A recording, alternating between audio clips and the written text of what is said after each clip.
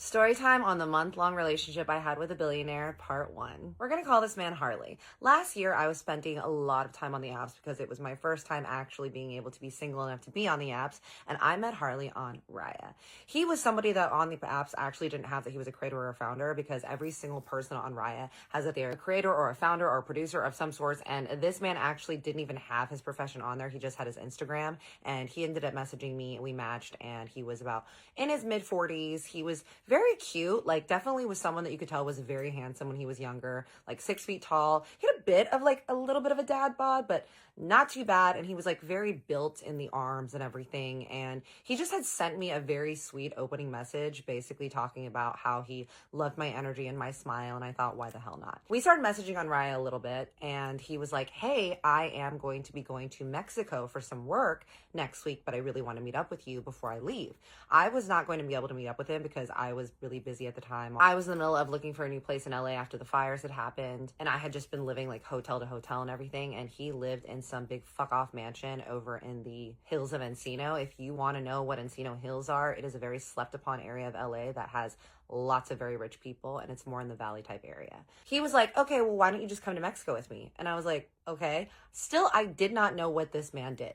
From his profile on his Instagram, it had just a lot of like very quirky quotes and things. It was like very clear that this man did not know how Instagram worked, because he had like little quotes on there like strive to be the best and shit like that. And then him with his friends eating at the Ivy, having lunch. And it was just kind of unclear what he did, but I could tell that the man had money, because he was like, you should just come to Mexico with me. I will have my private jet pick you up. Like just casually dropping the private jet thing. I was like, okay, let's like jump on a FaceTime and like figure this out, because I don't know if you're a scammer from Ghana and you're trying to kidnap me and sell me into some sort of weird sex slavery or whatever. So let's jump on a FaceTime and let's figure this out. One day I'm staying at a hotel in Silver Lake. I'm staying at the Silver Lake Lounge Hotel, which is a very cute and the only hotel in Silver Lake. And it's attached to the Polo Lounge. So there's like a little pool outside, and the rooms are really cute and kitschy. And I was just sitting by the pool in my little bikini, and he FaceTimed me. I answer, and this man was way more handsome on FaceTime than he was in his pictures. Like, it was very clear that his pictures did not do him justice.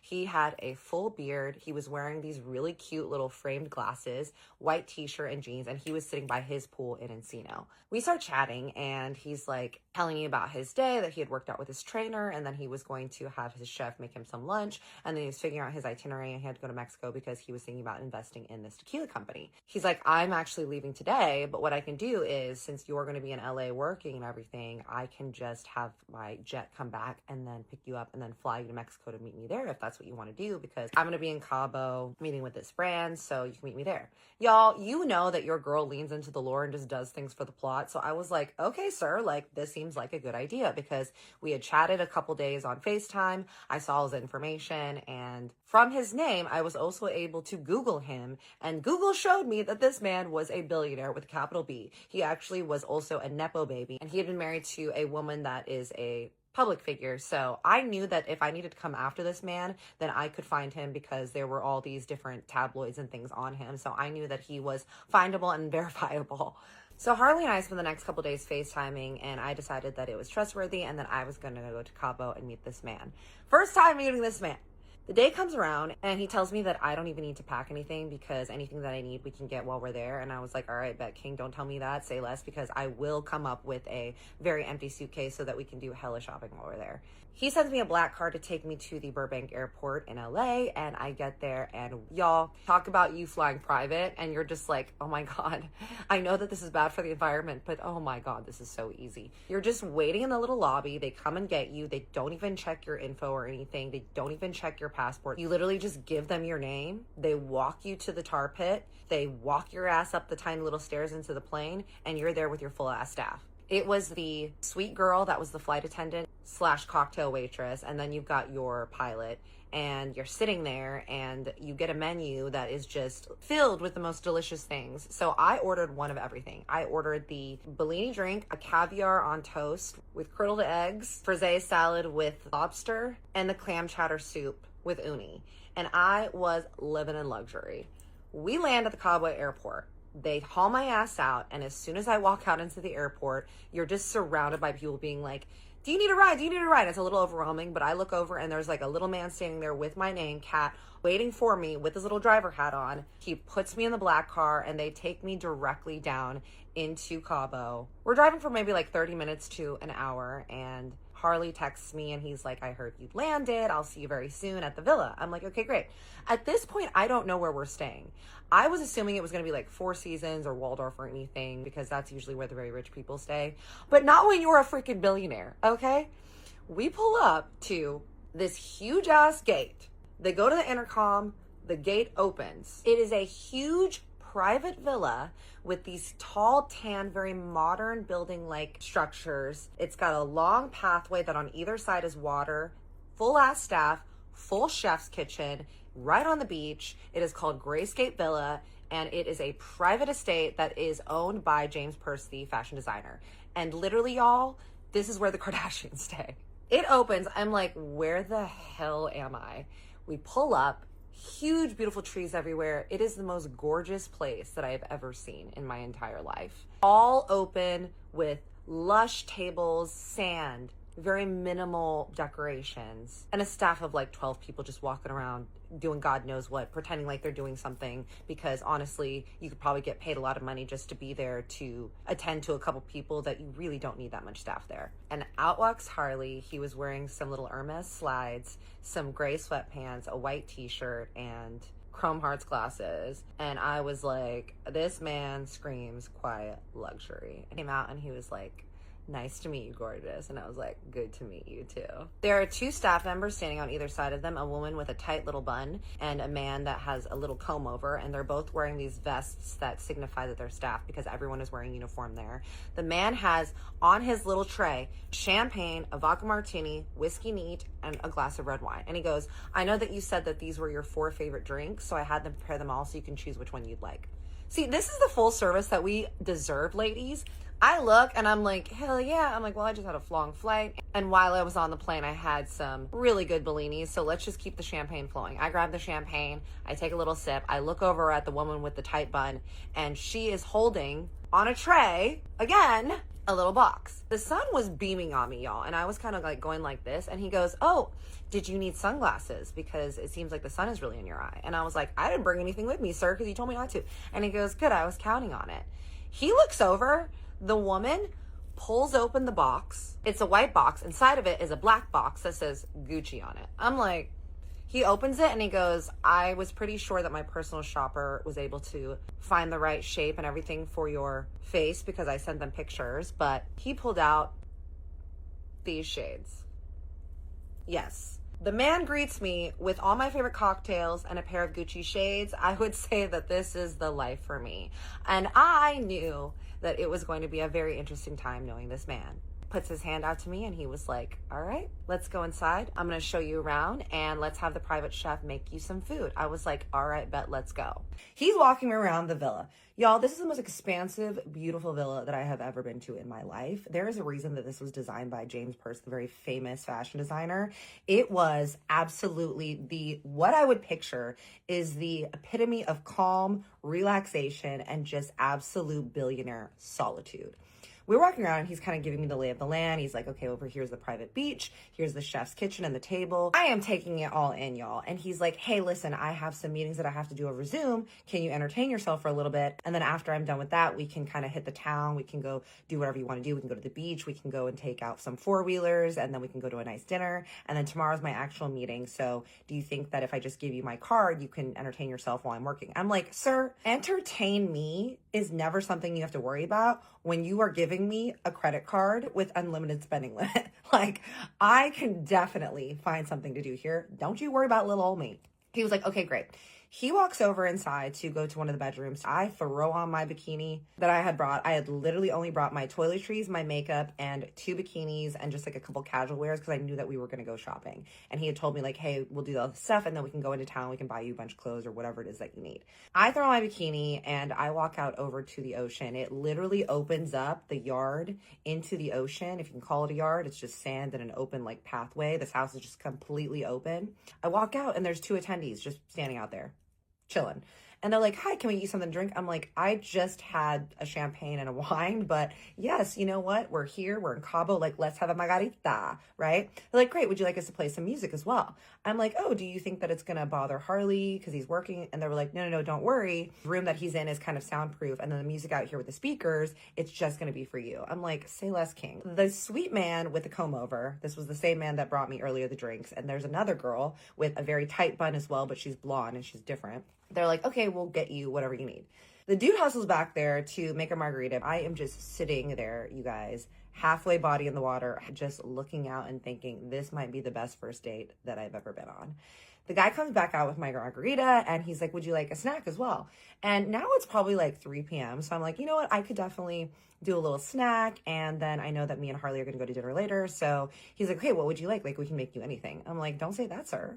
And I was like, you know, we're in Mexico. Like, let's have some like chips and guac, a little snacky snack. He was like, oh, what about like some ceviche as well? I really suggest that. The fish is really fresh here. We can make you a really nice ceviche with avocado and some plantain chips and some tortilla chips. I'm like, absolutely. I'm sitting out there looking around and I'm just texting my girlfriends and my gays being like, y'all, I need y'all to see this view. I FaceTime one of my best friends back home in Texas and he's like, girl, where the hell are you? I'm like, look where I am. And he was like, bitch. So I'm sitting there and then I just feel like a hand on my shoulder. And I think it's the waiter. And I'm like, why are you touching me? But okay. I look back and it's actually Harley. And he's like, hey, beautiful, you enjoying the view? And I was like, hell yeah. And he was like, I'm enjoying the view too. I'm like, smooth, brother, smooth. And I was like, oh, I just ordered a little snack. And he's like, okay, great. He's like, well, I just wanted to check in on you, make sure that you're doing okay. We're going to be able to be done and able to just go into town and explore and get whatever you need probably in about 30 minutes. So you just like chill and relax and do what you need to do. It's going to be like 30 to an hour. I'm like, dude, I am fucking chilling. You ain't got to worry about me. And he's like, okay, I just want to make sure that you're taken care of and you're not bored. I was like, you really think that my ass or anyone of that matter is going to be bored looking at this exotic, beautiful sight before them? No. My waiter man with the comb over brings the whole dish over and I am just sitting there on my ass in the water in my bathing suit. It was like white with little cherries on it and red bottoms. And I was just sipping my margarita and thinking, I didn't used to think that I was a beach girl, but this has proved to me that maybe I was just at the wrong beaches previously because this experience has showed me that I'm absolutely a beach girl. 30 minutes to an hour passes, another hour and a half. I'm still waiting on Harley. And then one of the girls with the tight bun walks over and she was like, hey, Harley wanted me to come get you if you wanted to go take a shower and freshen up before you guys head into town. I'm like, absolutely. I'm like 3 margaritas deep in, y'all. I am feeling good. I walk in and she leads me over to the walk-in shower that has all these huge shower heads above. Walk in, I fit like 4 people in there. Walk in there, I'm like, well, you could sure have a party in here. And I use all the very nice Kiehl's products that are in there and equipped. I put on a hair mask. I put on a face mask, a little cucumber mask that was in there. I get out of my towel and I'm sitting in front of the vanity table, which also is next to the view of the ocean. And I am just like, I feel like I have never looked more relaxed, refreshed, and in my element. I put on just a little bit of moisturizer and I do my brows and then I just put like a little baby lip on, but that was it because we're out in the ocean and we need to be natural queens. I throw on this little slip dress. It's tan and it's just basically a very basic silk slip dress that's kind of like stops here and it's very 90s cut. My friend makes them from Shop Shawnee. She makes all the best slip dresses if you ever need one. It's slinky and it's long and it probably hits about mid-calf and I throw on some slides, some little tan slides. I walk over, my hair is wet and I put a little bit of sea salt spray in it because we are going to be an island girl.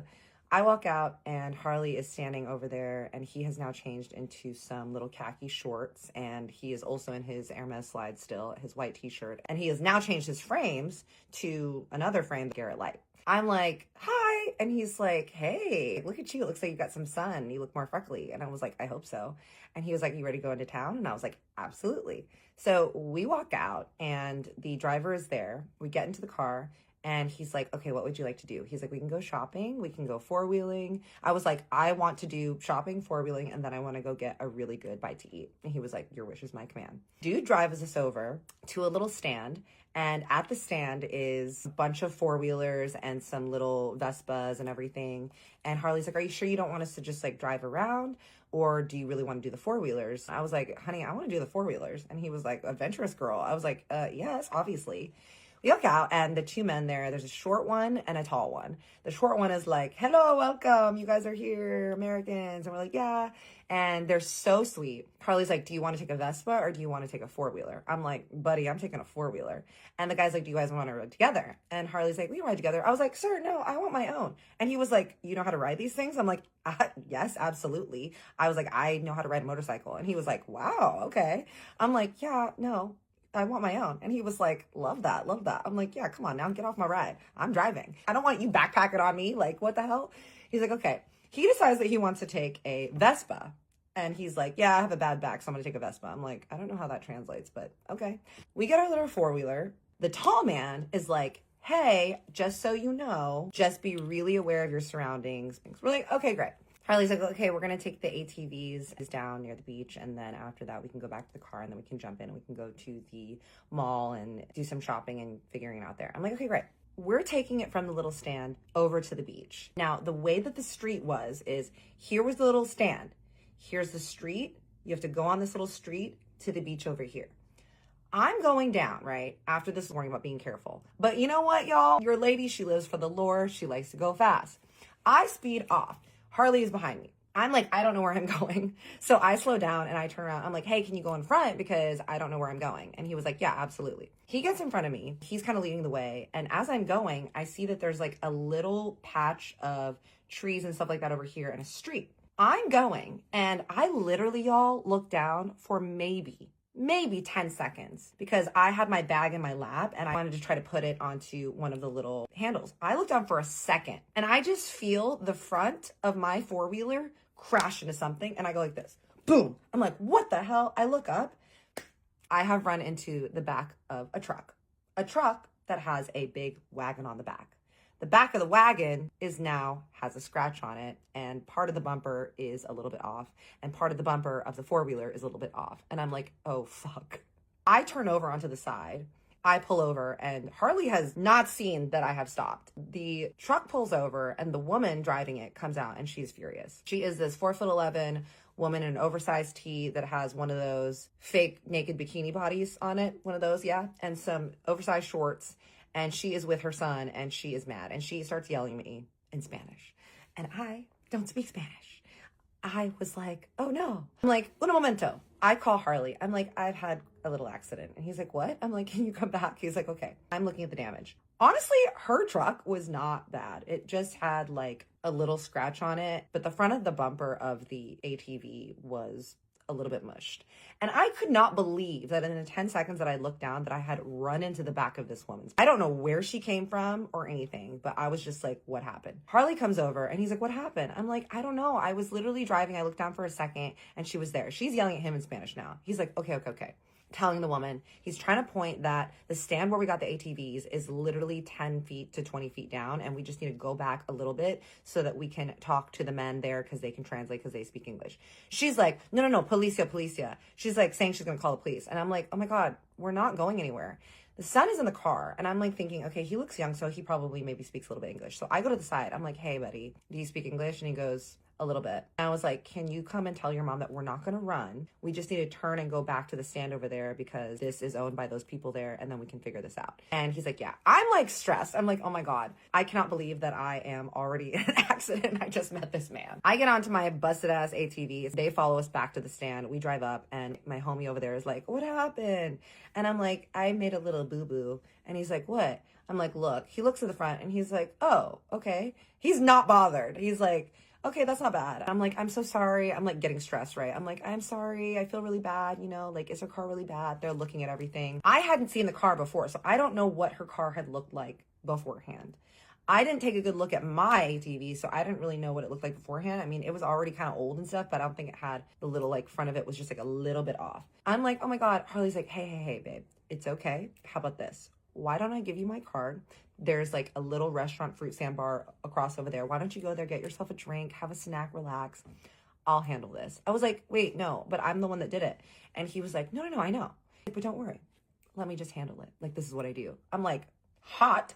I take his black card. Y'all already know. I'm looking at it and I'm like, ugh, these things are always heavy and they always feel right. Take the card. I walk about maybe like 25 feet to a little stand. It's like a little stand that's definitely targeted towards Americans because it's like margarita, cerveza. I saddle up, the beach is right behind, and I'm like, can I have a big ass margarita? He's like, oh, would you like passion fruit or mango? Because I have both. I'm like, I will have a passion fruit mango mix because you know what? I just got into a car wreck. I'm just sitting there eating like the peanuts there. I want to say maybe like 20 minutes. Like it was not long at all. Harley comes back up. He's like, well, let's retire the ATVs for today. What do you say that we get back into the car and have him take us into town and go shopping? And I was like, what happened? I'm so sorry. He's like, oh, don't worry about it. Apparently, this is something they do with the tourists where they wait for people to hit that corner and then they slide right in front of you very quickly and then let you purposely run into them. I was like, oh, shit, really? He was like, yeah, those guys were telling me that it's like a very common scam. I'm like, oh, shit. Well, I mean, I definitely still ran into them. So you still had to pay, right? So that they can call the police. And he was like, yeah, I still had to pay. And I was like, oh no. And he was like, yeah, it was kind of expensive. I'm like, what? I'm like, oh no. Like in my brain, I'm like, I know you're a billionaire, but I feel bad for costing you money because you're saying that it was really expensive. Then it must be expensive. He goes, yeah, it was 179 pesos to the woman and 1798 pesos to the guy for the ATV. I'm thinking like pesos to conversion. I don't know how much that is. I'm like, is that a lot? Like, I don't know what the conversion rate is here. I don't know if the conversion rate is worse here or worse there. Like, I don't know if it's actually more in dollars. I have no idea. He starts laughing. He goes, relax, beautiful. I'm totally joking with you. 179 pesos is $10. And 1,798 pesos or whatever it was, he was like, is $100 for the ATV. I paid $110. I'm like, oh. And he's like, yeah, I was just messing with you. He's like, everything's really cheap here. And honestly, like, she was just happy that I didn't call her out and actually get the police on her because she was scamming you. And I'm like, oh, okay. And he's like, don't worry about it. Like, we're totally fine. I'm like, great. I finished up my margarita. Now I'm 4 margaritas deep, y'all. And I am just having snacks. I am feeling like a bobblehead and I'm feeling good. He takes my hand and he leads me over back to the black car. We get inside and he tells the driver to take us to the mall. And he was like, yeah, we can go there and you can get an outfit for tomorrow because we were only going to be there for one night. Like I came, we were going to be there that night. And then tomorrow was his meeting. And then we were leaving that night back onto the plane back to LA. And he's like, I'm not really into shopping, but this is what you want to do. Like, we can definitely do that. I'm like, absolutely. I love shopping. He's like, oh yeah, you're a girl. I'm like, I know. We're in the car, and something that I noticed about him is that he is very, very quiet-natured. He is very sweet, and he has got this deep, gravelly voice and is definitely very introspective, but he does a lot of observing. And he would just sit there and like observe me. And I'd be like just chatting away, being me, right? Like, la, la, la, this. I'm like asking him questions, asking about his life. And when he started telling me, he's like, I do a lot of investments. And he's like telling me that he grew up in Beverly Hills with a very rich, very absent father. His father suffered from a stroke in the past 5 years. Because they had a very tumultuous relationship, he never really got to confront his father about the treatment that he gave him growing up. And so now he goes and visits his dad in his big fuck off Bel Air mansion and basically has to visit him. And his dad has a round the clock staff of people taking care of him. He's like, yeah, the worst part is that my dad was never around when I was growing up because he was always working. He was not a good father. He had a very bad temper. He was an alcoholic because he was dealing with the stress of his job because his dad apparently is the #1 manufacturer of a certain material.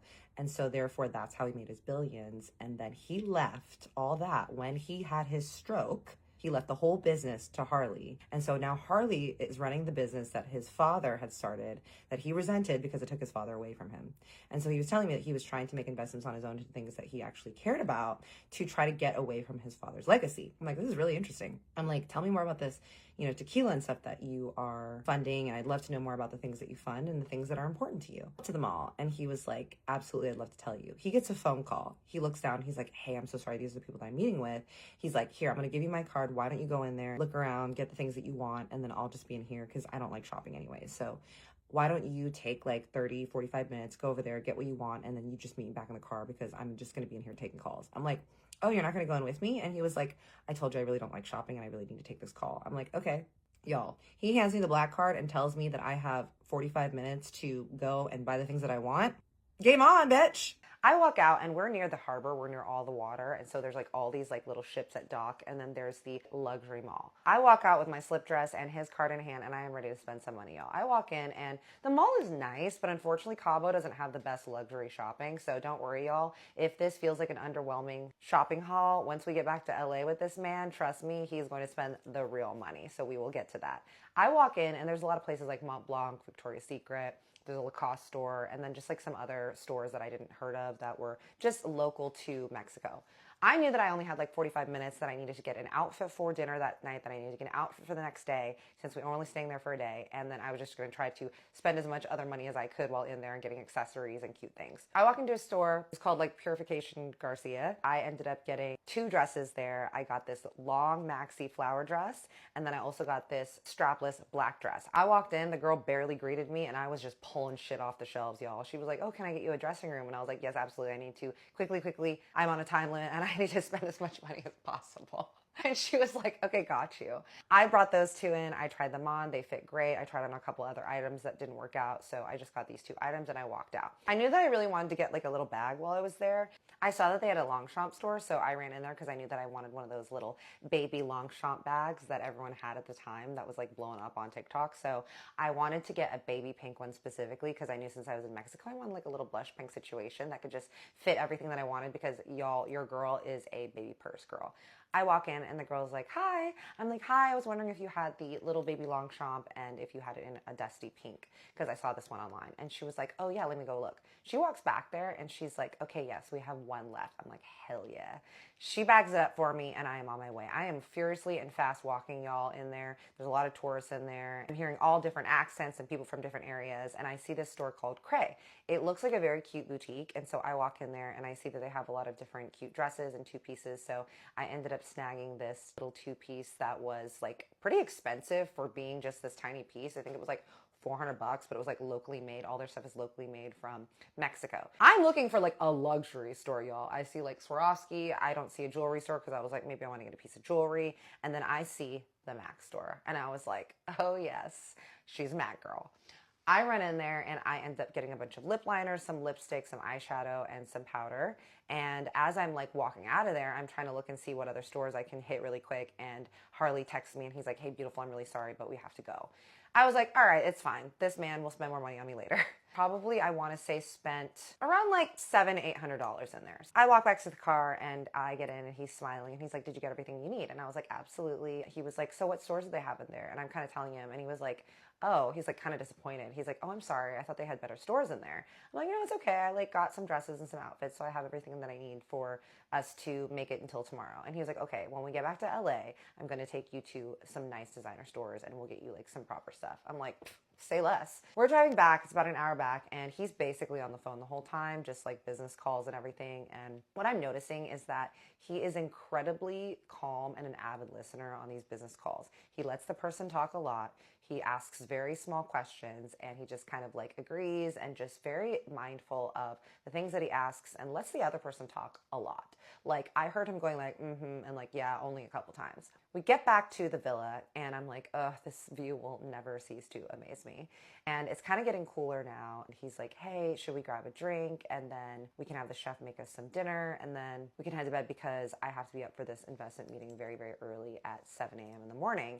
And then, we can figure out what you want to do tomorrow. I'm like, great. The chef's like, what are you thinking? I'm like, I kind of want like an array of things, because I don't know if I want like a burger or fajitas or tacos or what.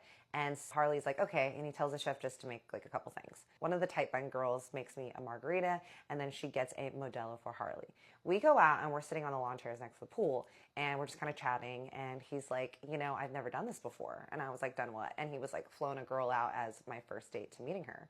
I'm like, what? There's no way.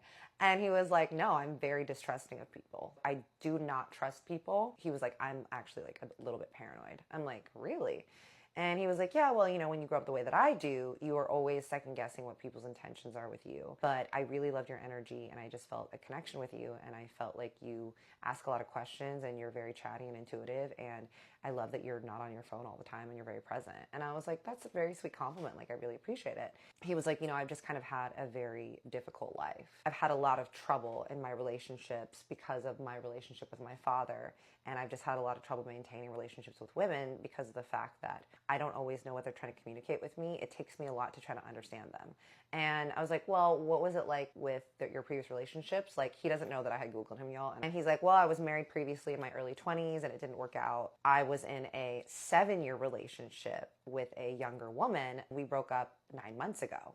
And I was like, oh, okay, well, what happened? And he's like, she was very, very jealous. It was a very tumultuous relationship. I gave her everything. I threw her parties all the time. I wanted to make her happy. I got her plastic surgery. I got her boobs done for her. I got her lips done for her. I got her new teeth. I bought her dogs. I bought her paintings. I bought her all these different things in our house together. And she just was never happy. She wanted to go out and party all the time, but anytime I wanted to step out of the house, she would throw a fit and a rage, and she had a temper on her.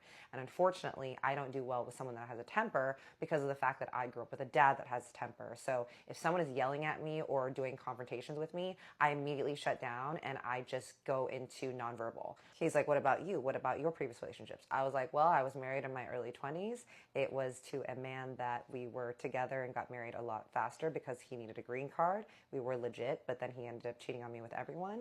If y'all want to know more about that, that is my Who the Hell Did I Marry series, which you can find in my series playlist. Trust me, that one is a wild ride. The food comes, and y'all, the chef had made burgers, a quesadilla, and some chips and guac for us. I was like, ready to munch. So we're sitting there by the pool, we're just eating and chatting. He's having his like little Modelo. One of the staff members walks over and brings him a little round tray of pills. He was like, oh, thank you, Macy. Y'all, this woman works for the estate. She does not work for Harley.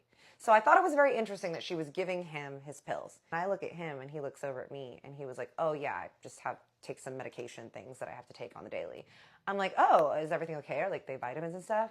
And he was like, yeah, it's just stuff that just like keeps my head on straight. I'm like, okay, keep this in mind, y'all. We finish eating and then he's like, hey, I really need to get prepared for this meeting tomorrow. If you don't mind, I need to go do some more work. Do you want me to put a movie on for you? Or do you want to go take a walk on the beach? Or like, what is it? I was like, don't worry about me. You go do your work. Like, I'll figure it out. I stayed for a little bit longer. I'm just kind of like talking with the staff and they're telling me about how James first started the place and how he has a whole line that is connected to the villa. There's like a boutique where you can buy stuff and everything in the place is outfitted with all things that he's created. It's very interesting. I'm talking to the comb-over man about how he got to Mexico because he tells me that he was a college student that was going to school in California and he ended up coming to vacation in Mexico and just loved it so much and fell in love with the girl and decided to stay and just surfs and just lives in Mexico and he just absolutely loves it. And I was like, that's really cool. I'm getting really tired by this time. I want to say it's probably like 9 p.m. and I know it's really early, but I had a long day of traveling. We'd done a bunch of stuff, so I decided to go into the room. There's 5 suites in this place, you guys. The one that I walked into, Harley's stuff was not in there. So I was thinking that he understood that this was the first night that we were hanging out and I was not going to spend the night with him. And so I had my stuff in the other room that wasn't the master bedroom and I didn't know where he was. I knew that he was in his room and the door was closed. So I was just like, okay, I guess he's working. And so I go into the room, big bedroom with that big ass, beautiful shower, lots of beautiful linens, very minimalistic, tan walls. And I am just like on my phone scrolling and I'm laying on the bed. And at some point, because your girl had had like 5 margaritas at this point, had been up all day, the sun had been on me, and I do get tired in the heat, I fall asleep. The next thing I know, I'm being woken up and I feel something against my back. And I'm like, what is that? I kind of look over and I see that it is Harley. He is spooning me from the back and smiling at me. And I'm like, whoa, brother. I immediately like roll over the side and I'm facing him now. I am very clear about expectations before I do anything like this. And before, when we had spoken, I was like, I just want to make very clear expectations that you are bringing me there with no ulterior motives and know that I obviously know that you're interested in me romantically, but I need you to take things at my pace. Know that you providing an experience is not you buying my body, and that is just where I am. And he was like, absolutely. He was like, I just want to spend time with you. I don't expect anything to happen, and I just want to have a good time with you and see where this goes. I'm like, great. So when I turn and I look at him and he's smiling at me, I'm like, sir, what are you doing? And he was like, hey, you look so comfortable. And I'm like, okay, well. And he's like, does it bother you that I'm here? And I was like, look, this is our first night and I would like to sleep in the bed alone. And he was like, oh, you don't want to snuggle? You don't want me to sleep next to you? And I was like, I haven't decided if I want to sleep in the same bed with you. So he's like, well, we don't have to do anything. And I was like, I know that I don't have to do anything, but I think that I would prefer to sleep alone tonight. And then we can figure out how I'm feeling after we spent a little more time together. And he was like, oh, we don't have to do anything. We'll just sleep. Like, I'll just lay here with my hands to my sides. I won't touch you. I'm like, I have to pee because I just woke up. So I look at the time and it's now like midnight. I go into the bathroom. I shut the door. I'm peeing for maybe, I want to say, y'all, like a minute or 2 minutes or however long it takes you to pee. I open the door. I look over on the bed and he is facing the other way now in the bed. I walk over and I notice in the shadow of the night that his shoulders are shaking. I'm like, what? I'm like, hey, y'all. I hear, is this motherfucker crying? I look over. I go, Harley, are you okay? And he goes, yeah. I'm like, are you crying? He starts heaving, y'all.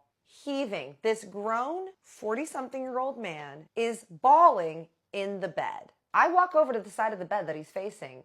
I look down at him. His glasses are still on. They're all foggy, and he has tears running down his face, and the man is sobbing. I'm looking at his foggy ass glasses. His Garrett light glasses are all foggy and tear stained. His white t-shirt is soaked and he is sniffling like a damn fool. And I am like, I am not sure what to do here. I am just kneeling next to the bed and I'm going, Harley, what is going on? Why are you crying? Like, are you okay? I'm like petting his arm, right? And he is bundled like this, y'all. Y'all, I was like, the ick is real right now. Like, I don't care how much money the Heats man has, but the ick is icking right now because I don't know how in the 1 to 2 minutes that I left you to go pee, that I said that I didn't want you sleeping next to me, that you suddenly had a crash out. Are you crashing out because I didn't want to sleep next to you? Like, what's going on? I'm like, hey, what's going on? Like, just talk to me. He suddenly springs up and he goes, I'm sorry you have to see me like this. He shuffle walk runs. So he's like, looking like Charlie Brown doing a fast walk back to his room and slams the door. I am like, what just happened here? I am very confused. I am like, okay, well, I could either go to find this man and see what's going on. I can go to sleep and try to see what's going on in the morning. I decide that I'm going to give it like 10 minutes to let him cool down, and then I'm going to go and check on him. So I walk into the kitchen, I get some sparkling water, and I am just sitting there with my thoughts thinking, what in God's name is going on? Because you know what? It is very clear that no one was without their problems, and this man is clearly too rich and has too much trauma to not have something going a little batshit up here. So we're going to see what's going on here, and we are going to try to navigate this because I am in another country with this man that just has had a crash out. Thank God there's a full-ass staff here, and I know everything about him, but we got to figure this out. I give it about a 10-minute beat and I go back over to the door and I'm like, knock, knock, knock. Harley. Knock, knock, knock. Harley. I'm like, hey, are you okay? I look at my phone. I texted him. I'm like, hey, I'm right outside the door. Can I come in or do you want to talk? Let me know what you want to do. Otherwise, I'm going to go to sleep and we can talk in the morning, but I just want to make sure that you're okay. He texts me back and just writes, good night. Okay, so you're not going to explain anything, and clearly you just want to be left alone, so I will give you the space that you need, because I am not the bitch that is going to keep crying if you say that you need your space. I'm going to go get my beauty sleep, because mama ain't got time for this. I go to my bedroom, and I crawl under the covers, these sweet, sumptuous James Purse covers, feeling like luxury and just silk on my body, and I fall fast asleep. The next day hits. I had fallen asleep really well because obviously I had like 4 margaritas that day and I had had a nap and your girl can sleep anywhere, but I was not feeling rested because I did toss and turn a little bit, being like, what is going on?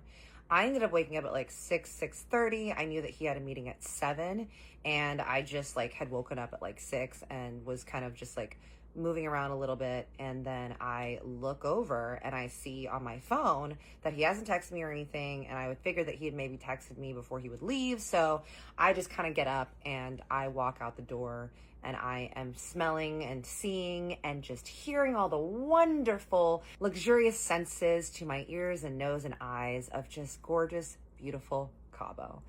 I walk over to his suite and I see that the door is closed, and I'm kind of like, maybe he's getting ready, but I don't know what time he has to leave for this meeting or where it is. I am knocking on the door. I'm like, Harley, I'm like trying to figure it out. Some of the staff are out there and they're like, hey, can we get you some coffee? Can we make you something, some breakfast? I'm like, oh yes, I would love like the biggest coffee that is known to man, because I need it black, I need it good, and I need it to be strong like my soul. And also, have you guys seen Harley? And they're like, no, he hasn't been awake yet. I'm like, what is this man doing?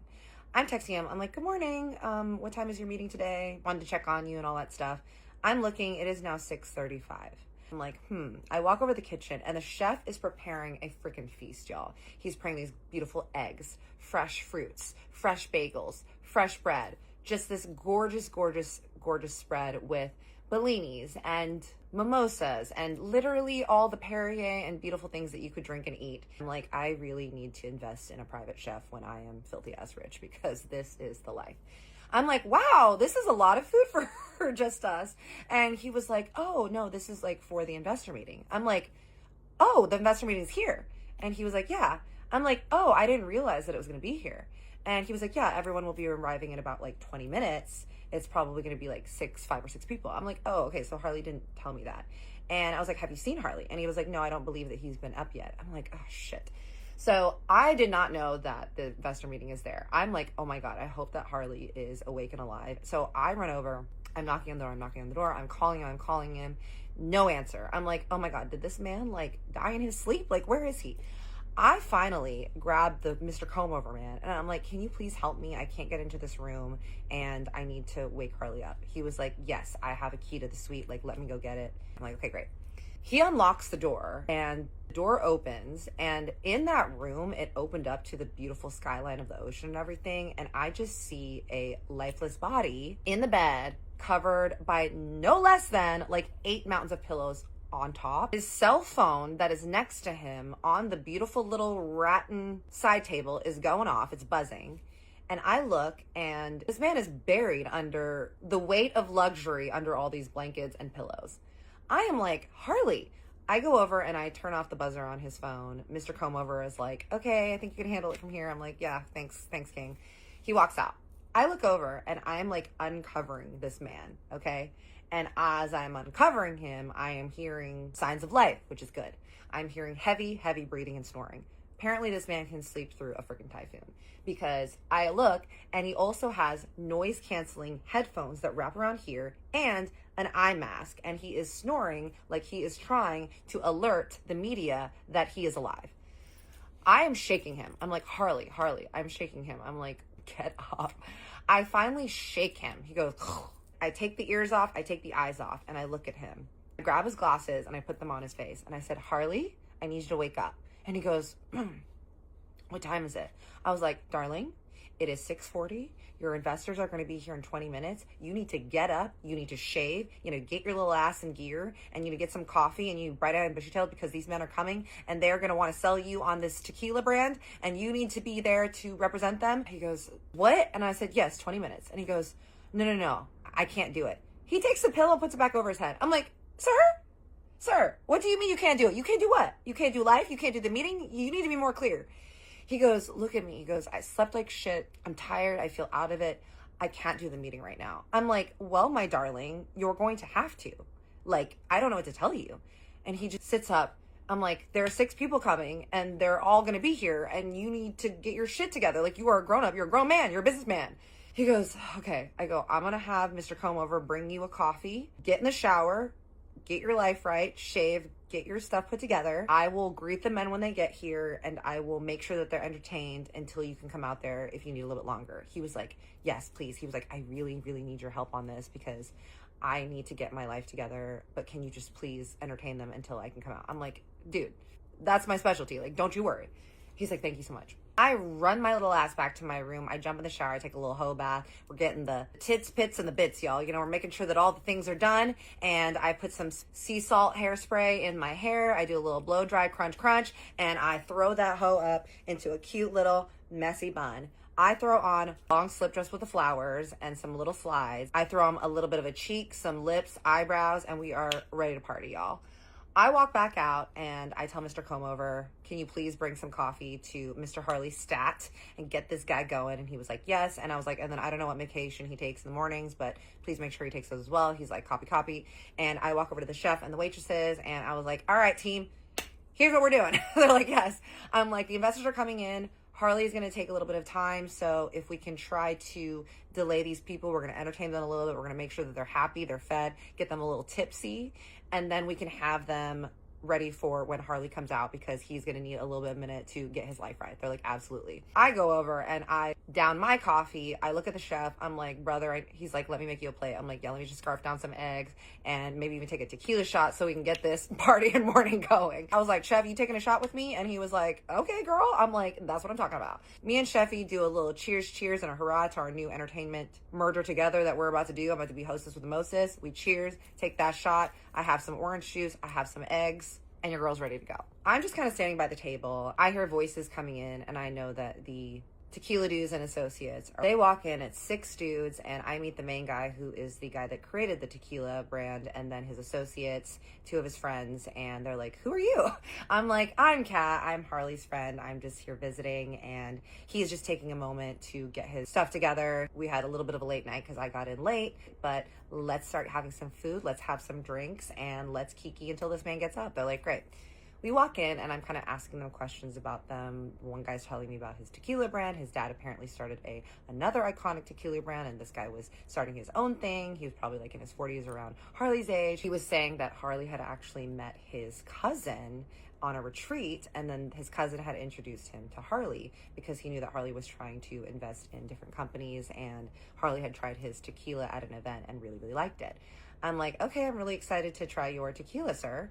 And he was like, well, I think you already did. And I look over and I realize that the tequila that the chef and I had taken was the brand, and it was really smooth and really good. And I was like, dude, it's really good. We're kind of laughing and stuff. And 2 of the guys that are just the friends that are probably around my age, they're like in their late 20s, or they're kind of like talking to each other and like looking at me, and I'm looking at them. And there's another gentleman there who he was like, I'm actually the cousin. I'm the one that was at the retreat with Harley. I'm like, oh, what was the retreat? And he was like, oh, it's just like a life retreat. I'm like, oh, okay. And he was like, and I just have to say, Kat, like everything that Harley said about you is true. You're really, really cool. You're very impressive. I'm like, Harley was talking about me? And he was like, yeah, I know that you guys were like FaceTiming for a while, and then you came down here and he was really excited that you were coming. And I was like, oh, that's really nice. 2 of the young guys that are over there that are just the friends of them, they're kind of chatting and looking at me. And one of the guys goes, oh, so you guys are dating? And I was like, we are talking, you know, like I'm here and we're hanging out, blah, blah, blah. And the one that knows Harley goes, yeah, Harley said that you're a model, right? I was like, yeah, that's right. And then one of the young dudes, the randos, goes, oh, so you do OnlyFans too? What? Before I can answer, I just hear a gravelly voice behind go, no, she doesn't do OnlyFans. And there's Harley, looking very put together, white t-shirt, as usual, black jeans, black Converse, and his Chrome Hearts glasses. And he looks pissed. It is immediate that these men are here to kiss his ass. The 2 guys immediately, they were like, oh my God, Harley, what's up, man? No, we were just totally joking. Like, it was just a joke, blah, blah, blah. The dude that makes the joke tries to dab him up, and Harley just stands there and looks at his hand, and he ignores him completely, turns, goes and hugs his tequila maker friend, and then goes and hugs the young cousin. He shakes hands with the other 2 dudes and side-eyes the other guys. He walks over to me, and I'm just kind of standing there, and he grabs me, hugs me forcibly, turns and kisses me on the lips right here very hard. I'm like, oh, okay. And then he just looks at me and he just smiles. And I'm like, what's happening here? What is this show of dominance that we're doing? And then he was like, okay, y'all. So I'm sure that you've met the impressive Kat. I'm sure that she has entertained you for a little bit. But what are we all drinking? Everyone's like, obviously tequila. And Charlie's like, obviously tequila. We all sit down, and the cousin and him are just kind of catching up and talking about their time together at their retreat. And it is very clear, y'all, that Harley is the head honcho and is just like the quiet final boss, because they're all just sucking his butthole. They're like, this place is so great. You always get the best places, man. One of the young dudes is like, dude, Harley, you're such a legend. He's the dude that didn't say the OnlyFans comment, but the guy that he was talking to, he looks at me and he was like, do you know how much of a legend this man is? Harley was just like, dude, stop. And I go, and I know that he's a very kind man. So I am understanding the things about him myself from my experience here. They're like, you're in the presence of greatness, blah, blah. I'm like, okay, ick. Harley's like, please stop. Like, he looks embarrassed, y'all. And I'm just sitting there drinking my champagne and eating my eggs and just chatting with everyone about things that have nothing to do with tequila. Tequila Man starts talking about the history of the tequila. He's talking about where it was grown, the history of his grandfather. He's kind of giving like the kind of similar spiel to what he was telling me.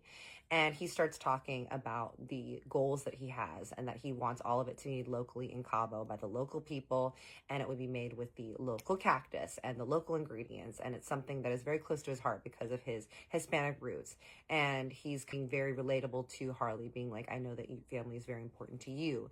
And so for me, family legacy is important as your family legacy is important. And because your dad is such a legend and your dad started all this and blah, blah, blah. And I'm looking at Mr. Man and I'm thinking like, dude, going the your dad route is maybe not the best route with Harley. Dude's like, how is your dad's health, by the way? And Harley is like eating his eggs and he just kind of doesn't even look up and he just says, my dad is fine. And then he takes a bite again and Tequila Man's like, oh yeah, just because the cousin who knows Harley clearly knows a little bit more. So he interjects and he's just like, tell Harley more about the bottle and like where the inspiration for the look of the bottle comes from, because it was these beautiful hand blown glass bottles and the name and everything. And so the Tequila Man starts going into the depth of the name and where that came from and the history of that. And Harley is definitely responding more to that and more interested in that. Lunchtime ends, the staff is kind of cleaning up everything, and the guys, it's very clear that they want to hang out at this nice-ass villa and drink more drinks and hang out, and I get it, because I would do the same. I am doing the same. I'm just kind of like standing away from the men while they're talking about their things, because now I'm just interested and I just want to try to figure out my thoughts and how I'm feeling about the rest of this time here. So I'm just kind of standing looking out the ocean. And I just hear one of the younger guys like, oh, well, like, let's keep this party going. Like, what time are you guys leaving? Because maybe we can sit by the pool, have some more drinks. Like, I have some ideas for some other things that I'm working on. And Harley just goes, nah, it's time for y'all to leave, man. I'm like, uh-oh. The guys that say bye, I go and say bye to them as well. I do not say bye to those two rude boys, and I wave at them and they leave. Harley looks at me and he just goes, I'm gonna go take a nap. I'm like, are you okay? And he was like, yeah, I'm just gonna go take a nap. I'm like, okay. He doesn't say, are you good or anything like that. He just is like, I need to go take a nap. I'm like, okay, I mean, I'm good either way, but you do you. He goes in his room and shuts the door, and I go sit on one of the little benches near the pool area, and I FaceTime my friend, and I'm telling her what happened. And she's like, what the heck? I'm like, yeah, I don't know why he was crying. I don't know what was going on. It was really weird. And she was like, okay, well, do you feel unsafe? And I'm like, I don't feel unsafe at all. I just don't know what the deal is. And she was like, okay, well, I'm sure that you're gonna find out. I'm just kind of laying there, just chilling on my phone, looking out on the ocean, and then I hear footsteps behind me. I just hear like, you ready to go soon? I look over at Harley and he looks back to his normal, happy self again. And he was like, now that we've gotten business out of the way, I'm sorry we can't stay here any longer, but I really need to get back to LA. The jet is gonna be coming, so we're gonna go to the airport soon. Can you pack your stuff up and then we'll hop into the car and head to the airport? I was like, okay. I was trying to figure out when the time was that I was gonna talk to him about his crying episode and everything, but I knew it was not the time then. So I go back to my room, I pack all my stuff, I bid the lovely staff adieu, I take one last look at this beautiful villa, and we jump into the black car and we head back to the airport. We're in there and he is on his phone and on his laptop working the whole time, not really saying a lot. We pull up to the airport, we go into the little waiting room. He's just kind of looking at me. He's like, how are you feeling? I'm like, I'm great. He's like, where are you staying right now? And I was like, oh, I was staying at that hotel. I can either go stay at my friends in Hawthorne or I might just get like another hotel or B&B. And he was like, no, nonsense, you're gonna stay with me. I'm like, what? And he was like, yeah, I thought that you were going to stay with me. Now, remember, y'all, I was in between places because I was currently looking for a new place because my place in Hollywood had been affected by the fire. So I was looking for a new place and I had just been kind of hopping around. And he was like, you're going to stay at my house until you find a new place. I have so much room. Just come and stay with me. If you get uncomfortable, then I'll just pay for you to get a hotel room. Does that work for you? I really want to spend more time with you and get to know you more. So is that okay? And I was like, yeah, that's fine. Like, this way I can get more answers from this man. The attending man comes and he's like, hey, is everyone in your party here? You guys ready to board? Harley's like, no, not yet. I'm like, no, not yet. As soon as he says that, I hear like, hey, man. I look over and there's two guys, an older white guy and a younger black guy. Harley's like, what's up, guys? Blah, blah, blah. He's like, this is Kat. We're going to call the white guy Bob and we're going to call the younger black guy Reed. Bob looks familiar to me, but I can't place him exactly, but he's very sweet. And he's like, oh, it's lovely to meet you. I've heard so much about you. And in my brain, I'm thinking I've heard nothing about you. And then the younger black dude's like, what's up, Harley? And Harley's like, these are my friends. And I'm like, okay, where'd they come from? Where'd they pop out from? He's like, how was Mexico City? They're like, oh, it was great, man. They're like, how was your investor meeting? They're kind of catching up. The dude's like, okay, your whole party's here. Let's walk. So we're all walking to the tarmac. Thank you, netizens, for seeing that I said tar pit in my first video. I am the queen of the Freudian slip. We get up into the private plane, me, Harley, Bob, Reed. Reed and Harley are chatting, and Bob is like, hey, how did it go in Cabo? Like, how was the villa? I'm like, oh my God, the villa was beautiful. I was like, oh, what were you doing in Mexico City? And he was like, oh, I was filming a movie. And I was like, oh, what movie? And he was kind of telling me about it. And he was saying that he was meeting this big director. And then I realized where I recognized this man from, and that he is on a series that I've actually watched. And I was like, oh, okay, now I remember this man. He's one of those actors that he's like a snap actor. Like, you wouldn't know his name by looking at him, but if you saw him, you're definitely like, oh, I've seen that man in things. Everyone's kind of chatting, and at some point, Reed and Bob are chatting across the way. Harley reaches over and just grabs my hand across the aisle. I look over at him and he smiles, and I was like, hey, are you okay?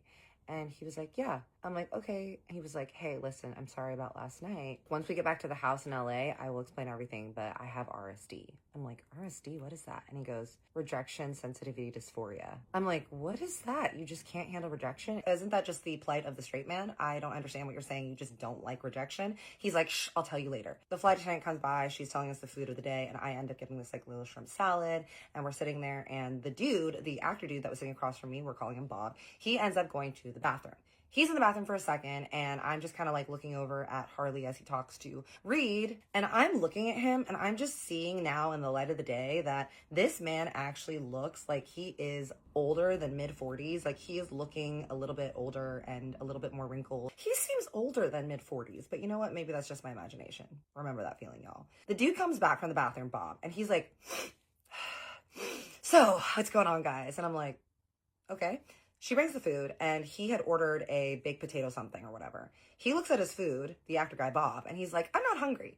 And we're like, okay. The girl brings over drinks. I get like a Diet Coke and a coffee, and we're just kind of like vibing and chilling. I'm sitting in there listening to music and stuff. And the actor dude gets up again and goes to the bathroom. I look over at Harley, and Harley is like looking at his phone, and he just like does a side eye like this at the guy and looks back down on his phone. The dude comes back. He's like, so you guys, I wanted to talk to you about this script that I'm doing with this really cool director, blah, blah, blah. He started going off. Now, as someone that has done many recreational activities, many recreational party favors, it was very quick that I noticed that jaw was moving and that nose was running, and he was going in there and doing some snow, y'all, in the bathroom. I look over, and Harley is looking at him side-eye, and I'm like, huh, interesting. Like, I guess he's not happy that this man that is hitching a ride with him on his private plane is doing illicit drugs in the plane at 3 p.m, right? Dude is just talking. He's just clearly going on a tangent of his dreams and hopes and things that go through the mind of everyone whenever they're doing lines of snow. You know what I'm saying? Reed is just like agreeing with him, and he's just like, yeah, bro, whatever. They're kind of chatting, and dude is in the middle. He's like, yeah, so anyways, it's like about these like very interesting AI characters. And then Harley goes, Bob. And Bob's like, and these AI characters, they're like coming in from the sky, and blah, blah, blah. And he goes, Bob. Dude goes, yeah, what's up, Harley? He goes, hey, you good? And Bob goes, yeah, I'm good. Why? What's up? And Harley goes, well, I remember I had a rule about being on this plane, and I just want to make sure that you're following the rules. Dude's like, yeah, man, like, I would never, like, disrespect you like that. I'm always following the rules, la, la, la, la. And Harley goes, okay. 30 minutes or something later, Bob stands up to go to the bathroom. He's about to walk through the aisle. Harley grabs his arm, and Harley's like this. Where you going? Bob goes, oh, I'm just going to the bathroom. Harley goes, you've gone to the bathroom 3 times in the past, like, 30 minutes. What's going on? Bob is like, nothing, man. I just, these drinks just going right through me. Like, I maybe ate something bad, like, earlier, blah, blah, blah, blah. Harley goes, oh, so if I empty your pockets out, then there's not a reason in your pocket as to why you keep going to the bathroom? Bob is like, shit. I look at him like, brother, the jig is up. And he's just like, hey, man, I'm sorry. He's like, I had a really long night, and I just have this meeting that I have to go to once I hit LA, and I just need to stay awake. So I just kept the party going from last night. And Harley goes, I understand that, but we have a rule. Bob was like, totally, dude. I'm really sorry. He was like, I'm not going to go to the bathroom again. Like, I'll be fine. And Harley goes, okay, I just want to make sure because you know. And he was like, I know, man, I know. Bob sits back down, and he puts his headphones on. He gets on his laptop, and he just starts clacking away, all like fiending out and, hoping that he can get his next little bump. But he is just like keeping it locked and loaded and downing these rum and coke so that he can try to keep it together. I look up at Harley, and Harley doesn't even look at me. He's just looking at his phone and just staring at it. And the rest of the flight, I end up falling asleep. And then I get a tap on my shoulder, and Harley's like, hey, little angel, like, we're here now. I'm like, okay. He's like, wow, you slept the whole way. I'm like, I love to sleep. And he was like, wow, what a little angel. She just sleeps through everything. I'm like, yep, that's me. We get out, and as soon as you walk out of the private plane, they pull up your car literally up to the stairs. So, like, you walk out, we're at Burbank Airport, we land, stairs are here, cars are pulling up here. a attendant pulls up a 4-door green Bentley. The other dudes, they just kind of like are saying bye and everything, and I say bye to them. They're like, thank you so much. Bob is like, hey man, like, and Harley's like, I'll see you later. And he's like, okay, man. They both leave, they get into cars or whatever, and Harley thanks the attendant, and he puts my stuff into the green Bentley, and then he helps me in it, and I get inside. It is a nice freaking Bentley. Bentleys are nice for a reason. He's just kind of like humming and stuff. It's a beautiful day in Los Angeles. And he's like, I'm really excited to show you my house. And I was like, I'm excited to see your house as well. The phone rings, and he looks at it, and he's like, I have to take this. Sorry, this is my dad's nurse. I'm like, okay. Phone comes on, this lovely Southern woman. She's like, hi, Harley, are you back? And he's like, yeah, I am, Carol. He's like, what's going on? And she's like, I'm sorry, but your dad's on a mean one today, and I just cannot get him to eat anything. Is there any chance that you can stop by on the way? Because he is just throwing a damn fit. Harley's like, look, I have someone in the car with me, and I want to take her back to the house. It's been a really long day. Is it really bad? Scale 1 to 10, how bad? She was like, we got a stage 8 today. And he's like, ugh.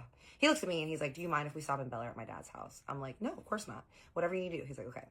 We're driving, and he's like, hey, I just want to let you know that my dad is a very difficult person, and so it might be better if you just wait in the car while I go deal with him. I was like, oh, well, if you want me to wait in the car, I don't mind, but I'm also happy to go in. I am very good at dealing with difficult people. I'm very likable. And he was like, I know that you are. And he was like, okay, I'll bring you in. I'm just letting you know that he is not all there. I'm like, totally heard. I get it. We're going up into the Bel Air Mountains, y'all. So when you go into Bel Air in Beverly Hills, it's got a separate entrance. It's like these big, huge entrance. You go through, there's a security gate, and we go through, and then we go through a second security gate. We go through there, and literally every house is shrouded with all these tall ass bushes, and you can't see nothing. We're driving by, and he's like, oh, have you seen the One mansion? I'm like, no, what is that? He was like, the One. It's like the most expensive house in the world. It's $500 million. It just got sold. They're actually renovating it right now. Some Saudi Arabian man like bought it and is like redoing it and doing construction over there. Like my dad's house is near there. I'm like, oh shit, okay. We're driving up these hills. It is like taking forever to drive up these hills, y'all. This is like 30 minutes just going up these windy hills, seeing the biggest $100 million houses that I've ever seen going through. Finally pull up to this big wrought iron golden gate that has all these little filigrees and shit on it. He punches a little thing into the gate, and the gate opens. It is a long ass driveway up there. We go up the whole ass driveway, and over there is a huge sprawling mansion, okay? This place is massive, y'all. Like, you grow in, there's a huge big fountain in the middle. There's these 2 trees on either side, and there's a huge driveway, and then it leads to the driveway over here. There's a tennis court over here, and then the front of the house. I'm like, damn, this house is massive. I wonder what Harley's house looks like. We pull up, I'm like, is this the house you grew up in? He was like, yeah. I'm like, damn, must be nice. Pull up to the door, and the nurse immediately comes outside, and Harley just parks his Bentley out there, and she comes outside, and she's just this sweet, blonde, older woman, and he's like, Carol, Kat. I'm like, hi. And she's like, hi. And she's like, Harley, I need you to run in, like, immediately. And he's like, okay. And he takes me inside, and there's 2 people that greet us at the front. There is a housekeeper and then another woman who is, like, an assistant. And Harley's like, hey, can you take Kat into one of the rooms so that she can just, like, chill, like, while I go do it with my dad? And they're like, your dad is right over here in the little saloon area. So you walk in, there's, like, stairs that lead up this way. On the left, there's, like, a seating area that's got all these big windows around it. I look over, and his dad is sitting there, this older man just sitting in a wheelchair facing the window, and he is surrounded by piles of papers, newspapers, books, just on top of everything, okay? It is very clear that this is a rich old person's house. There's books and tables and encyclopedias and all sorts of just stuff everywhere. It's very clean, for sure, because obviously this housekeeper lives there and keeps it very clean. There's not a fucking speck of dirt anywhere. But there is a lot of just stuff everywhere, just clutter and things stacked on things, but again, clean, just cluttered. On the right, there's another little kind of chill area. Well, there is a seating area, a piano, and it's just kind of like a little entertainment room. So the 2 rooms on either side are like clearly entertainment rooms. There's the foyer walkway area in the middle, and then the stairs. Harley's like, Dad, I'm here. And his dad doesn't turn around. And he's like, Kat, can you go sit over there? I'm like, yeah. I go, and I'm sitting in the room, and the housekeeper's like, can I bring you something? I'll bring you something to drink. I was like, oh yeah, I'd love a nice coffee. She's like, okay. I go into that room, and I'm just like sitting in one of the seating areas. Now, the walkway area that has been in between those 2 spaces is probably, I want to say, like 500 square feet. So I can clearly hear everything going on in that room while I'm in this other room, because it's all open. And the house is really tall with super high ceilings and huge, so you can hear everything echoing around. I'm just sitting there and I'm kind of looking around. There's like Life magazines on the table. There's like all these different like pictures on the walls of like Harley when he was a baby, and Harley and another girl, which I was assuming is his sister, and his mom and his dad, and just like all these people. And I'm kind of like looking around and I just hear Harley kind of like talking to his dad. Like he's just like very low talking. He's like, hey, like what's going on, blah, blah, blah. The dad isn't saying anything. I kind of like peek my head over and I can see them, and Harley's just kind of standing to the side of his dad as his dad is sitting in the wheelchair. And he's like, hey, look, man, you need to eat. Like, I can put the game on for you on the TV, but you need to eat something because you really need to take your medication. Otherwise, you can't take the medication because you know that it makes your tummy hurt. The nurse is holding a tray that's got like peaches and cottage cheese on it. Harley is holding the tray and the peaches, and he's like trying to give it to his dad. I turn for 2 seconds, y'all. I turn, and then I just hear this clash on the marble floor. I look over, and the plate of cottage cheese and fruit is on the ground.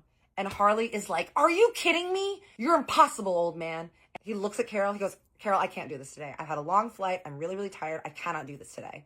It is unclear to me how that plate got on the floor, if the dad hit it or Harley hit it, but the dad isn't moving. So I'm not sure what happened there. Harley like just walks over. He doesn't even look at me. He storms by and then walks into an area past the stairs. I'm like, what's happening? What am I supposed to do here? I'm just kind of sitting there just like flipping through the magazine like, I'm not uncomfortable and weird at all right now. The assistant, who looks like this is her least favorite job ever, and I don't blame her. She is a redhead with short hair and glasses on. She walks over to me and she was like, hey, I'm really sorry. Hey, are you okay? Is there anything I can get you? And I'm like, no, no, no. She's like, do you want another coffee? I was like, girl, I'm still working on this one. And she was like, yeah, sorry that this is the first introduction that you have in the day that you came here and that Harley took you. I'm surprised that he took you here today. And I was like, I'm so sorry as well if I'm here making you uncomfortable. And she was like, no, no, no. How was y'all's trip? I'm like, oh, it was good. I'm like kind of telling her about it. And I'm like, so do you work here at the estate? And she was like, yes, I'm the estate manager. I was like, oh, got it. And she was like, yeah, this is a daily thing that we are trying to get Harley's dad to eat, and he doesn't want to take his pills. I'm like, so is he nonverbal? And she was like, he is not nonverbal. He just chooses when he wants to speak, which is usually whenever he wants to argue. I'm like, oh, I see. Harley walks back in. He goes, we're leaving. I'm like, oh, are you sure? And he goes, yeah. Carol's like, please, I really need you to stay for a little bit. Can you just like sit and read to him for a little bit? Because, you know, he really likes that. We really, really need him to eat because he's been having a couple of very bad days since you've been gone. Harley's like, he looks at me. I'm like, it's totally fine. I'm like, do what you need to do. Like, I'm here, not going anywhere. I will wait for you, you know, whatever you need. Carol goes, well, maybe she should meet him. And Harley was like, what? And Carol's like, yeah, maybe you should introduce Kat to your dad. And he's like, do you want to meet him? I'm like, yeah, of course. And he's like, okay, look, I'm just telling you that he is a difficult person. Meanwhile, he's saying all this in earshot of his dad, okay? Now, I have dealt with people with Alzheimer's before, and I know it can be very difficult because they do have outbursts, and it is very scary for them, and things can happen. So I had a friend of mine who I grew up with, her grandma had Alzheimer's really bad, and it was like always having to be very patient around her. So I kind of knew the deal, right? Harley walks me over, he walks me around, and this man is just sitting there in a red and blue robe. His hair is all mussy, it's white hair. He's just sitting there staring out the window. Harley goes, Dad, this is Kat. She's my friend. We were in Mexico together.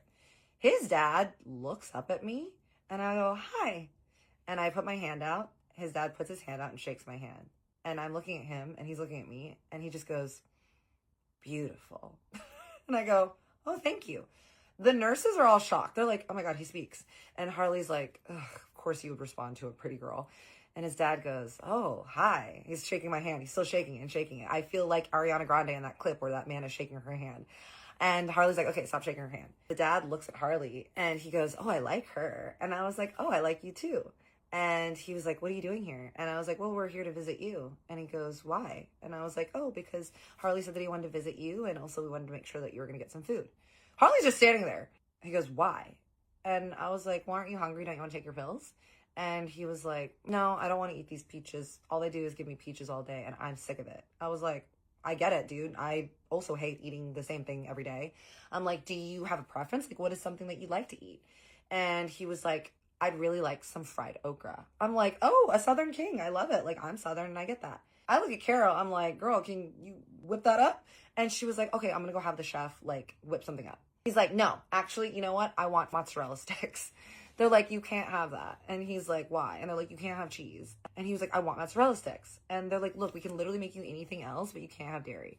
I look at Harley, and Harley is absolutely, without a doubt, very confused. He does not know what to do. I like walk over and I pull Carol and the assistant aside, and I was like, hey, do you guys have access to like vegan cheese? They were like, we have a fully stocked pantry. We have literally everything that you could think of imaginable in this house. I was like, well, can you guys make him some like vegan mozzarella sticks? And they were like, yeah, we could probably do that. I'm like, yeah, just tell him it's real cheese. And they were like, oh, that's a great idea. I'm like, okay, cool. They leave. I go back in there and I'm just kind of sitting with his dad. Harley ends up turning the game on and his dad is watching the game and we're just kind of chatting. Like 30, 45 minutes later, they walk in with these vegan mozzarella sticks with some honey mustard dressing. They bring it over and they're like, okay, we made you food. And he's like looking at it. Harley is like, okay, I'm going to feed you now, Dad. And his dad looks at him and I go, what if I do it? Would you like that? And he goes, I'd like it if she fed me. And I was like, okay, great then. I take it, I take the fork, I stab it into the vegan mozzarella stick, I dip it in the honey mustard, and I hold it out to this man. And this old billionaire starts nubbing it in his little gummy teeth going. And he goes, he rips it, he goes, I was like, is it good? And he was like, yeah. I was like, can I try some? And he was like, I'd like you to. I'm like, great, I try some. I'm like, oh, it's really good. And he's like, yeah. Me and this man, we just start laughing and we are eating the mozzarella sticks. And Carol walks over with medication, he opens his mouth, and she sticks it on his tongue. He washes it down with a Diet Coke, and everyone is happy. Harley is now standing away from us towards the window on the other side of the room and just looking out the window, not looking at us. I'm thinking like, wow, I guess Alzheimer's or whatever has changed this man because he's actually very pleasant right now to me. Or I don't know apparently what's going on. His dad is just smiling at me and he's just like, I haven't been fed by a woman in a long time. Carol goes, I feed you every day. And he goes, I mean a beautiful woman. I was like, Carol, you're beautiful. I look over at Harley and he's just like looking out the window. So I stand up and I go, I'm going to go check on your son. Is that okay? His dad goes, yeah. He keeps watching the game. I walk over and I look at Harley. And what is this man doing? This man is crying again, y'all. This man is crying again. I'm like, Harley. And he goes, yeah. I'm like, are you okay? And he looks at me and he goes, yeah, I'm okay. And I'm like, Harley, what's going on? And he was like, I just need to get out of here. He's like, my dad has eaten, so can we please just leave? I just really need to get home. I'm like, yeah, absolutely. Whatever it is that you need, this is your household, this is your family, like whatever you need. I go back over to Carol. He goes and stands by the door and he's ready to leave. And I'm like, bye, Carol. It was really nice to meet you. And she was like, come over anytime. And I go over to Harley's dad and I'm like, hey, really great to meet you, but I have to go now. And he goes, wait, don't you want to see my collection? And I was like, what collection? And he was like, my car collection. And I was like, oh, I'm really sorry, but Harley needs to go back because we've been out all day and we were in Mexico. So he needs to go back and take care of some stuff, but I will be back and I'll hang out with you. Would you like that? And he was like, I'd really like that. I'm like, okay, great. I give the girls a hug, I say goodbye, and then I walk out with Harley, and Harley is over there just like wiping his face with his shirt. He opens the door for me, we get in. We were driving. I'm about to look over and be like, hey, are you good? The man reaches over, turns on music. He turns on some metal, like some Korn or Papa Roach or whatever, and he just starts blasting it. So we are speeding down back over to the Encino Hills, just blasting metal in the car. But like, you know what? Like, your girl's a metal girl, so like, whatever, I'm vibing. I'm like, all right, let's go. Let's like headbang, you know? It's clear that he doesn't want to talk, so I'm not going to press him. We get back to the house. He hasn't said anything to me. We're just headbanging to these beats. Pull up to a very nice neighborhood in Encino, and he presses a button to open a gate. The gate opens, and there's his house. The house is 5 stories. It's completely new. It's got glass all on the outside, and it's got a very nice, like, 3-car garage. And then there's 2 cars that are sitting out in the front as well. So he opens the garage, and inside the garage is a Lambo and a Rolls Royce. And then outside on the actual driveway is a BMW and an Audi SUV. He pulls his Bentley into the spot, and he helps me get my stuff, and he opens the door. And as soon as we walk in, I just see this older Hispanic woman standing at the island. And he's like, hey, Maria. And she's like, oh, hey, welcome. How was your trip? And he was like, this is my housekeeper, Maria. This is Kat. The house is very modern, y'all, and it is gorgeous. There's 2 huge islands in the middle of the kitchen, and it opens up to the entire yard area and then a small sitting area.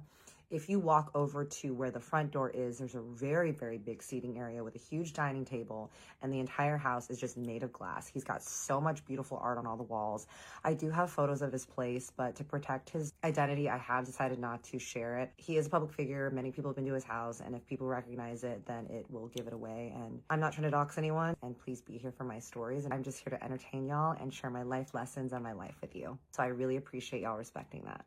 he's like, Maria, did you order anything? Do you have any food in here? She's like, I'm so sorry. I actually didn't know you were going to be back today. So there's not really a lot here. And he's like, Kat, just tell Maria what you'd like and she'll like order whatever it is that you want. I'm like, okay. She's kind of just walking around and then I hear like, hey, Harley. I look over and there's a girl and a guy walking towards him. The girl is probably in her mid 40s, very pretty, brown hair. And then the guy is younger, probably in his late 20s with a buzz cut. And Harley's like, oh, hey, this is Jack, we'll call the guy, my assistant. And then this is, and he points to the girl and she looks at me and he goes, Dana, my other assistant. I was like, oh, you got two assistants. And Dana's like, yeah, hi. They're like, hey, Harley, we have like things you need to look at immediately. So can you come into the office? And then blah, blah, blah.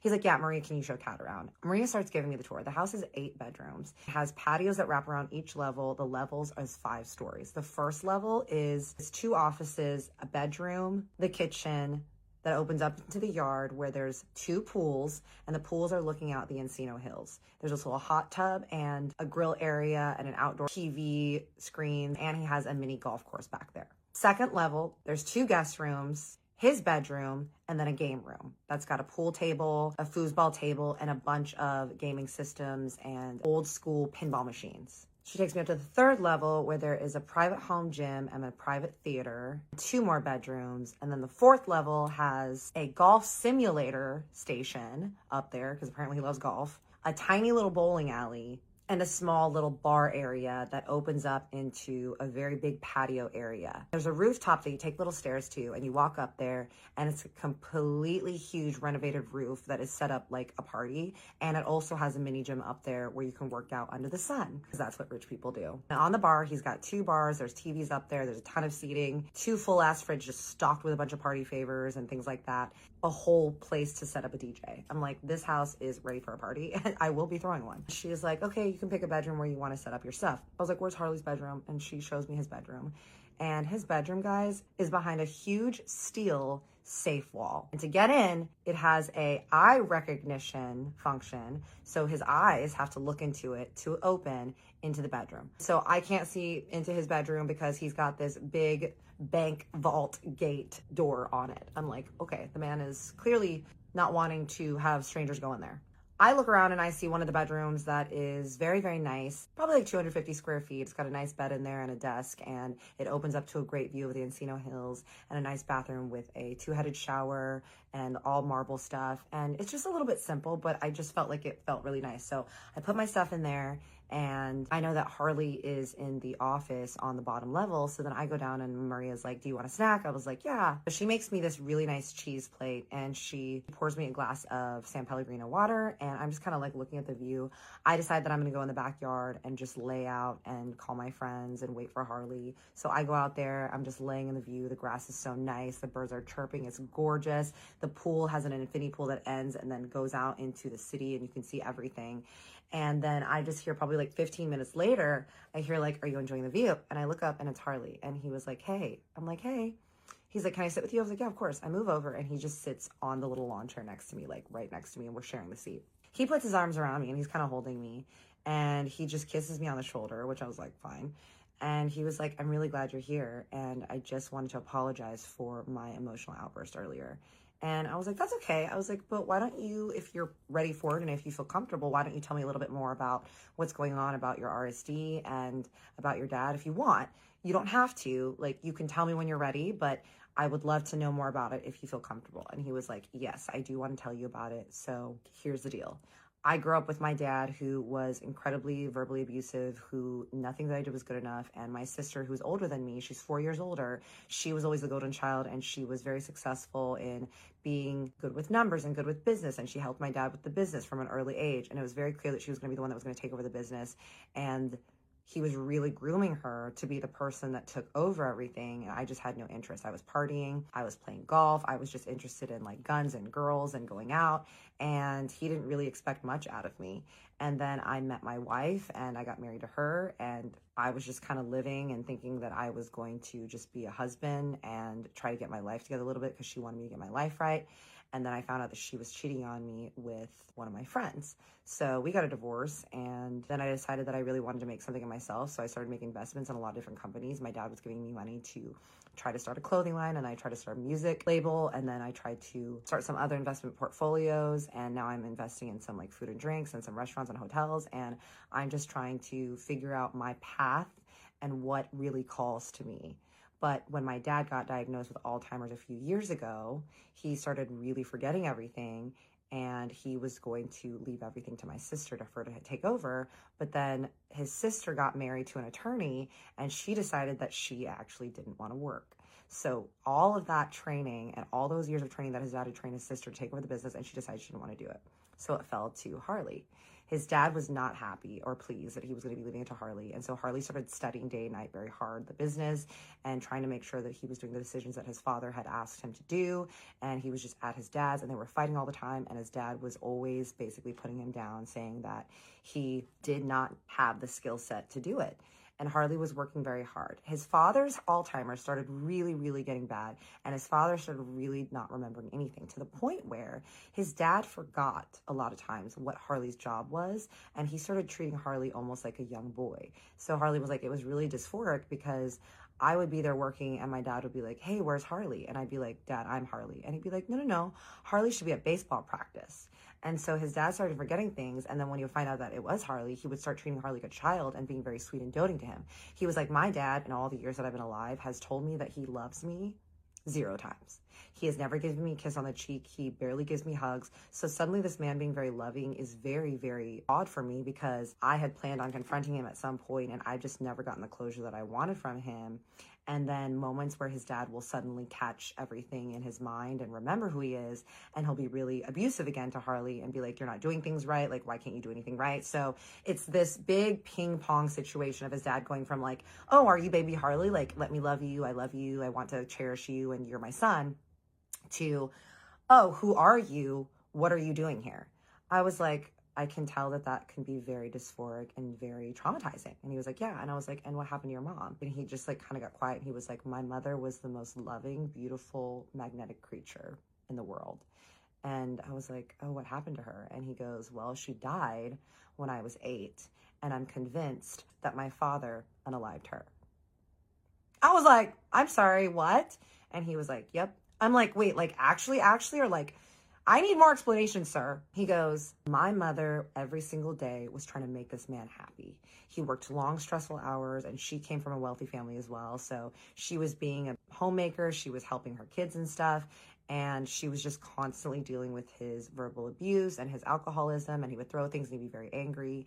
And he was like, she started getting really stressed out and scared to where her hair was falling out. She was getting really sick all the time.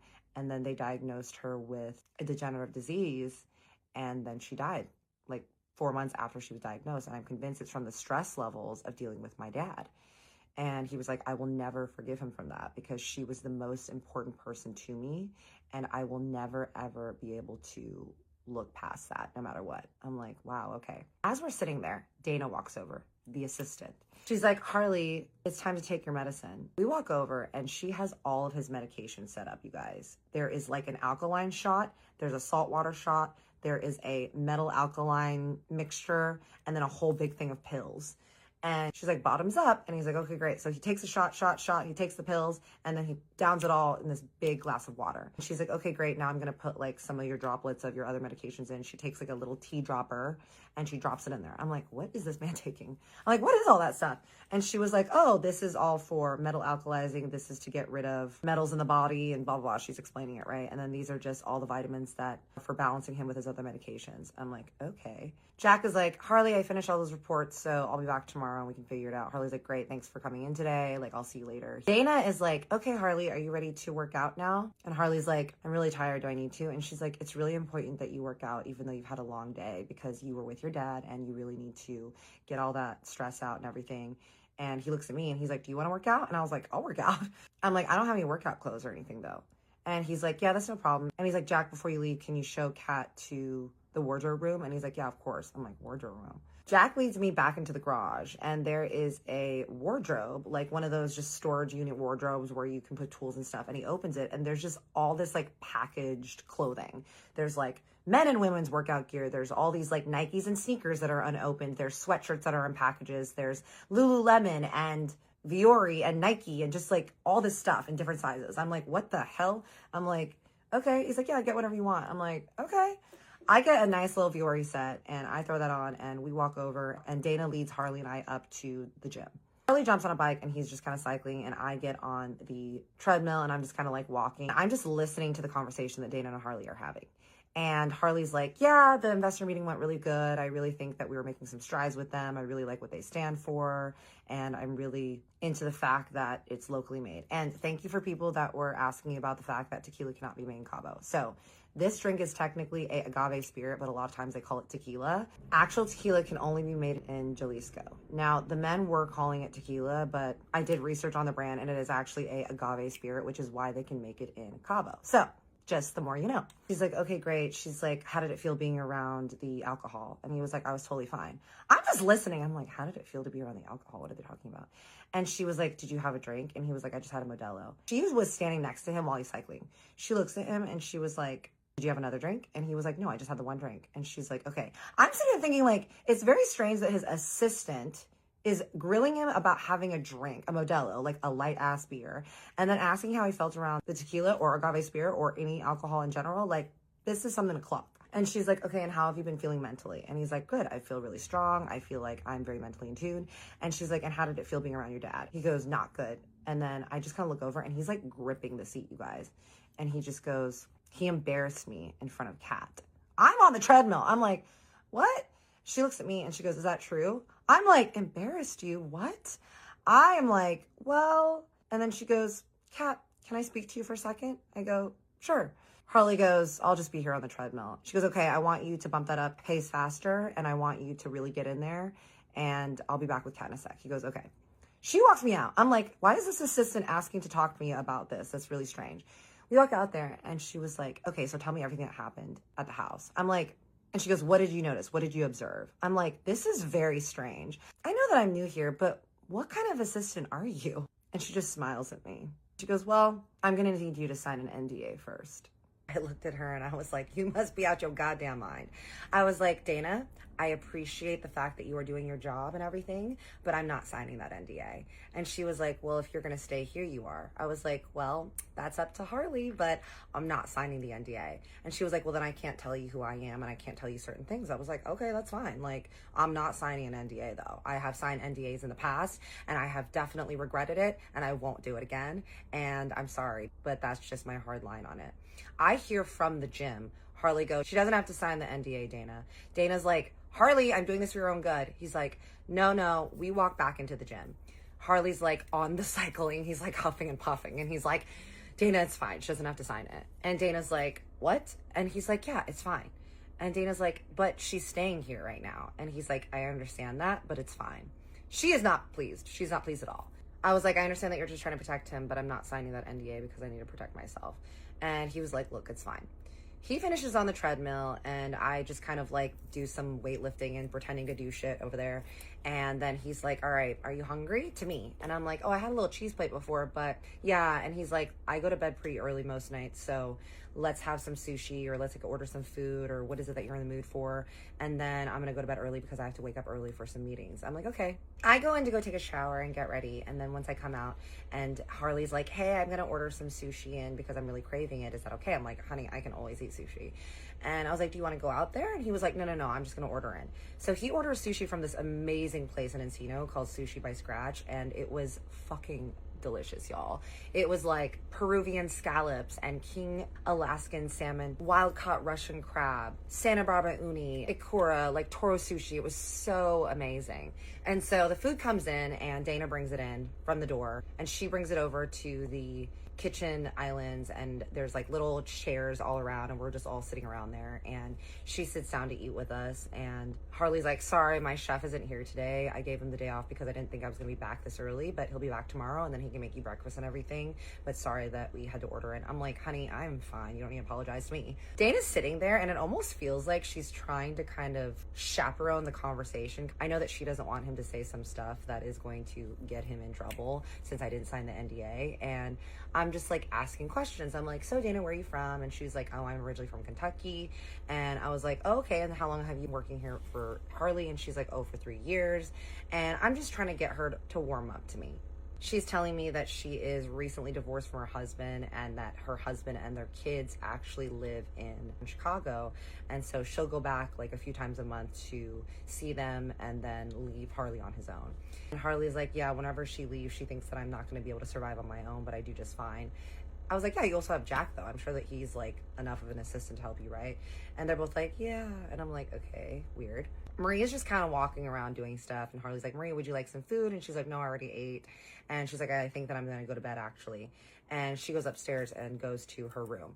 I look at Harley. I'm like, oh, does Maria live here as well? And he was like, yes, Maria and Dana both live here. Jake does not. And then the chef doesn't live here. He comes every single day. I'm like, oh, okay, cool. He's like, so what's on your agenda this week? I was like, I'm just going to be out apartment hunting and trying to figure out where I'm going to live. And he's like, oh, okay, do you have a car? And I was like, no, I don't have a car. I was like, I got rid of it during COVID and I just Uber everywhere. And he was like, oh, okay, well, you can take one of the cars then. He was like, take either the BMW or the Audi in the front. I'm sorry, those are the only 2 cars that I have available right now, but all my other cars are in the 20-car garage that is over in Torrance that he has. I'm like, what?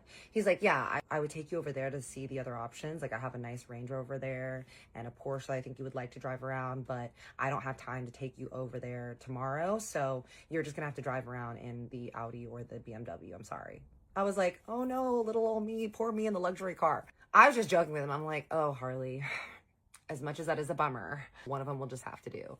He's like laughing, and Dana's not laughing. She's just kind of sitting there smiling at us with this like very hard plastered smile on her face, y'all. I'm just over there eating my king crab roll, and I'm asking her like how old her kids are, and she's saying that she has 2 teenagers, that her son is 16 and her daughter is 14, and that they come back and forth. She's like, oh, and it's just great because Harley has just been so generous with taking care of me and my family so that I can see them. And he's just so generous with his time. And he really is the best guy. Like, this man, you are in the presence of greatness. I'm like, every single person just wants to suck this guy's butthole and tell me how great he is and that I should be basically like worshiping the ground that he walks on. Like, I grew up in a religious household, y'all. My days of praising a man, fictionary or not, are over and never to be found again.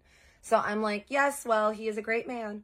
And Harley's like, okay, so this is what we'll do. Tomorrow, I have to go to the office tomorrow in the morning. And I was like, oh, where's your office? And he was like, Beverly Hills. I'm like, okay. He's like, I got to go to my office, and then I can probably come back and drive around with you to look at places. And Dana's like, Harley, you have that other investor meeting, and then we have to go do cryo, and then you also have to go to the doctor. And she's like, you don't have time. And I'm like, it's okay. Like, don't worry about me. Like, I'll take one of the jalopy cars in the front and drive myself around to look at places. And he's like, okay, well, I just feel really bad because, you know, we haven't gotten to spend much time together. And I'm like, don't worry about it. And he's like, how about this? Tomorrow, after you're done and after I'm done with all my stuff, if there's time, I'll take you to the Real and you can do a little bit of shopping. And I'm like, bet, say less. And he was like, and then he looks at Dana and he's like, and then Dana, can you tell Jake to make an appointment with my jeweler? Dana's just sitting there like, and I'm like, going shopping at the Real. We kind of finished eating and everything. And Dana's like, hey, I'm going to go and call my kids in my room. Are you guys just going to be up for a little bit? And I'm like, oh yeah, I'm not sleepy yet. And Harley's like, okay, well, we'll stay up and just have a little chat. Dana's like, okay, but make sure that you get to bed at a good hour, Harley. I'm like, are you his mother? Like, why are you henning him so much? But I'm like, okay. And he's like, yes, don't worry about me. She says goodnight. She goes upstairs. As soon as we hear her click, clackety, clack, clack up to the second floor, shuts the door, I look over at Harley, and Harley goes, hey, the parents gone to sleep. I'm like, she's your assistant, but she acts like she's your mom. And he was like, yeah, I know. He was like, it's a thing. And he was like, hey, look, this company sent me a bottle of sake. That'll go really good with this sushi, though, because there were like a few pieces left still. He's like, should we crack it open and test it? I was like, bitch, say less. Like, I don't know why you didn't crack this open earlier. He goes over to the bar area and he pulls out this gorgeous light blue, like glassed kind of icy looking bottle. I'm like, that's gorgeous. He pulls it over. He's like, yeah, the company that makes this, I invested in another spirit of their sister company, so they want me to invest in this as well. I was like, oh, what did you think of the meeting that we had today? Are you going to invest in it? And he was like, I don't know. He was like, I really love that guy, like the friend who we were in the retreat together, and I like his cousin, but I did not like the way those men were talking about you. And I was like, look, it's really not a big deal. They were trying to make a joke, and it wasn't a good joke that landed. And he was like, I just will not stand for anyone that's going to disrespect you or me. That is something that you'll learn about me, is if somebody disrespects me, I will never do business with them, and I will never respect them.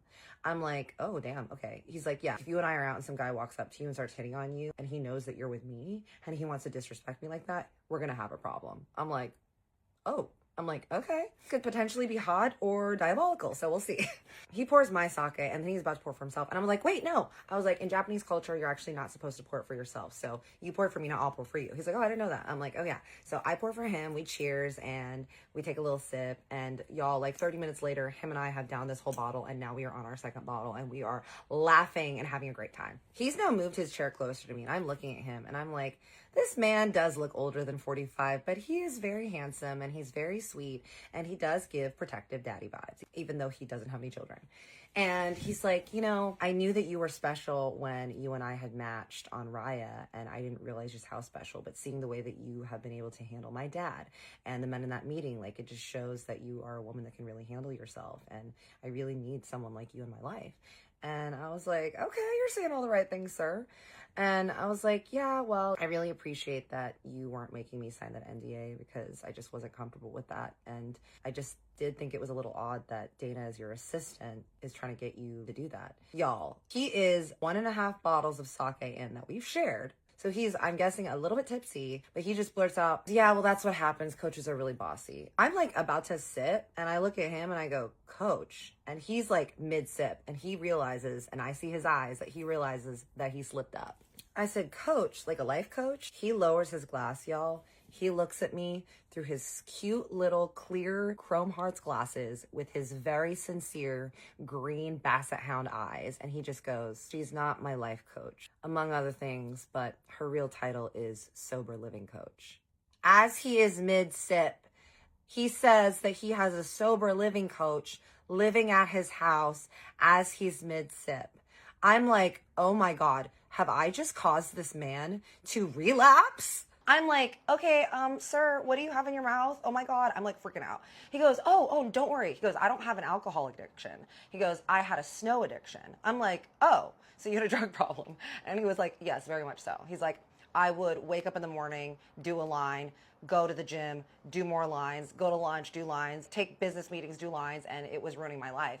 And the reason that Dana doesn't think that I should drink is because I used to not be able to handle my alcohol, and whenever I would drink, it would lead to doing more shots and more shots, and then to the point where I was obliterated, and then I would want to do snow, and that's how it all happened. But it's been 3 years now, and I have it under control where I can drink safely and not want to do snow.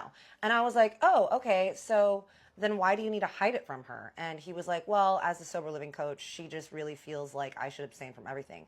And I was like, well, do you feel like you need to? And he was like, no, I think I'm fine. And I was like, so do you think that your addiction and everything is under control? Like, do you feel like you don't spiral and stuff? And he was like, yeah, actually, I'm like doing really well, it feels like. And the cycle would go, I would go on a bender of just doing snow and snow and snow. This was right after his divorce to his first wife. He went on a bender and wasn't sure like what he was doing because he caught his wife again cheating with his friend. And his sister made him check into a rehab house. So the retreat that he was actually in with the cousin of the tequila agave spirits man was actually a fellow patient at this rehab, this very bougie, expensive rehab that Harley was at. So the timeline goes, Harley was married in his early 20s. They got a divorce. After that, he went on benders. He had a raging snow addiction for many, many years to where it was ruining his relationships, it was ruining his business. And then he got with his ex-girlfriend who was really, really wanting a baby with him, but he did not want to have a baby. His dad gets Alzheimer's, which thank you for everyone correcting me. I hope that I'm saying it right now. His sister is not going to take over the business, so he needs to take over the business. He ends up going to rehab. There he gets clean and decides that he is able to live his life and be an independent man now. The day he checks out, the rehab is like, hey, we don't know if you're fully able to go and be functional in life, so we want this sober living coach. We suggest that she comes and lives with you, keeps you in check, make sure that you don't go back into snow, and make sure you stay on your life because you are now dealing with your dad's will and testament and his life and businesses and all this stuff. So basically this is like a upcharge that they offer to where they're like, hey, take this person that we want to live with you and have this person live with you to keep you in line, to keep your life in line, and basically be like your life coach, your mentor, your sober living coach, your bestie, your assistant, and run your freaking life. I'm like, okay, so is this like optional, right? And he was like, well, yeah, but they make it seem like you're in dire straits if you don't have them.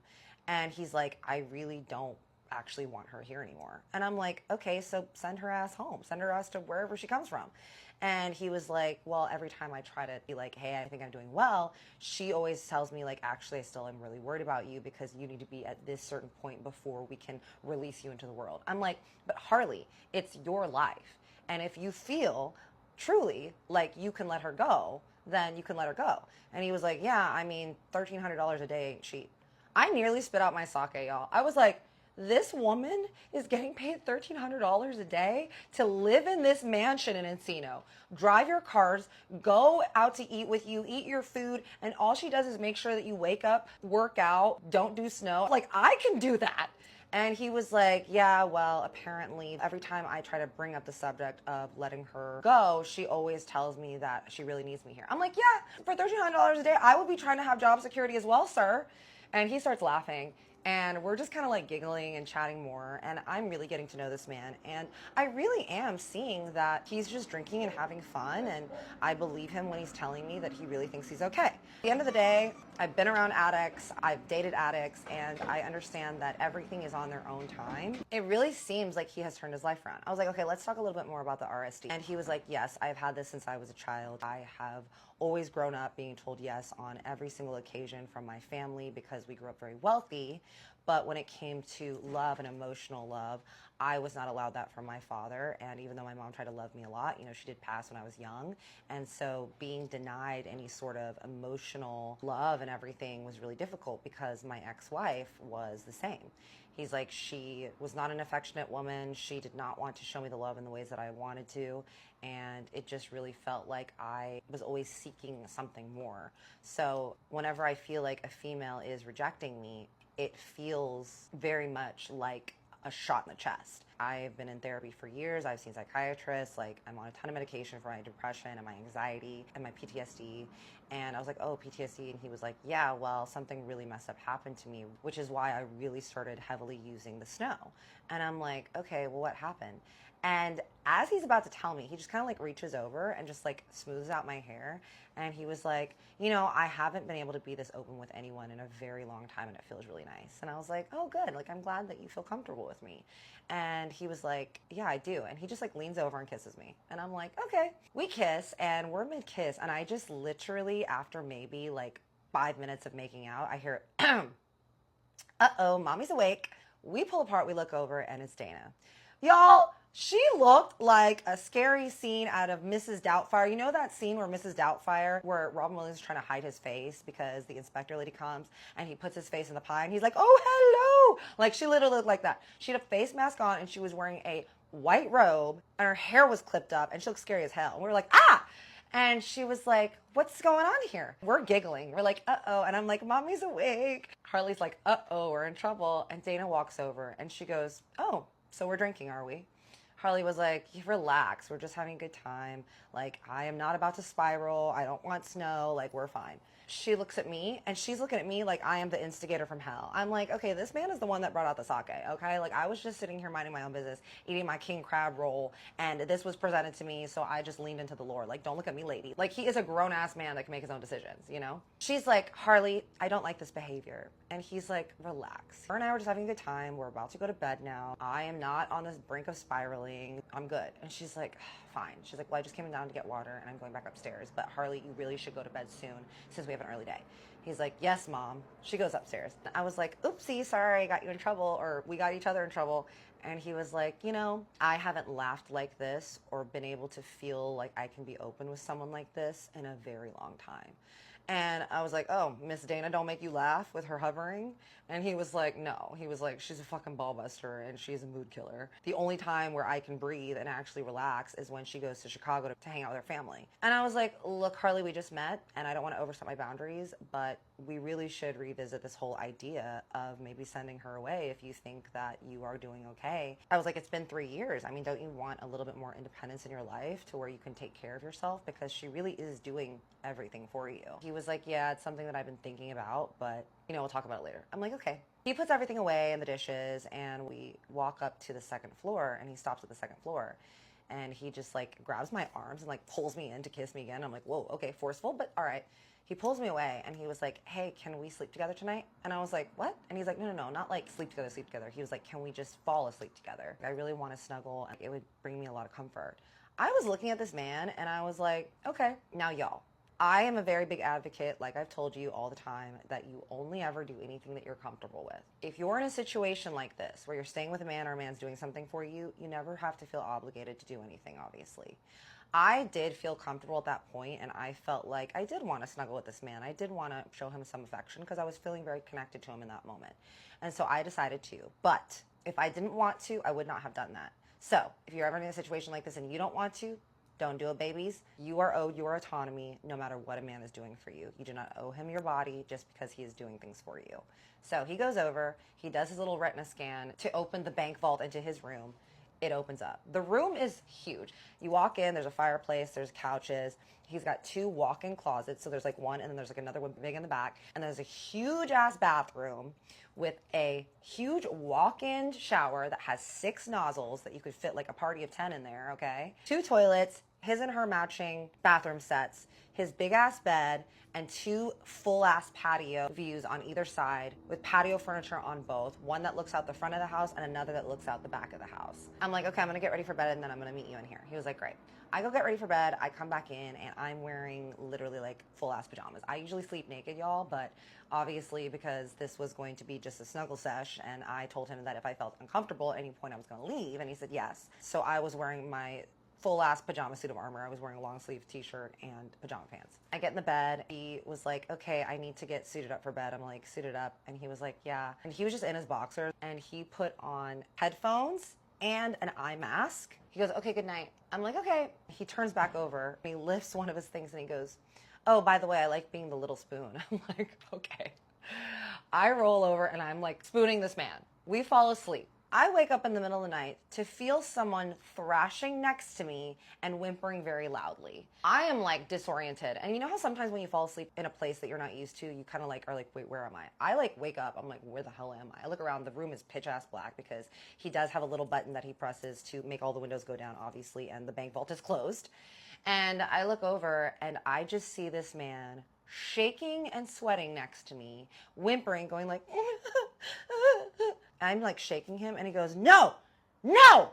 I was like, oh my God, this man is having a full ass night terror right next to me and thrashing about, y'all. First time sleeping next to him after he wanted me to big spoon his ass. He's shaking over there, like kind of quivering, and I'm just like petting him. I'm like, Harley, you're okay, you're okay, you're okay. He finally, after maybe like 30 seconds of shaking and kind of thrashing about, ends up finally calming down and he just like goes right back to sleep. I am now alarmed and I turn over to the side away from him in the King Cali bed and I scoot to the farthest away because I don't want to accidentally get punched in my sleep. And I turn over and I fall back asleep. Now, y'all, your girl can sleep through a lot. I need to be woken up. I will literally sleep as long as you will let me. Like, my ass loves her some sleep. But I had set an alarm because I knew that I wanted to wake up around like 9 or 8 so that I could get an early day into looking at places. So my alarm goes off and I'm kind of opening up my eyes and I look around and I see that all the window blinds are open. I look over to my left and there's nobody there, but Harley's side is made up. So I'm just like on the side and it's all messy. And then his side is all made up with even the plush pillows, like the throw pillows, the colorful little Navajo throw pillows on it. And I'm like, interesting. I like kind of sit up and grab my glasses from the side because your girl's blind. I put on my glasses. I'm kind of looking around the room and taking everything in. I'm like, what a lovely day to wake up in a beautiful mansion. I get up and I walk downstairs and I can smell some delicious smells coming from downstairs, y'all. I walk into the kitchen and there is a dude, probably in his like late 20s, very good shape, like nice arms and everything, cooking up some breakfast. I look over and there's a whole spread, y'all, on the table. There's like chocolate pancakes, there's eggs, there's bacon, there's sausages, eggs every type of way. There's chilaquiles, there's breakfast tacos. I'm like, sir, are you literally cooking for like an army of people? And he's like, oh, you must be Miss Cat. And I was like, that would be me. And he was like, I hope you're hungry. I was like, girl, I was like, if I wasn't hungry, I'm definitely hungry now. He makes me some black coffee. He's like, I heard you drink your coffee black, so I've made you some over here. And you can also have a cold brew. I can also make you that. I was like, I will have both because I definitely need coffee. Like, it's injected into my arm and into my soul and in my bloodstream so that I can wake the hell up. I'm like looking around and no one else is around. And he's like, oh, Harley and Dana have left for the day. Harley instructed me to make sure to feed you, and I'll just be around if you need any snacks or anything. If you want me to pack you like a lunch or snacks, because I know you have a long day that you're going to be out today looking for apartments. And Maria is around here as well, just cleaning up stuff. I'm like, okay, great. I'm kind of chatting with him. We're going to call him Drew, Chef Drew. And Chef Drew has a lovely South African accent and is a very, very sweet guy. And he's telling me that he's been working for Harley for like 7 years now, and he's come and gone. And he's like, oh, how did you guys meet? And how do y'all know each other? And how long have you met? I was like, oh, we actually met on Riot, and we were talking for a few weeks over FaceTime, and we just met the other day in real life. And he was like, wow. He's like, okay, I've never heard of that happening. And I'm like, yep, well, he's like, okay, cool.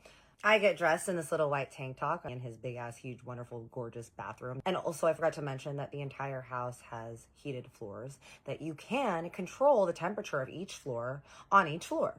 So in the bathroom, the marble floors, heated, lovely, gorgeous. I could lay on the frickin' things, and there's speakers in every room as well. I get ready in the little white tank and I wear some little capris. I go down and I see that Harley has left me a note with instructions on how to close the bank gate, where the keys are for the Audi, and the code to get in the gate and all that.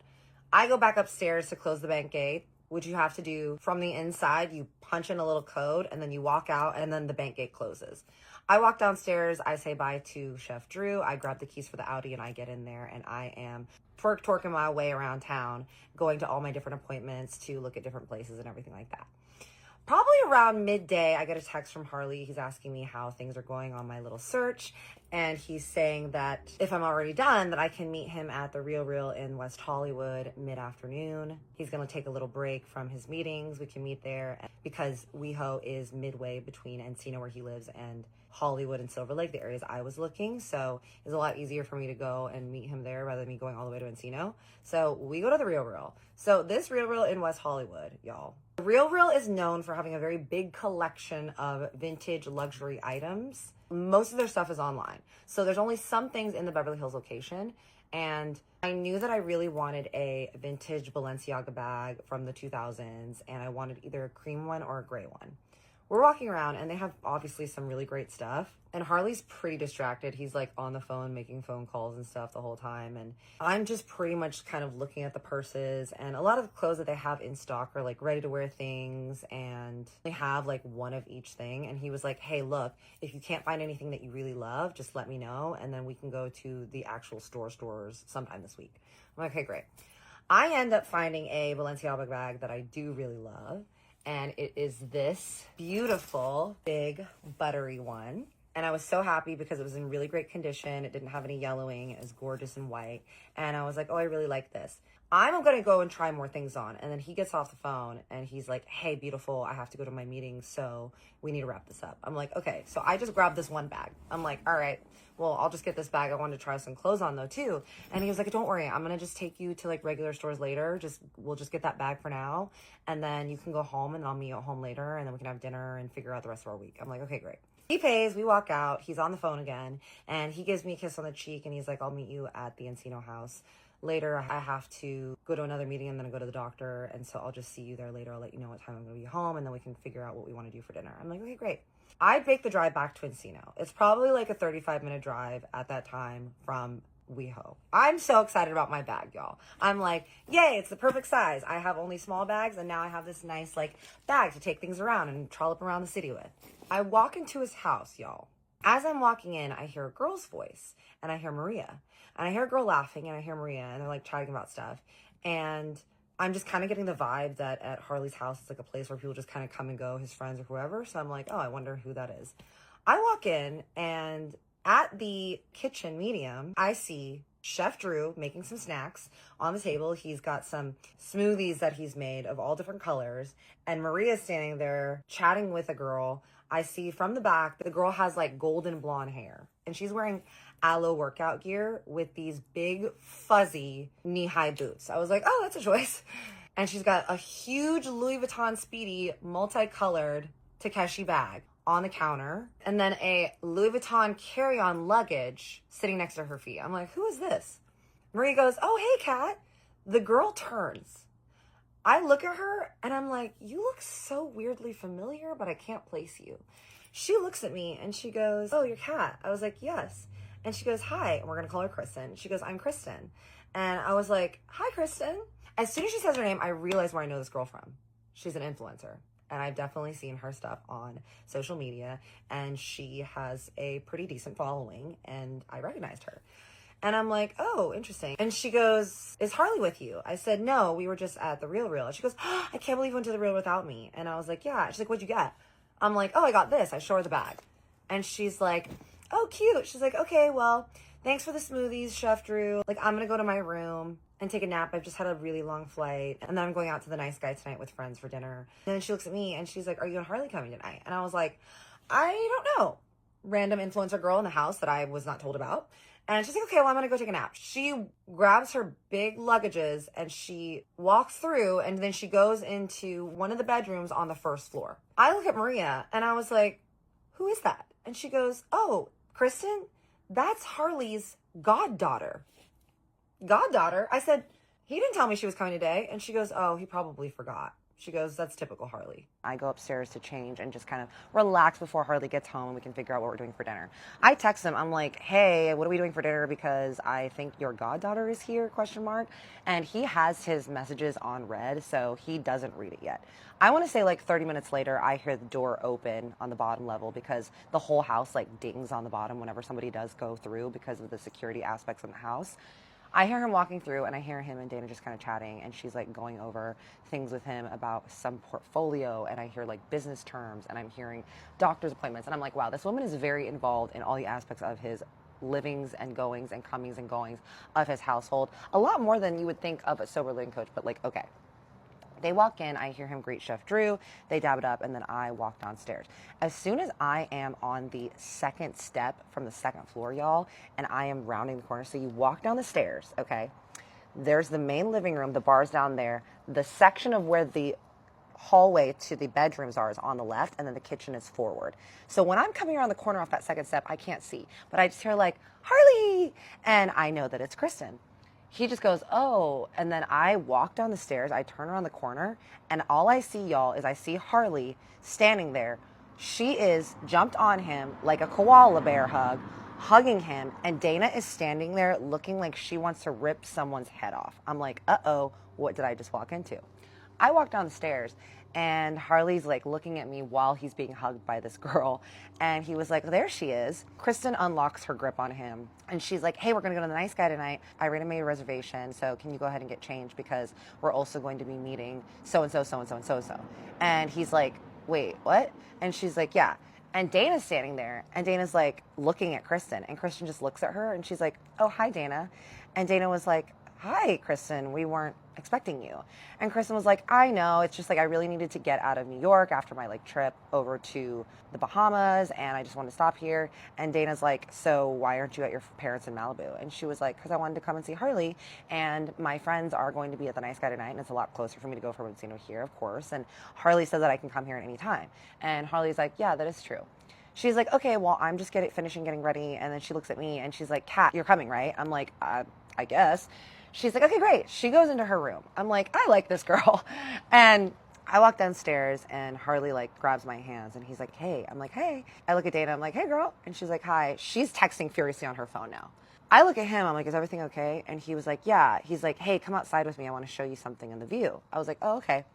We walk outside.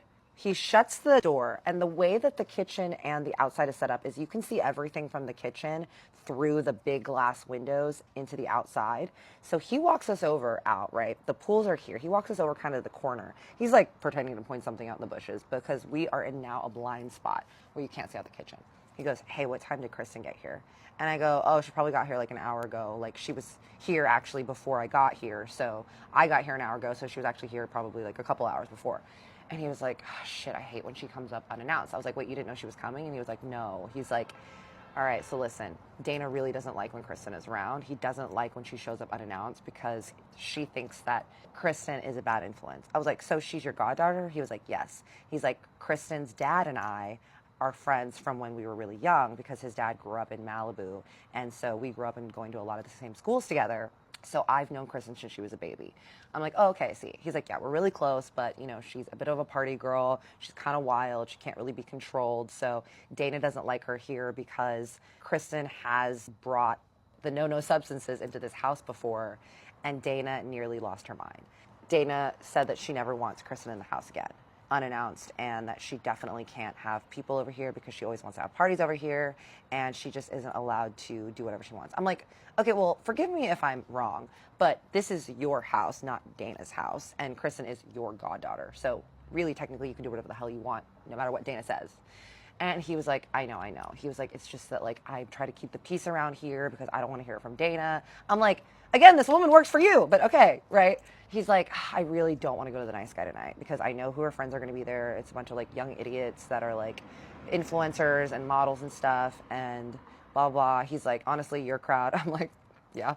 And he's like, I don't want to go. He's like, but if you want to go, like, you should go. And I was like, oh, well, are you sure? And he was like, yeah. He was like, it seems like she really likes you. And I definitely don't want to go out tonight. I just want to have like a low-key day, a bunch of blood work done today. And so I just like don't want to be out and socializing. I was like, okay, let's go back and let's see what's going on. I go into Kristen's room. I'm like, hey, girl, can I come inside? She's like, yeah. I walk in and she's just like putting rollers in her hair and putting lipstick on. And I was like, hey, I don't think Harley wants to go out. Like, he's tired. And she's like, oh, she's like, I hate that he always does this. She was like, he's such a party pooper. He never wants to go out. Like, it's really annoying. She's like, okay, well, you'll come out then, right? And I was like, yeah, if you want me to. And she was like, yeah, you have to come. I'm like, okay, girl. So I was like, all right. I walk out back into the hallway. I'm like, okay, Harley, I'm going to go out with her, the nice guy. Like, are you sure that's cool? Like, you don't really need me for dinner and stuff. And he's like, no, don't worry about it. He's like, I'm really tired. I've got an early start to the day again tomorrow. So let's just touch base later tonight. You know, don't worry about it. I'm like, great. Dana's just furiously texting at the medium, like just not even looking at anyone, looking like she is going to have her little pinheaded head explode. I go upstairs and I get changed, and I change into this two-piece black outfit that I just had with me. It was just this like little black top and black skirt and black heels. And I walk downstairs and Harley's in the kitchen and he just goes, ooh, he goes, looking good. I was like, thank you. I was like, this is my last outfit that I have. So I probably need to get some of my stuff out of storage so that I can have some things. He's like, absolutely. He's like, I'll send a courier to go pick up your stuff tomorrow. Like, no problem. I'm like, okay, great. Thank you. Little baby Kristen walks out and she is out to stunt, y'all. Like, she is wearing this super short gold dress. It's like a little tube dress that is not leaving much room to cover anything. But I was like, show them legs off, girl. Her hair in these big bounty waves and just stacks and stacks of bracelets. Like, your girl stays bracelet and stacked up, but the girl had stacks. And these like little cute like lace up Roberto Cavalli heels. I was like, girl, you look so cute. She's like, you too. And Harley's like, okay, you too. He's like, please be safe tonight. Don't do anything crazy. And then he looks over at Kristen. He goes, Kristen, do not bring anyone over here after tonight, okay? I'm serious. I have to go to bed early. I don't want to wake up to you with a bunch of your fucking friends here. Like, please don't do that. And Dana looks at her and she goes, yeah, you can't be doing that. Kristen ignores Dana completely and just looks at Harley and she's like, don't worry, I will. We both give him a kiss on the cheek and we walk outside and she calls us a black car. We hop in and we head to the nice guy. The nice guy is a very, very cute place in West Hollywood. Basically like mafia 60s inspired theme. So it's got all these like very 60s, 70s vibe, plush wraparound seats. It's got very moody yellow lighting. And her and I were just chatting in the car, getting to know each other. And she's telling me about how she lives in New York now, but she splits her time between here in Malibu at her parents' house and then also with her godfather Harley because of the fact that Harley is like her cool godfather / uncle. She's like, okay, so you're going to meet some of my friends who are also social media people and then a couple people that are in the music industry and like in the fashion industry and blah, blah. I'm like, okay, cool, girl. She's like, by the way, there is a guy that is going to be here and his name is, we're going to call him Scotty. She's like, his name is Scotty and Harley really doesn't like him. I was like, why doesn't he like her? And she was like, well, Scotty is the son of Harley's ex-best friend who his first wife cheated on him with. I'm like, ooh, messy. She was like, yeah, I know. She was like, the group is a little incestuous because all of our parents grew up together, so we all grew up together, but Scotty is one of my good friends, but Harley just really doesn't like him or his dad or his whole family. I'm like, gotcha, locked and loaded, queen. We get there. We walk in. We get seated at the table, and her friends are there. It's probably like 4 or 5 people. They're all very sweet, and I meet the Scotty guy, and I was like, oh, he's really cute. Everyone is probably in their like mid to late 20s. We're all vibing. We're ordering drinks. I'm chatting with people, and I'm actually sitting next to Scotty, and I'm realizing that Scotty and I have a lot of mutual friends because Scotty works in the music industry, and he also knows a couple of my friends that are models that are also in the music industry. So him and I are chatting about our mutual friends. He's like, so you're staying at Harley's? I was like, yeah, that's right. And he was like, are you guys dating? And I was like, I guess so, yeah. And he was like, interesting. And he was like, isn't he a little old for you? And I'm like, I mean, I don't really consider age to be a maintaining factor in things. I mean, he's only like 10, 15 years older than me. And he was like, wait, how old does he think he is? I'm like, he's like in his 40s. And he was like, no, he's not. And I'm like, what do you mean? He goes, he was best friends with my dad. He's in his 50s. I'm like, what? And he's like, yeah. I was like, oh, okay, I did not know this. And he was like, yeah, it seems like there's a lot you don't know about Harley. I'm like, well, everybody lies on dating apps, I guess, about their ages and stuff, so I guess it's whatever, but I will ask him about it. And he was like, yeah, well, you should know that not everything with Harley is what it seems, so you'll find out the longer that you stay with him. And he was like, how long do you plan on staying there? I was like, well, I'm just staying there until I find a new place. And he was like, okay, well, trust me, you're going to start seeing some things that you wish that you didn't see. Ominous. I look over at Kristen, and I'm mid-sip on my vodka martini because y'all know how I drink it, and I know that a lot of y'all ask what my drink is, and I have a Grey Goose vodka martini shaken very hard so it's blistered, which means that there's little ice crystals on top, with a lemon twist. So if you want to get my cat teeny, that's what I always order. And she's drinking this gin Aperol concoction thing, which I do not fuck with because I do not fuck with gin. She leans over, she's like, what are you guys talking about? And he's like, oh, I'm just giving her the Harley lore. And she's like, don't talk bad about my goddad. And he's like, I'm not. He's like, I'm just saying that there is more to Harley than meets the eye. And she's like, we all know that. And she's like, so what do you think of Dana? And I'm like, Dana is interesting. And then Scotty goes, oh yeah, how is the warden? And I go, the warden? And everyone at the table starts laughing. They're like, yeah, that's what we call Dana. She's the warden because she's like the keeper of the jail cell, which is the Encino house that Harley's in. And I was like, look, first impressions, y'all, honestly, I was like, I don't really know like if she should be there, but that was just my first impression because it seems like she's making a ton of money off of Harley to just kind of make sure that he goes about his day. And I just kind of thought maybe he'd want a little bit more independence. I was like, also, what kind of sober living coach just like hovers over your entire life that way?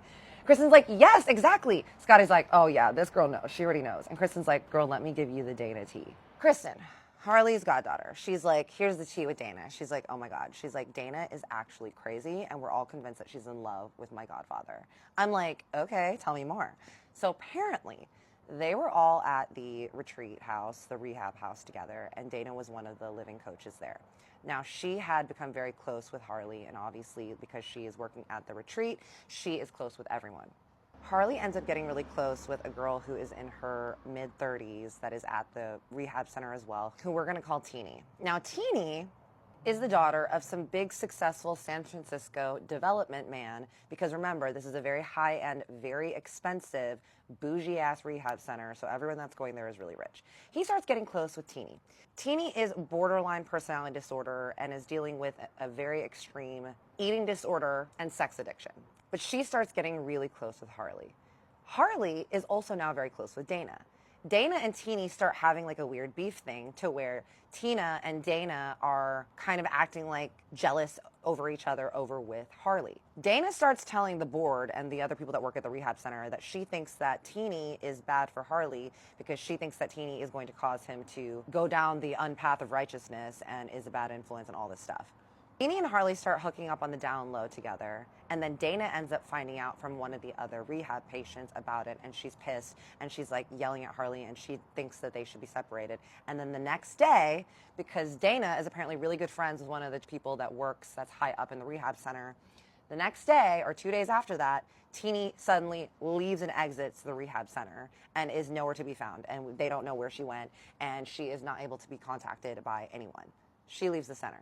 So now Harley's there, and he's getting close with Dana, and they're just becoming really good friends, but it's obvious to everyone there that Dana has a thing for Harley. Now, one of the reasons that Kristen and them have all found this out is because Harley has had multiple get-togethers and stuff like that for the people that he met at the rehab center, because you obviously go through this whole big, very, bonding experience with each other, and so everyone becomes very, very close, and so she has met all of them, and she was told this by the cousin guy of the Tequila Agave Spirits man, remember, the one that was in Cabo, who we are going to call Carlo, because we need to name this man.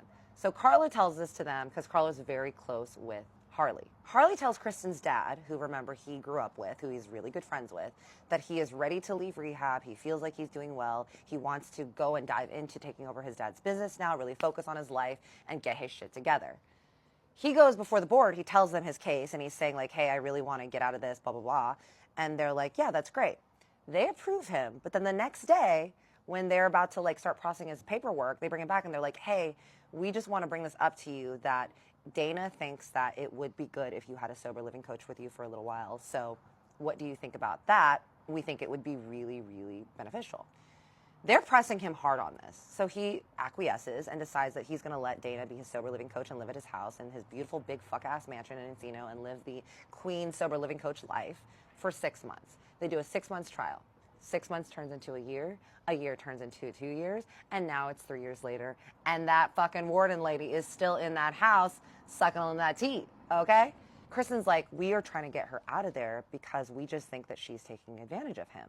They're like, he has done so well over the last 3 years, and we actually think that she's hindering him because she is constantly telling him that he can't do things without her and second-guessing his decisions, and we think that he would be a lot better off being independent without her. I'm like, look, from the very short time that I've spent with everyone, I wholeheartedly agree. Now, my intuitions are pretty spot on typically, and that is what I also was thinking. They're like, yeah, exactly. We're all having a great time, we're laughing, blah, blah, blah. And at some point, I looked down at my phone and Harley has texted me. And because it's been loud out there and I've just been chilling and everything, I didn't hear it. So I look and I have 4 text messages and a missed call from him. And he's like, how's it going? Who's there? What time are you going to be back? Is Kristen behaving? He's asking me all these questions. Kristen's like, what is it? I'm like, Harley's texting the shit out of me. And she looks, she's like, ugh. She's like, he can be so controlling. I'm like, really? I was like, okay, I'm gonna go call him in the bathroom. And she's like, no, let him sweat. You don't need to call him. I was like, look, I just want to make sure he knows that we're not dead. So it's fine. I'm staying at his house, so I want to be respectful. So I'm gonna just go call him because trust me, I don't do nothing I want me to do, but he has been nothing but kind to me. So I just want to make sure that he knows that we're safe. I go in the bathroom and I call him. He answers on the first ring. He's like, hey, I'm going to FaceTime you. I'm like, okay. He FaceTimes me, and he's like, where are you? I'm like, I'm in the bathroom. He's like, are you still the nice guy? I'm like, yeah. He's like, who's there at the table? I was like, oh, a bunch of Kristen's friends. They're all really nice. And he was like, well, who? I was like, I don't remember everyone's names. And he's like, okay, well, what time are you guys leaving? I'm like, I'm not sure. I'm going to ask Kristen, but I know they want to go to another spot after. He was like, ugh, of course she does. He's like, okay, well, I have to wake up really early tomorrow, so I'm about to go to bed. I'm like, oh, okay. He's like, so are you going to come home or are you going to go with them? I was like, well, I think if they're going to keep going out, then I'll probably just stay out with them. And he was like, oh, well, I'm going to close the bank vault and you won't be able to come in there. I'm like, okay, well, I'll just sleep in my room. And he was like, wait, so you're not going to sleep with me tonight? And I was like, okay, I'm getting the sense that you really want me to come home. You don't want me to go out with them and you want me to snuggle with you tonight. So why don't you just talk to me plainly about what it is that you want? And then that way I can tell you of the expectations that I can meet there and let you know what it is that I can do. He goes, no. He goes, I would never tell you what to do. He's like, I'm just saying that I would prefer it if you didn't go somewhere else again so that you could come and you could sleep in the same bed with me and we could chat and snuggle and that would just bring me a lot of comfort before going to bed. I was like, okay, Harley. I was like, I understand where you're coming from. I do want to stay out late and I understand that you want the emotional comfort right now, but is that something that you can deal with without me or what's the deal? And he goes, I just would really prefer it. I was like, okay, let me go out there and let me talk to Kristen and let me see what we're doing. And then I will text you and I will let you know what I can do. And he was like, okay. Again, y'all, don't ever do anything you don't want to do. I was trying to find the balance of the fact that I am staying at this man's house and I am not trying to have him go into a crazy spiral and managing that while also doing what I want to do. And that is something that I have learned as well from this experience that is a very interesting tightrope and dynamic from the way that I had set myself up in this situation. I go back out into the restaurant, and Kristen's like, what does old Grumpy Pants want? I was like, he does not want me going out after this, and he wants me going home. And she's like, of course he does. She's like, well, good for him. Everyone's tired. They want to go home, so you and I are going to head home. I'm like, okay. And she was like, but you know that you don't have to do what he wants. I was like, trust me, girl, ain't nobody going to tell me what to do. If I really don't want to do something, I'm not going to do it, and there's not God or hell or high water that's going to tell me to do it, and especially not a man. And she's like, okay, good. And I was like, I like this girl. We're going to be friends. She calls the black car, and I'm just like texting and letting him know that we're going to head home. The black car pulls up. She gets in, I get in, and I hear, wait.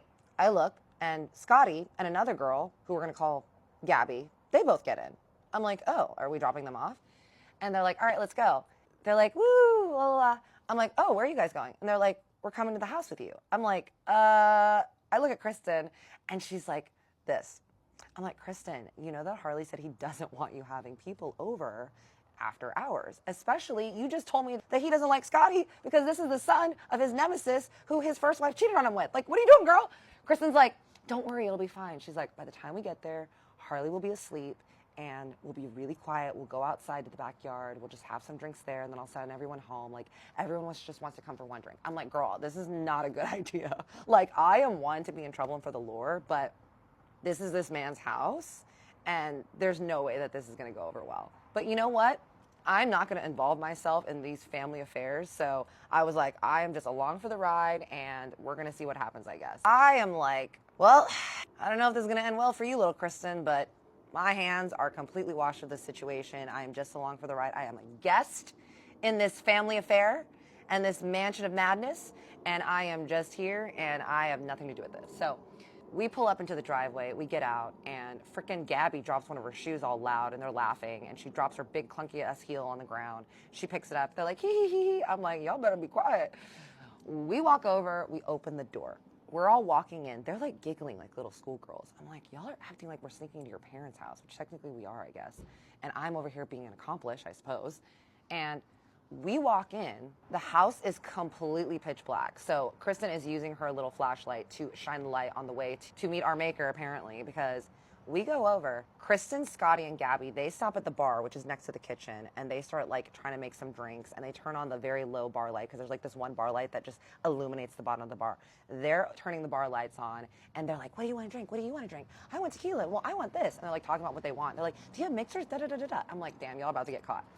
I walk into the kitchen, and before I can even try to find the kitchen light turns on, and it was like a scene out of a horror movie, y'all, because I got a jump scare because, oh, it's Mrs. Doubtfire again. It's Dana.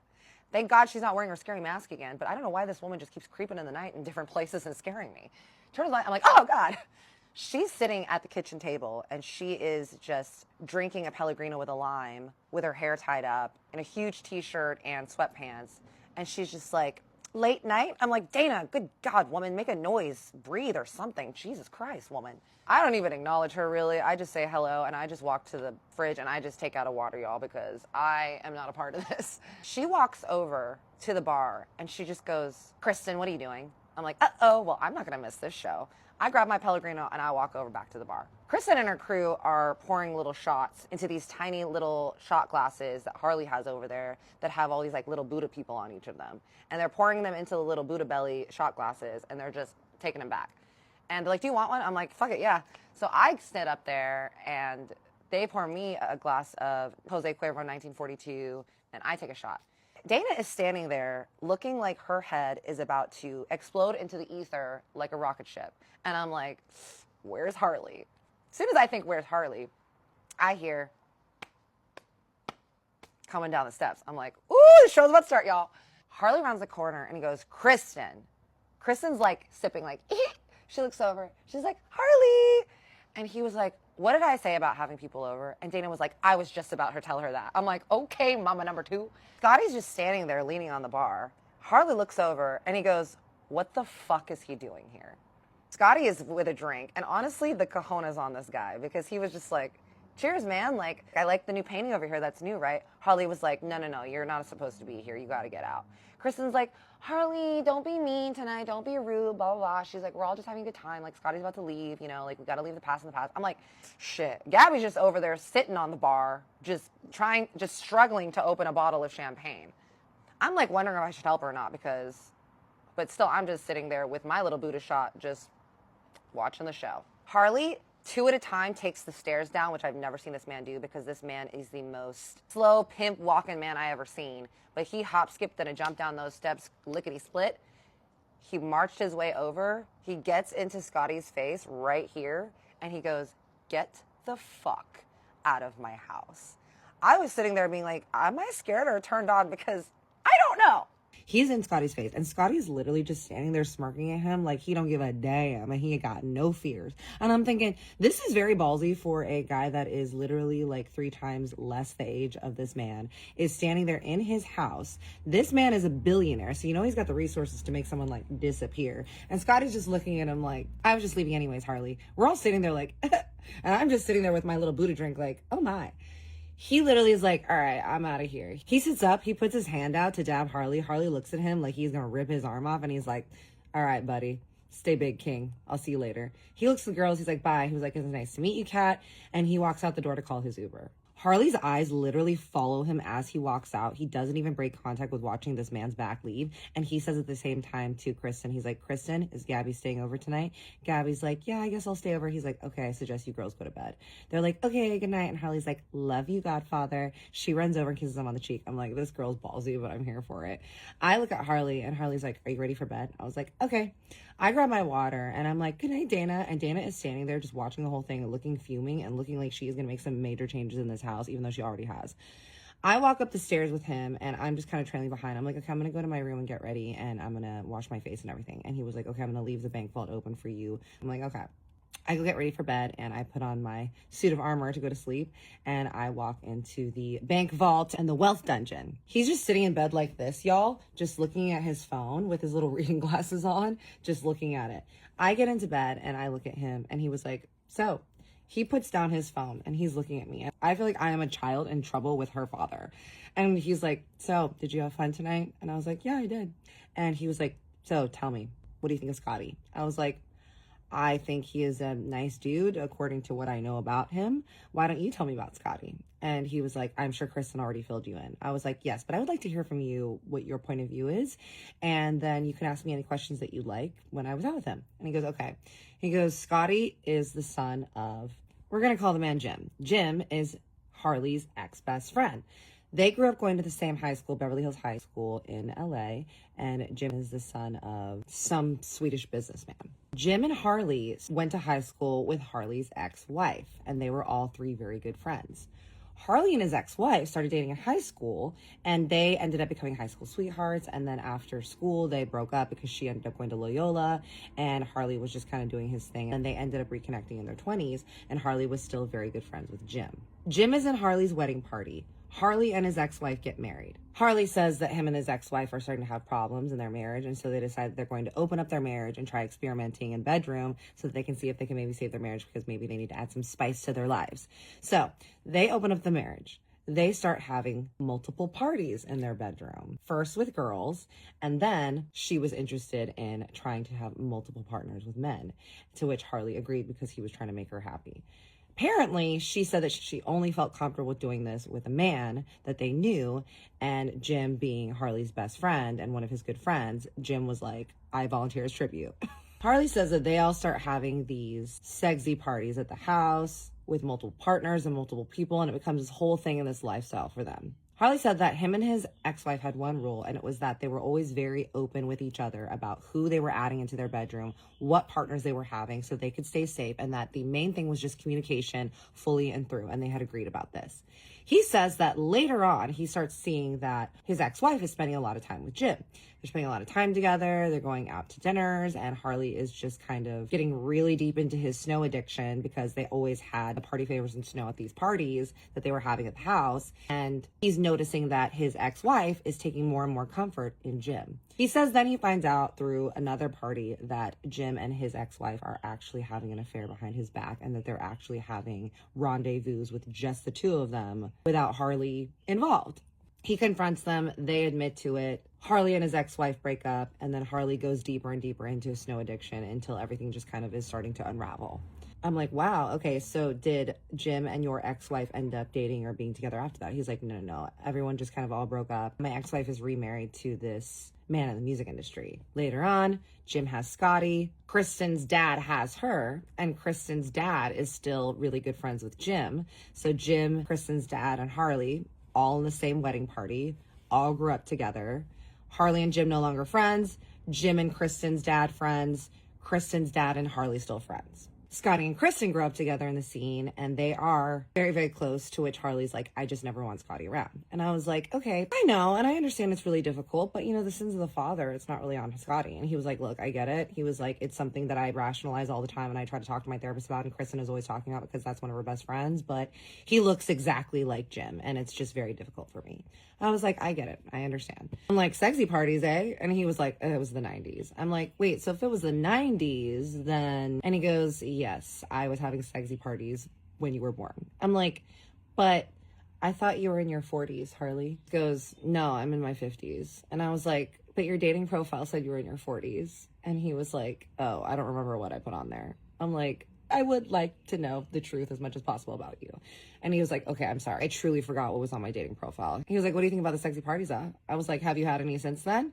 And he's like, I wanted to with my ex-girlfriend, but she was not about that life. I'm like, yeah, so that's what you're into, Harley, huh? And he's like, yeah, have you been to any? And I was like, I have been around, so yes, I have. And he was like, have you ever had some? And I was like, I have.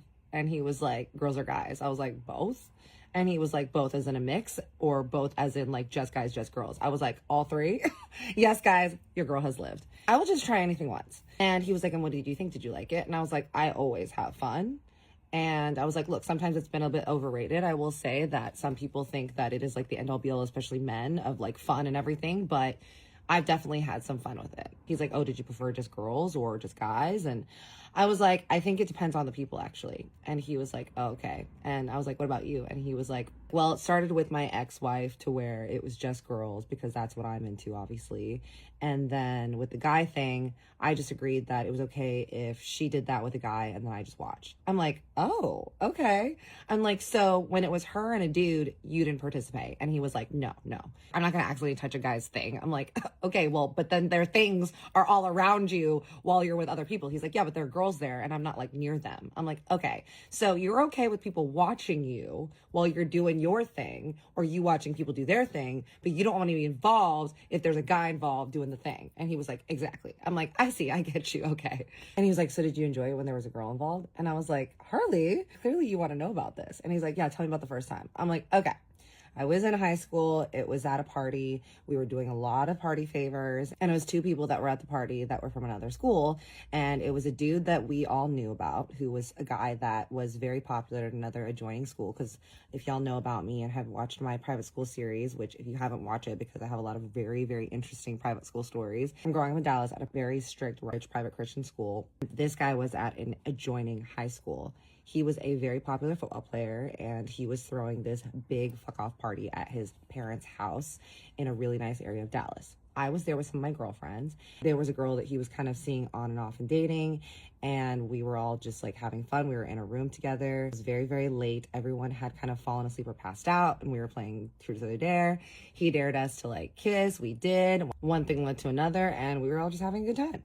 Harley started scooting closer to me, and he was like, oh yeah, and like, did you like it when you kissed her? I'm like, clearly, because I let it escalate.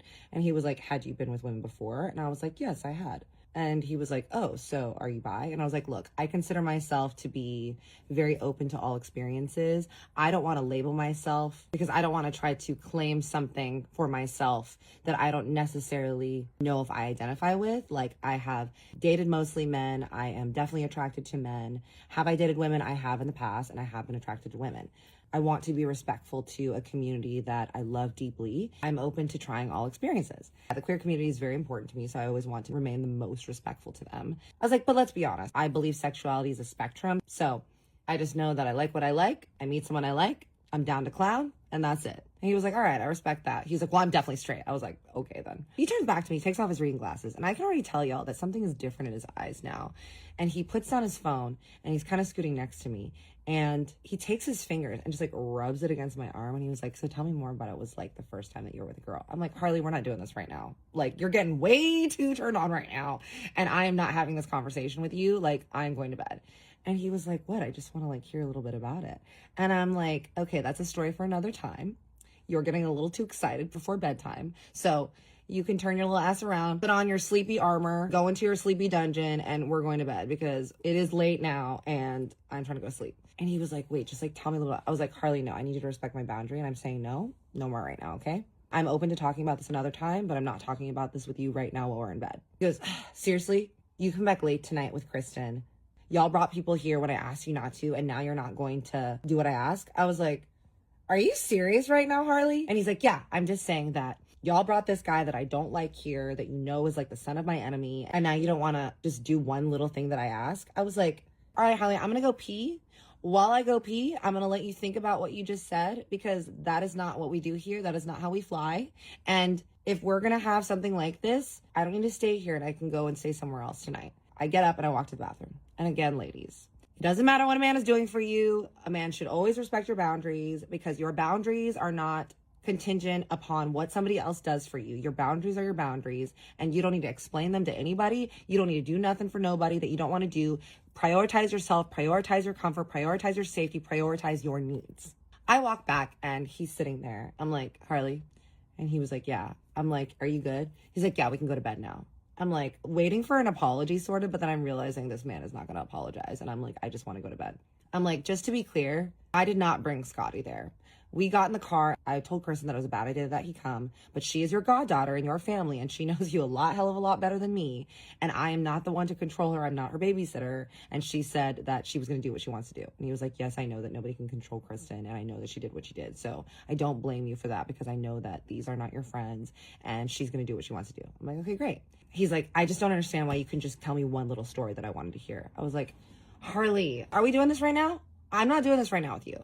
He's like, what? I'm not asking for the world. I'm just asking. I turn over, y'all. I'm like, good night, Harley. He turns over. He puts his headphones on. He puts his glasses on. I'm like trying to sleep, y'all, and ignore this man, because I am not going to acquiesce to this man's behavior and trying to push my boundaries and asking me to do something that I don't want to do right now. And I think y'all already know what's coming, because yes, I start hearing sniffles in the night.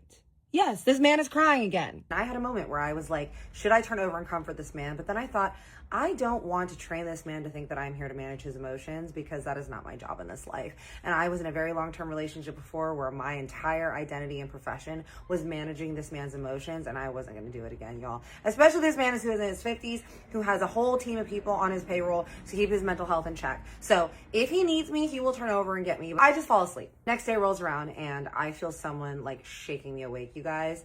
And I am, like I've told y'all before, not great when being woken up. So I was like, and I just feel like cat. And I'm like, ugh. I open my eyes and I look and I just see this man hovering over me with a cup of coffee, with this mug that has a huge smiley face on it and it says "Seize the Day," and he's hovering over me, smiling at me with his little chrome hearth glasses. I like open my eye and I have terrible vision, so I can barely see him. So I turn over, I grab my glasses, I put them on, and I look at him. And he was like, "Good morning, beautiful." And I was like, "Hello." And he was like, "I have a black coffee for you. I'm going to set this right here. Chef Drew is downstairs. What would you like him to make you? Do you want an omelet? Do you want pancakes?" And I was like, "Oh, an omelet sounds really good." He's like, "Okay, I'm going to have an omelet. Do you want like vegetables in that?" And I'm like, "Yeah, I'll have some like spinach and mushrooms and cheese." He's like, "Okay, great." He's like, "I'm just about to leave with Dana to go to the office, but the girls are down there eating as well. So if you want to hang out with them, are you going to go look at some places today?" And I was like, "Yeah, I'm going to." And he was like, "Okay, well, the girls said that they might go to a workout class, so you should join them if you want. And then maybe you can convince Kristen to ride around with you to go look at places. I'll call you when I'm on my way back and we can figure out dinner." I'm like, "Okay, sounds good." He gives me a kiss on the forehead and he shuffles out. I'm thinking, wow, he is clearly over his little freak out last night. And I guess that he has managed his emotions. We love that growth. I get up sleepily, I go brush my teeth in the beautiful big ass bathroom with the heated ash floors. My feet are warm and cozy after a nice night's sleep, sleeping peacefully, managing no man's emotions. And I go downstairs and I hear the girls laughing in the kitchen with Chef Drew and Maria. I walk in there and Chef Drew is cooking up his little storm. Gabby and Kristen are sitting at the little medium. Gabby is eating some eggs, bacon, and a bagel, and little Miss Kristen is eating a bagels and lox. And Marie is just kind of sitting at the table talking with them as well as she's kind of cleaning. And Chef Drew is just whistling, looking cute in his little white chef's jacket. I walk in and Kristen's like, Kat, oh my gosh. She gets up, runs over and hugs me. I hug her. And she's like, oh, Chef Drew's making your food right now. Chef Drew's like, good morning. And he puts out this gorgeous plate that looked like could be on the bear of a nice warm omelet filled with mushrooms, cheese, and spinach. And I sit down to eat and have my coffee with them. We're kind of chatting about last night, and Kristen's like, did you get in trouble? And I was like, a little bit, but not too bad. Did you get in trouble? And she's like, yeah, I got yelled at this morning. And I'm like, oh no, Daddy Harley? And she goes, no, Dana. I'm like, oh. And we're kind of looking around. She's like, they already left. She yelled at me and told me that I'm very disrespectful for bringing any unwanted visitors in here and that I should be more grateful because clearly my own parents don't really want me around because I always have to hang around Daddy Harley. I was like, oh my gosh, she said that to you? She was like, yeah, she's fucking rude. I'm like, damn, girl. And Gabby's like, we hate her. I'm like, that is very obvious. We're kind of chatting and Kristen's like, okay, we're actually going to go to a Pilates class. Do you want to come with us? I was like, hell yeah, I want to come. I love Pilates. And I was like, and then at 1, I have to go and see a couple places. Do you want to come with me? And she was like, I would love to come with you. I'm like, great. It'll be a cute little girls' day. We drive over to the cute little Studio City Equinox and we do our little Pilates class. And then afterwards we go over to the Erewhon to get smoothies over in this like cute little shopping center. So over in Studio City, it's near Encino and there's an Equinox. There is a Erewhon, which is like the bougie grocery store in LA, which has like the literal best food ever. It is so overpriced and it makes my bank account want to cry. But every single time I'm like, this food is just so fresh and it's just so worth it. We go and get some little smoothies. Kristen and Gabby get Hailey Bieber smoothies and I get the mango coconut smoothie, which is my go-to. And we're just like sitting outside. These 2 dudes walk up that are really cute and they greet Kristen and she's like, oh my God, hi. They hug. One of the dudes is wearing a trucker hat and a white t-shirt and he looks really familiar to me and he's really cute. I introduce myself to them. They're like, hi, what's up? Kristen's like, how are y'all guys doing? Kristen's like talking to the dude. She's like, you've been working a lot. Like, I'm so proud of you. And he's like, yeah, they walk off. Gabby's like, oh, he's so hot. I'm like, who was that? And Kristen's like, oh, that's so-and-so's son. Big actor who is known for his fighting movies. It is his son who is now an actor and was on a very big show at the time. And I was like, oh yeah, I recognize him. I understand. And she's like, yeah, I just like know him from around because this guy also grew up in LA with his dad. We finish eating and we go over to the Reformation store, which is right over there. And Kristen and Gabby are like filming some stuff for social media. They film their stuff and Gabby has to go home and go to do some schoolwork because she's going to UCLA. And so Kristen and I hop back into her Range Rover and then we drive to my appointments to look at the houses. We're in the car just kind of chatting. She's like, so what did you and Daddy Harley do last night? And I was like, we literally were just chatting and he was telling me all about the history of y'all's family affairs. And she was like, oh, about how Harley used to have sex parties with Scotty's dad. And I was like, yeah, actually. She's like, look, this all stays between us, but Harley cheated on his ex-wife before. I'm like, really? And she was like, yeah, so this is what happened. So Kristen's timeline of events that she heard from her parents is a little bit different than Harley's time events that he tells, obviously, because there's always 2 sides to every story. So according to Kristen, same shit, they were all friends and they all used to have these swinger sexy parties over at the Harley mansion. Harley's wife and him did have a rule that they weren't going to step outside. Harley's wife starts complaining because then Harley doesn't ever want to actually have intimate relations with her unless there was another girl involved. So their sex life started suffering to where he never just wanted to do one-on-one with her, but it was always needing to be with another person to where he couldn't even get it up unless there were multiple people involved, if they were at having one of their sexy parties or if there was another girl. Kristen was like, I love my godfather, obviously, but apparently he cannot get it up unless it is specifically with some, or if there are multiple parties in a sexy party scenario. I'm like, oh, okay. And she's like, has that been your experience? I was like, well, we haven't done it yet. But that is interesting because I was kind of noticing last night that he was getting a little bit interested when I was talking about how I've had that experience and had some. And she was like, yeah, Gabby and him used to have a little something very briefly. I'm like, Gabby as in your Gabby? And she was like, yeah. I'm like, oh, okay. When was this?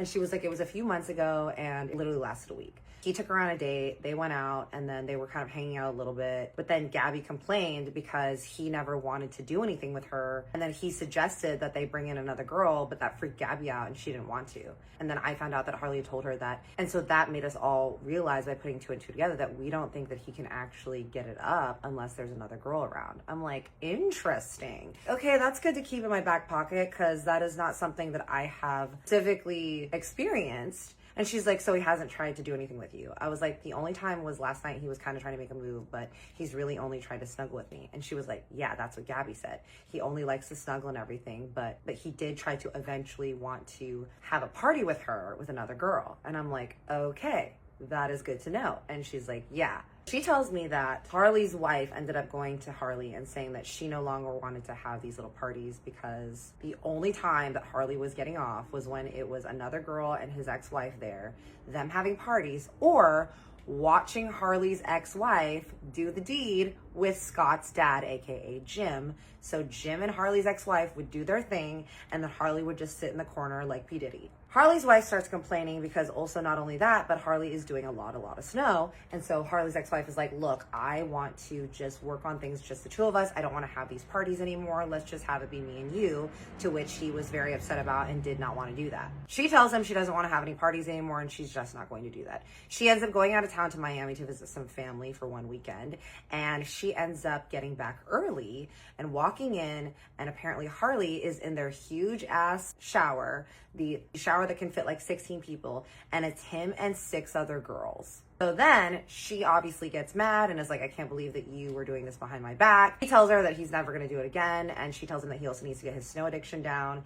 And she ends up relying on Scott's dad, Jim, to help her emotionally because she doesn't know what to do. So she starts confiding in him and everything. Harley does catch them together. Jim and Harley's ex-wife maintain and swear up and down that they never did anything physically behind Harley's back and that they were just hanging out and talking about him. And that maybe in a way they did have an emotional affair, but they never kissed or did anything behind Harley's back. I was like, is that what you believe? To Kristen. And Kristen's like, honestly, Scott's dad is super honest. Like, he is a very, very honest dude. And I know how my godfather is. He maintains that he really believes that they had an affair behind his back, but I don't think they did. I think that they were just trying to figure out what to do with Harley because his addiction was so bad and it was like breaking everyone apart.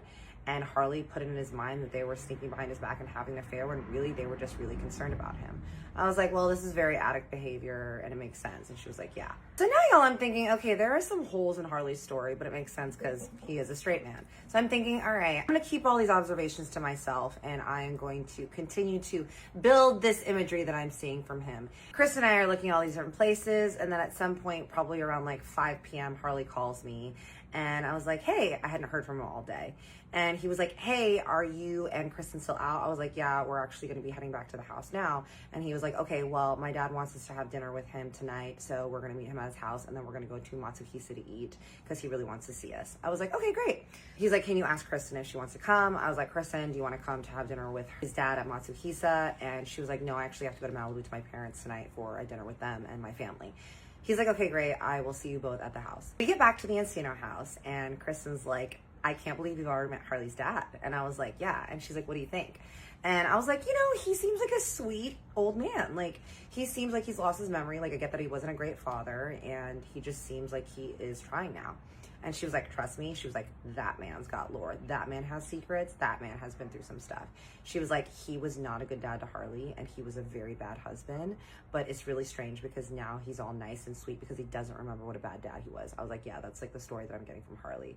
And she's like, but Harley has never introduced anyone to his dad. Like, not even his ex-girlfriend met his dad. I was like, really? She's like, I don't care what happens between you and my godfather. I can tell that he wants you around because you have good energy and he feels safe around you. And I'm just really glad that I met you as well. And I was like, yeah, I'm glad that I met you as well. She's like, no matter what, we'll be friends. I was like, absolutely. Back to the Encino house, I go and change. Harley had gotten a courier to bring some of my stuff there. So I put on just a casual pair of flared jeans and a white button-up top that's like short like this. Some little short pointy black Luby heels because I'd just been out all day. I just like clipped my hair in a little updo like this. Kristen's like, okay, I'm gonna go and stay at my parents tonight, but I'll be back in the next couple days or whatever because I'm not going back to New York for a couple more weeks. I'm gonna be here in LA. I'm like, great, girl, we'll hang out and everything. She's like, yeah, text me or anything. Let me know if you need anything. Let me know what's going on with Dana. I'm like, all right, bet.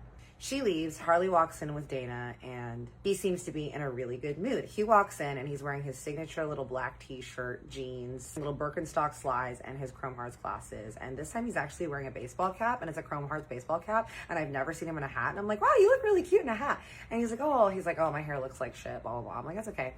I give him a hug, he gives me a kiss, and Dana's standing there, and she's on her phone. I'm like, sup, Dana? And she's like, hi. I'm like, are we going now? And he was like, yep, let's go. He opens the door for me, and I notice that he opens the door for Dana as well. And I'm like, oh, Dana's coming to dinner too. Great. He opens the door for me to get into the Bentley. I slide in, and Dana slides in the back, and we head over to Bel Air to his dad's house. We make our way up to Rich Man's Land in Bel Air, up the windy road made of money, and we get up to the big fuck off Harley's Papa Mansion. We pull up, and Carol's actually already in the driveway, loading Harley's dad up into his Mercedes SUV, which they have installed a specialty little pull-out ramp thing that puts his wheelchair into it. It was the fanciest little hospice car that I've ever seen. Harley rolls his window, and Carol just walks out, and she's like, hey, he's ready to go, and he's really hungry, so let's just go straight to Matsuhisa. And he's like, all right, bet. Matsuhisa is one of my favorite sushi places ever. It is in Beverly Hills, and they have, without a doubt, some of the best sushi that I've ever had in LA or anywhere. You walk in, there's a little host stand, and then behind is all the seating areas. The place is really not that fancy looking inside. Like, it's nice, but it's not decorated very much. It's very low-key and minimal. They really let the food speak for themselves. In the very back, there's a chef station bar where you can sit at the actual bar. And then there's all these like just very simple tables all around. They have some of those Japanese kind of like wall separators that are in the place. We walk in, and as soon as we walk up to the host stand, the host automatically is like, oh, hey, Harley. And the place is packed. There's probably like 8 people waiting, and Harley doesn't have a reservation. And she's like, how many of you? And he's like, oh, there's 5 of us. And she's like, okay, great. Give me like 5 minutes and I'll get your table ready. We go and we're standing next to the other people that have clearly been waiting longer than him, but clearly he's there a lot, so they know who he is, and they're gonna get him in lickety split, and that's what it pays to be rich, y'all. The door opens, and Carol walks in, wheeling in Harley's dad, and Harley's dad is just looking straight forward, and Harley walks over, and he's like, hey, dad. Harley's dad is like, oh, hey, son. He kisses him on the forehead, and Dana leans over, and she's like, hi. Harley's dad does not even acknowledge her presence, y'all. He looks straight past her, right at me behind him, and he goes, beautiful one. And I go, hi. I lean down past Dana, and I give him a kiss on the cheek, and he's holding my hand, y'all, and he's just like rubbing my hand, and he's like, you're here. And I was like, yeah, of course. I wanted to have dinner with you. And he was like, it's going to be a good day then. He was like, you know, they have my favorite toro. And I was like, oh my God, I love toro, which is fatty tuna. And he's like, yeah, it's my favorite too. It's all I get here. I was like, okay. I was like, well, I am excited to have it with you. It's going to be really good. And he's like, did you hear I played Mahjong today? I was like, I didn't hear that, but I look forward to hearing all about it. And he was like, yeah, and I beat Carol. And Carol's like, I'll let you in. And Dana's just standing there like trying to get a word in, but his dad is not even looking at her. The waiter comes over and takes us to our seat. It is a seat kind of towards the back corner near the bar area. And it is like the best area for Harley's dad to be, because in the corner they can put his wheelchair so he's not in the way and people aren't running into him. The way that it's seated in there is in the corner goes Harley's dad, Harley across from him, Carol next to Harley's dad, me next to Harley, Dana next to Carol on the other side. Waiter comes over and she's like, hi, Harley, and then looks at Harley's dad and she's like, hi, Harley's dad. And Harley's like, can we start off with our usual and everything? And then, as you know, what my dad always gets. And she's like, yeah, absolutely. He looks at me and he's like, do you eat everything? I was like, I eat everything. He was like, great. The food comes out, and it is a huge array of every type of sushi. Yellowtail, salmon, toro, spicy shell and crispy rice, because Harley knows that that's my favorite. Seaweed salad, shishito peppers, miso soup, edamame, uni, sashimi. Like, it's just this huge array, because Matsuhisa, I don't think they do rolls. They're just known for their sushi and sashimi and very, very, very fresh fish. No fuss, no frills, just simple, good ass cut fish. They bring over a huge plate of just toro sushi, like 16 pieces, and just put it in front of Harley's dad, because apparently that's the only thing that he eats. Harley's dad is interesting because he has very, very lucid moments, and then he has just moments where he's just kind of spaced out. Like when I first met him and he was a little bit spaced out, and then he was kind of locked in and lucid whenever I was chatting with him. And this dinner, he's definitely very lucid and is kind of in the conversation. He's asking Harley about his investments, about his meetings, doing all this while Carol is sitting over there feeding him his toro sushi. While Harley's dad is asking Harley about his investments, and Harley's kind of telling him about the spirit brand that he was thinking about investing in. He's talking about some other buildings and how work is going. And Dana's kind of chiming in, being like, oh yeah, and Harley did a really great thing because he did this deal. And she's kind of like chiming in, trying to like add information to the conversation, talking directly at Harley's dad. Harley's dad is not acknowledging her at all. I'm just over there stuffing my face with fish, just kind of listening in and everything on these business dealings and trying to learn as much as I can as a businesswoman, right? While Carol and I are kind of chatting about her family, and I'm kind of learning a little bit about Carol, and she's telling me about how she has a daughter that just got married that also lives in LA. And as we're all chatting, Carol is holding a piece of fish up to Harley's dad and he's biting into it. Harley goes, I believe there's 12 workers on that building right now. Dana chimes in. Dana goes, actually, it's now down to 8, Harley. Harley goes, no, it's 12. Harley's dad literally spits the fish out of his mouth that is being held up to him. He looks directly at Dana and he goes, stop fucking talking for my son. We're all at the table shocked. I'm over there with my spicy tuna like, Harley's looking down. Dana is looking shocked like she is going to jump under the table and hide. Carol is still holding the empty chopsticks where the fish used to be. And we're all just silent.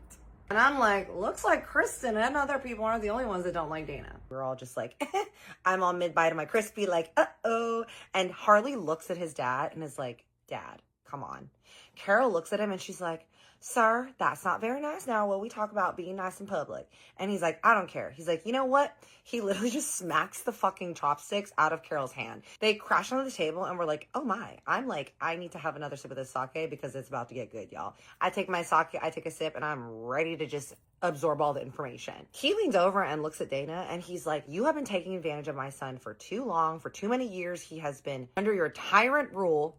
This man just said tyrant rule, and I'm frankly sick of it because my son doesn't have depression. He doesn't have an addiction problem anymore. He would be doing just fine if you weren't there, and you are stunting his growth, and I'm sick of it. He's like, my son is a man, and my son does not need a caretaker or a babysitter. Harley's like, Dad, that's enough. Dana's just here to help me. Dana's like, I am so sorry if I ever offended you. Promise you that we have the best doctors and team in the world that are here to help Harley, and I just work with them. And Harley's dad is not trying to hear it. He is just like, nope.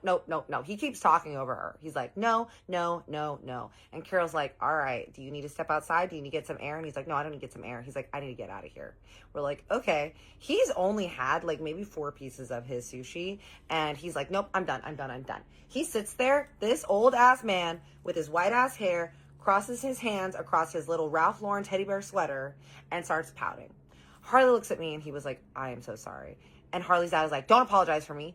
And he looks at me and goes, don't let him apologize for me. I don't need to be apologized for. I'm a grown-ass man. Do you not think I'm a grown-ass man? I'm like, you look like a grown-ass man over there pouting. And he's like, I'm done. I'm ready to leave, Carol. I'm ready to leave. Carol's like, can we just sit here? And he's like, nope. He starts throwing a tantrum, y'all. I'm like, well, I see where Harley gets it. Harley's like, I'm really sorry, but like, let's take the rest of this food to go because once he's like this, he is not going to be able to be pacified until we get the fuck out of here. I'm like, it's totally fine. The waiter comes over and Harley's like, hey, can we get the rest of this food boxed up? We're going to take it to go and I'll grab the check. He's like, okay, great. Harley's dad starts going, I want to leave now. I want to leave now. I want to leave now. I want to leave now. He starts getting louder and louder. People are looking in the restaurant. Now, it is a very crowded, loud restaurant, but he is now making some noise. Carol goes, I'm going to take him outside while we wait. Harley's like, I think that's a good idea. She pulls out and wheels his ass out. And this man is over there huffing and puffing in his luxury sweater. Clearly money is not enough, y'all.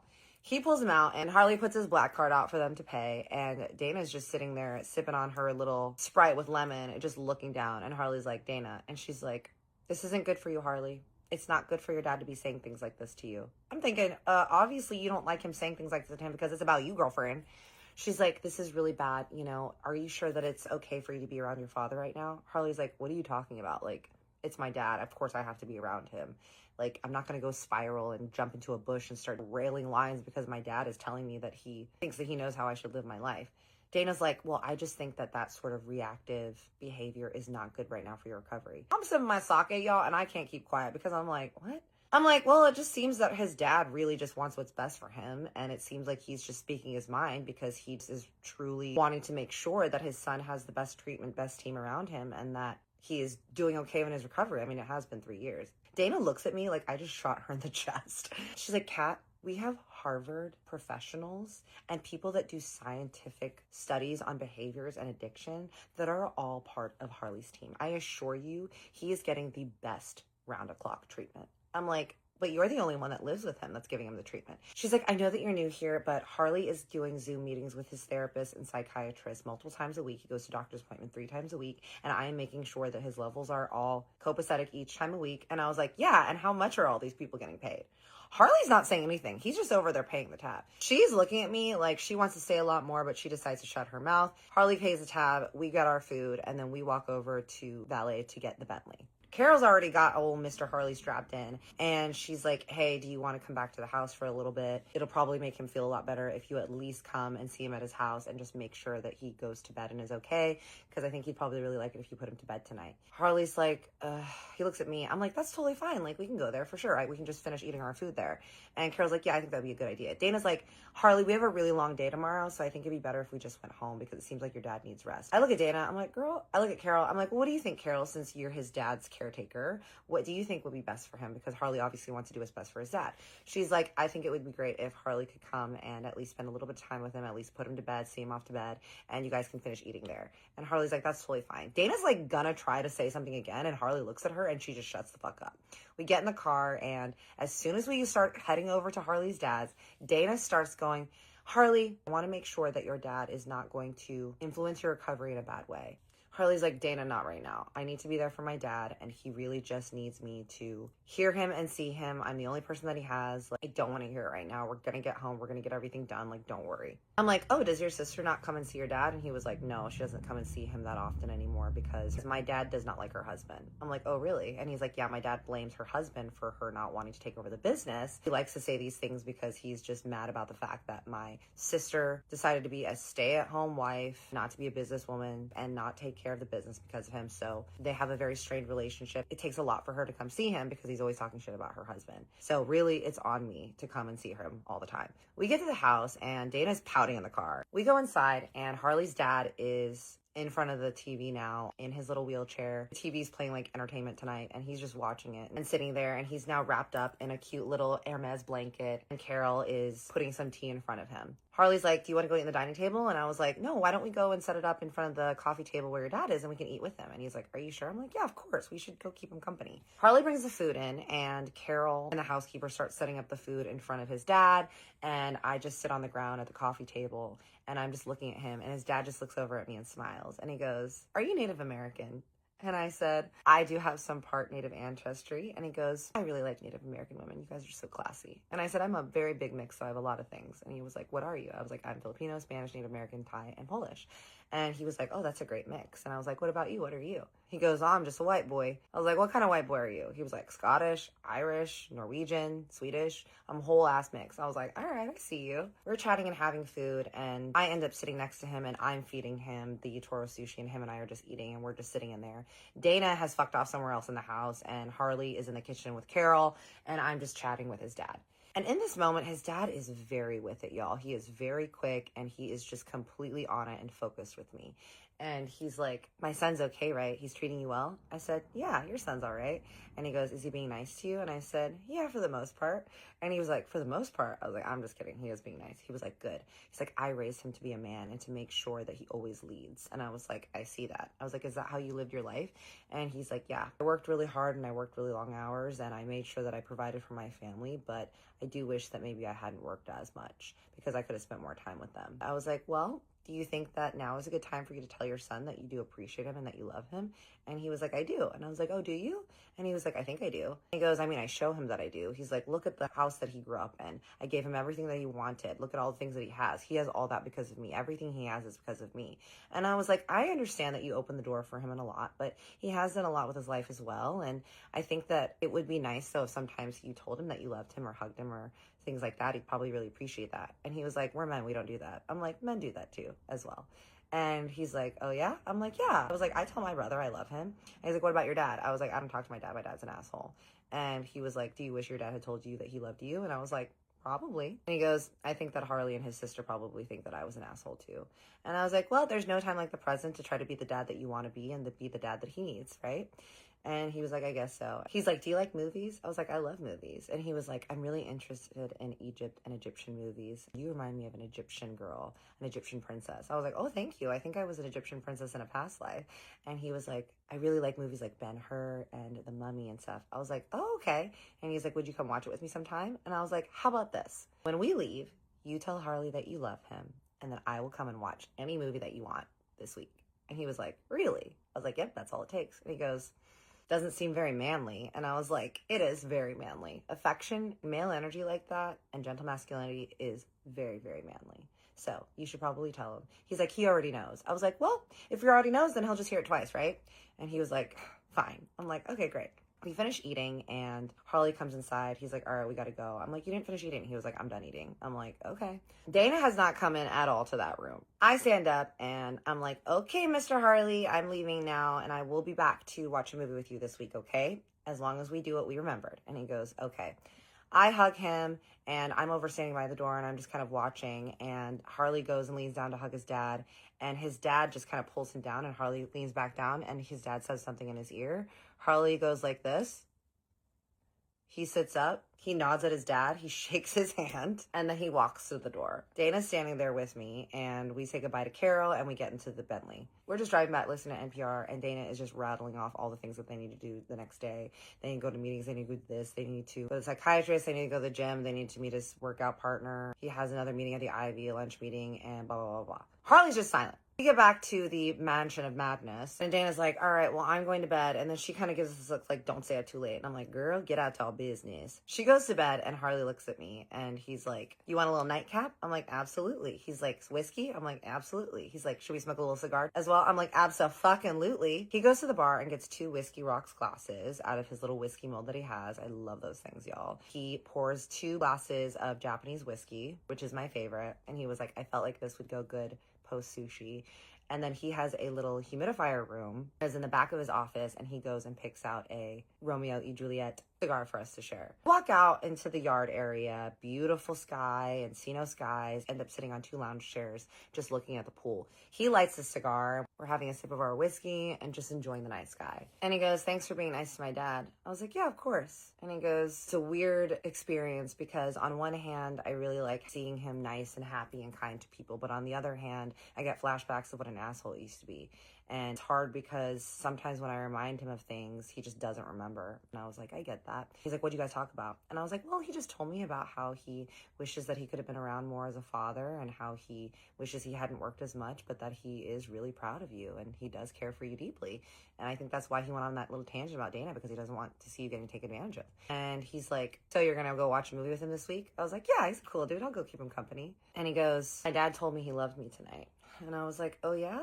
And he was like, yeah. I think the last time he told me he loved me was when I was like 8 years old and I had won the winning match for our school and my dad was proud of me. That is honestly the last time I can remember. And I was like, well, how did it feel? He's like, it felt really good, but it also made me angry. I'm like, angry why? And he was like, because it felt like it was too late. Like it felt like it was too many years too late. Like I'm old now, he's old. And it's like, why is he doing this now? Like, I was like, well, you know, when people get near their end of their age, they start to trying to change and maybe they want to make amends and they start to look back on their life differently. So maybe he's trying to make changes now. And he was like, I feel like you had something to do with him being so nice to me tonight. I was like, I don't know. Even if so, it doesn't mean that he doesn't mean it. And he was like, yeah, I know. And he just looks at me and he goes, I wanted to thank you for being so nice to me and my dad. I said, look, Harley, you know that you can tell me anything and that I'm here for you. And I know that there are things that you struggle with, as we all do.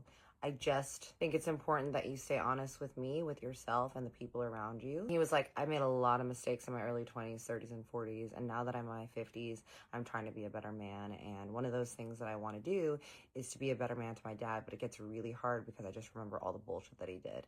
And I was like, I get it, right? I do. I totally do. You just don't want to live with regrets, but at the end of the day, you just need to be honest about where you're at.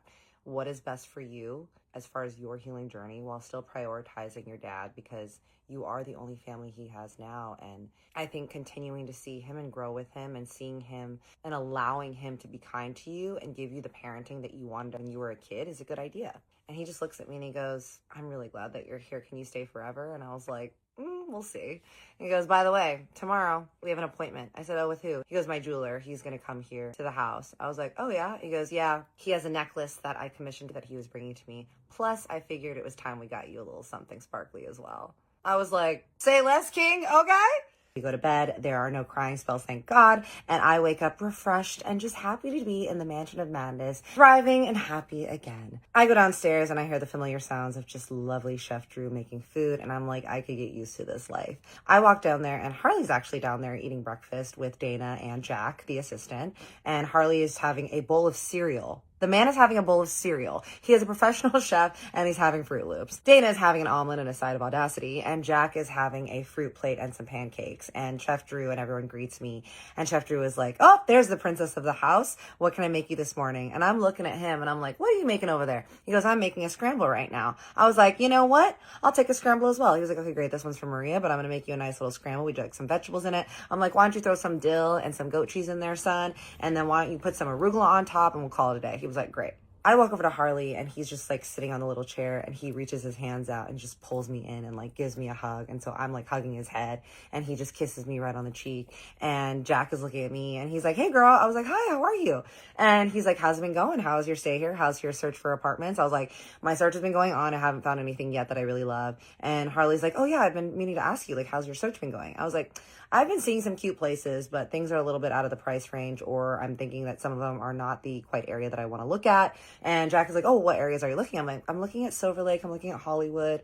And Harley's like, she wants to be far away from me. She doesn't want to be in the valley. And I'm like, yeah. And Harley's like, do you think you could live in Encino? And I was like, I mean, if I was living in this house, probably. And he was like, what if you were living in this house? I look at him and everyone's just kind of looking at us. And then Dana goes, so Harley, we need to leave in about 5 minutes to make it to your psychiatry appointment. And then we need to go and hit the gym and meet your new trainer. And thus, the magic of the moment is dead by Dana, as usual. Harley's like, what's on your agenda today? Are you looking at more places? And I was like, actually, I'm not looking at any place. I don't have any appointments today. So I'm probably going to just hit the gym here at the house. And I'm going to do some work on the computer. And I think I have a couple of self-tapes that I have to do. And then I might meet one of my friends for lunch. And he was like, oh, who's your friend? I was like, oh, my good friend, Todd. He looks at me and he goes, who's Todd? And I go, oh, he's my good friend. He's on Broadway. And he goes, gay? I go, yeah. He goes, oh, okay, good. I said, what do you mean? Oh, okay, good. And he was like, no. I was just like wondering, clock that, y'all. I'm like, interesting. I go, okay, yeah, well, I'm probably going to go meet him for lunch. Maybe he's probably going to come down over to the valley, so I don't have to go too far because he actually is going to be here for a meeting anyways in the area. He's like, okay, great. He's like, just make sure that you are home by 4 p.m. because we have our appointment with the jewelry doctor. And I was like, oh, hell yeah. Dana's over there just fuming probably. And he walks over, gives me a kiss, and then he leaves with old Dana Pants and Jack in tow. And I just go and sit at the table with Maria and I'm chatting with her and Chef Drew, eating my eggs and just tra-la-la. I started asking Maria how long she's been working there. And she goes, oh, I've been working with Harley's family for a really long time. I used to be a housekeeper over at Harley's dad's place. I was like, oh, wow. And she was like, yeah, I have known Harley since he was a kid. I'm like, oh my God, so you have seen some things. She was like, yes, I have seen some things. She was like, I met him when I was in my early 20s, when he was like probably in his mid-teens. And he was a very rebellious young boy. And I was like, oh yeah, tell me more. And she's like, oh, I just used to always see him sneaking cigarettes in the back and he would always sneak girls into his room and I always had to cover for him. And I'm like, well, that sounds like would have been Harley. And she was like, yeah. And she's like, I've seen many, many things, but I will tell you that this is the happiest I have seen him in a while. I was like, oh, good. She was like, I think your presence is really good for him. I was like, Maria, that is very sweet. Thank you for saying so. I'm kind of talking more with Chef Drew, and Chef Drew is telling me that he is a single Pringle and that he is a South African king that moved here when he was in his teens as well. He went to culinary school in Europe, and then he ended up coming to LA, and Harley discovered him while he was actually catering a friend's party, and Harley loved his food so much that he just employed him over at his house full time. I just love learning about people and their stories, and it's just so interesting, and I love hearing about all of them. I finish eating my eggs. I go into a little pump, skippity jump over in the workout room, and I'm like, it is so nice, y'all, to have a gym that is actually at the house. Like, Harley's house is nice, filled with art, beautiful, lots of sunlight and daylight, and there's a pool, and it's just always feels like there's so much life there. And I'm like, I can't wait to live in a house like this. Finished up my workout, and my friend Todd calls me, and he was like, hey, bitch, do you want to meet for lunch still? And I was like, yeah, absolutely. We end up going to meet at Erewhon, where I was the other day with Kristen over in Studio City, where we saw the actor's son. And him and I are just chatting, and I'm kind of catching him up on my situation and what's going on with Harley. He's like, girl, this Dana woman just gives me the creeps. And I was like, she gives everyone the creeps. And he was like, so do you think that they've hooked up? This was something that actually had not crossed my mind, y'all. I was like, I don't think so. And he was like, well, is she pretty? I was like, yeah, she's definitely pretty. She's definitely pretty in a very stern and uptight way, but she's definitely attractive. And he was like, well, have you asked him? And I was like, no, I mean, I don't really ask questions like that. I feel like I ask important questions and things that actually matter to him and about his well-being and his emotional capacity and his dad, but I don't really care who he's hooked up with, I mean, if it pertains to me in a way that he feels like he wants me to know, then obviously I will try to find out information, but I actually don't know if they've hooked up. And he was like, girl, you got to find out. I'm like, okay, I'll try to see what the deal is. He was like, because her sort of obsession with him is a little bit weird. And it's strange that she was trying to get rid of that girl as well. Like, where did that girl go that he was hooking up with at the sober living place? I'm like, that's a good question. I don't know. These are all questions that I need to ask. We're kind of finishing eating, and Todd and I say goodbye. And then I walk back to my lowly Audi that I have to drive. And I get a call from my girl, Kristen. And she's like, hey, bitch. I was like, hey, girl. She's like, where are you? I'm at the Encino house. And I was like, oh, I'm actually on my way back. I was just having lunch with a friend, but I'm going back now because I am meeting Harley at the house because the jewelry doctor is coming. And she was like, oh my God, I know. That's why I'm here. I was like, I love you, queen. Always there for an opportunity. And she was like, yeah, I know. She's like, maybe Daddy Harley will bless me today. And I was like, I'm praying for you and I'm going to try to advocate for you as well, queen. And she was like, yes. So she's like, hey, what are you doing tonight? And I was like, I actually don't know yet. And she's like, well, one of my really good friends that also Harley knows is playing at the Troubadour, and I'd love for you guys to come. I was like, oh, I'd love to come. And she's like, okay, great. Let's convince Daddy Harley to come. I'm like, you got it, queen. I get back to the house, her and I kiki, and her and I are just sitting in the kitchen having strawberry banana spinach smoothies with Chef Drew and Maria, and we're just waiting on Harley and the jewelry doctor to get there. The jewelry doctor gets there before Harley. He is this very chiseled, handsome Indian man with a very undiscernible, unplaceable accent. And he walks in, and Kristen knows him, and we're gonna call him Taj. And she's like, Taj, hi. And he's like, hey, Kristen, how are you? He walks in with a huge trunk that has a lock on it, 2 attendees, and they walk over and they start setting up in the big ass dining table that is made of stone and in front of this huge painting in Harley's dining room. I am freaking excited, y'all. And Kristen's like, oh my God, do you know what you want? Blah, blah, blah. He has the best stuff. He has the most high quality diamonds. He has the most high quality jewelry. Like, he has everything. She's like, he has actually made so many pieces of my mom's and mine. And she ends up showing me this diamond tennis bracelet that she has that she said is from him. And her and I are just like 2 little waggy dogs just waiting for him to set up. He pulls out this huge ass beautiful trunk, you guys, unlocks it, and just starts pulling open drawers. And in each of the drawers that he's stacking, it's kind of like a beautiful puzzle piece to where he's like, here's one piece and another piece and another piece, and they're all just kind of stacked. And he opens all the drawers, and I am just able to see diamonds, gold, platinum, silver, pear-shaped tennis necklaces, earrings, gold and diamond crosses, stacks of pave diamonds and floating necklaces and diamond tennis bracelets, and everything is just looking gorgeous, and I am literally in heaven. The door ding dings, and Dana and Harley walk in, and Kristen's like, Harley, and we both run up and we give him a big hug and a kiss, and we're just like, hey, Dana. And Harley's like, oh, the diamond doctor's here. And we're like, yeah, we're so excited. And he's like, Kristen, I knew that you'd come sniffing around when you heard that the jewelry man was coming. And she was like, yeah, you already know. And he was like, didn't I already get you something the other month? And she's like, well, yeah. And I was like, Harley, this is a different month. And she's like, exactly. And he was like, oh my God, you guys are both worse than the other one. And we're like, yeah, we know. We walk over, and the diamond doctor, Taj, is like, Harley, look what I have for you. He literally pulls out the most gorgeous diamond encrusted dog tag that has Harley's astrological sign on it. It is made of platinum with black diamonds on either side of the rim, and it has a gorgeous platinum cord. And he was like, what do you think? And Harley was like, it's beautiful. I'm like, damn, that is actually stunning. And Harley was like, all right, girlies, y'all's turn. So we're kind of looking around. He's like, all right, y'all pick something. He's like, Kristen, you pick one thing. And she's like, ew. She ends up picking a gorgeous pair of diamond teardrop earrings, and she was like, I don't have anything like this, and I can wear it tonight to the Troubadour. And he's like, oh, what's happening at the Troubadour? And she was like, oh, so-and-so is performing. I invited Kat, and you're invited too. And he was like, ugh. He was like, I don't want to go out. And she's like, we never want to go out. And he's like, yeah, I just want to like stay in my house. Why would I want to leave?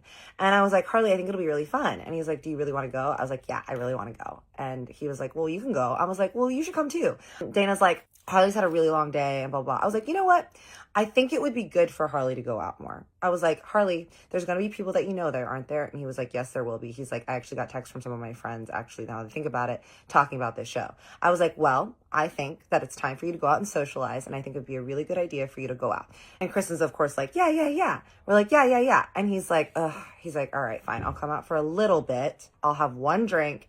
But then if I start having social anxiety, I don't want to be there, then I'm going to go. And Dana's like, are you sure it's okay if you go out there? Like, you don't think there's going to be any negative triggers? I'm like, don't worry, Dana. Me and Kristen will be there, and we'll keep it in line. And Dana's like, well, no, I'm going to be there too. And we were like, yay. I'm looking through everything. And I know that I really wanted a pair of diamond hoop earrings. And I was like, you know, Harley, I'd really like some diamond hoops. So they're showing me different ones. And the doctor is showing me some like large, thin ones that look really nice, some little tiny hoop huggy ones. And then I see a very chunky pair that I was like, wait, these are kind of a statement, so let me try them on. When I saw these, y'all, I knew that these were the ones. These are platinum round cut diamonds, VVS G color. And I was like, I put these on and me and Kristen both screamed. We were like, they're perfect. They're perfect. And he was like, they are perfect.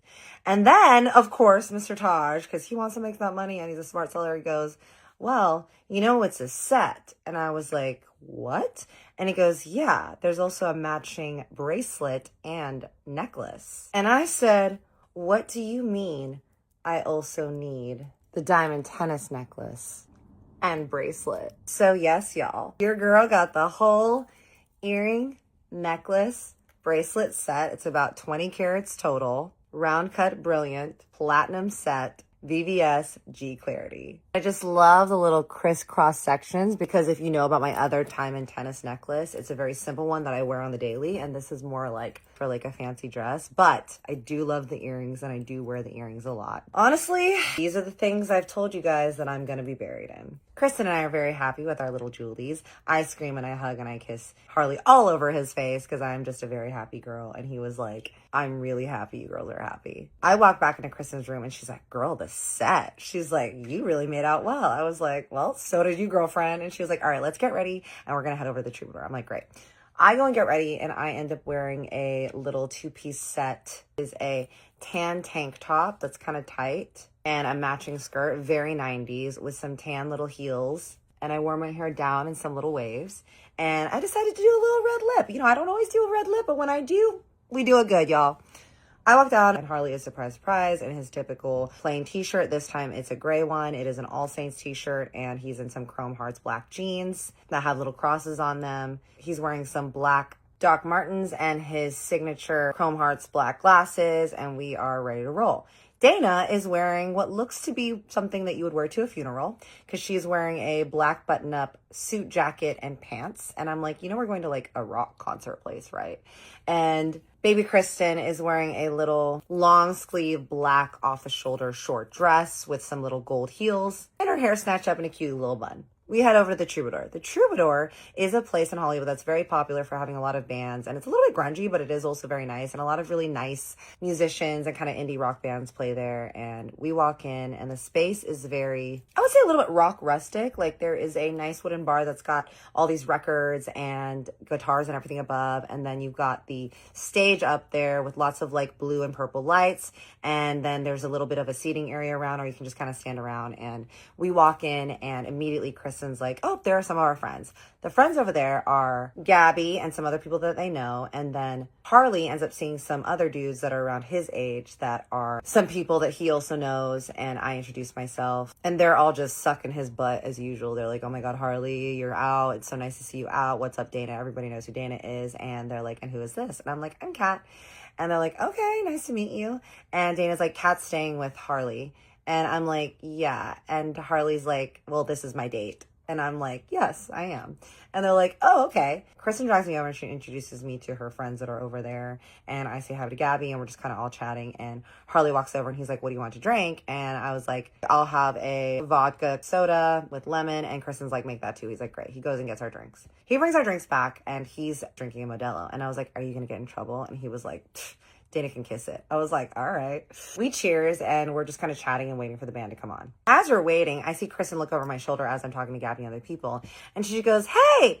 I look over and Harley is also standing next to me. He's got his arm around me and we both turn and who is it? Old baby Scotty. And there's a dude with him. Harley just goes, are you fucking kidding me? And I look at the guy and I look at Scotty as they're walking towards us and I knew immediately that was Jim, Scotty's dad. And everything on Harley's face told me the same. And I'm like, oh God. I look over at Kristen and she's like, oh shit. And Harley is looking at him like, oh shit. And I'm looking at Harley like, oh shit. And everyone's just looking at each other. And Dana's just looking at Harley like, I love you. And we're all like, oh, okay. Kristen takes the cue and she just runs ahead and jumps onto Scotty. And then she goes and hugs Jim as well. And she's like, hey, Jim. And he was like, hey. And Jim and Harley are just staring daggers at each other. And Harley literally has his arm around my waist and just grips me even tighter, closer to him. And I'm just like, okay. Scotty's like, what's up, Kat? I'm like, hi. Jim walks up and he puts his hand out and he goes, hey, Harley, nice to see you.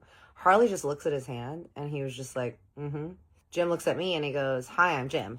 I put my hand out and Harley literally takes my hand and pushes it down. And I'm like, Harley, I am not the girl that you would just be doing that to. I'm about to say something and Kristen jumps in the middle and she's like, this is Kat, my new bestie. And literally just like grabs me. And I'm like, okay, this girl knows the cue. She knows the drill. Clearly she has to play the nice girl in all these situations with all these testosterone heavy men. She grabs Scotty and my hands and she's like, hey, let's go get drinks, and drags us off and leaves the two 50-year-old men staring at each other. And I'm like, is that safe? And she goes, it's better for us to remove ourselves. I'm like, okay. She drags us over to the bar and she's like, I think we need shots. I'm like, I think you're right, girl. I look back over and I just see Harley standing there in front of Jim and Dana standing there looking at both of them, and neither one of them are really saying anything. And then I just see Jim kind of saying something. Harley just goes like this. And then Harley just turns around and walks away. I'm like, well, that seemed like a very good interaction. Okay. Kristen's like, Scotty, I didn't know your dad was coming. And Scotty's like, I didn't think Harley was going to be here. He's like, Harley never goes out. And Kristen's like, yeah, well, Kat convinced him to go out. And Scotty's like, of course, the one time that Harley comes out, my freaking dad comes out as well.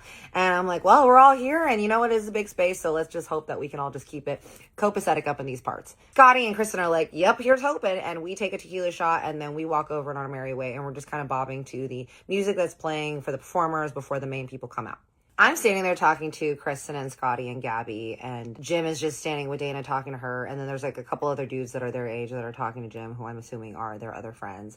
And I just feel someone behind me tug me on my hair like this. I turn, I'm like, who the hell is that? And I see all tan muscles and dark shaggy hair just throwing their body on top of me, just all muscle, 6'3" gorgeousness. And I look, and it is my Brazilian beautiful friend, Lewis.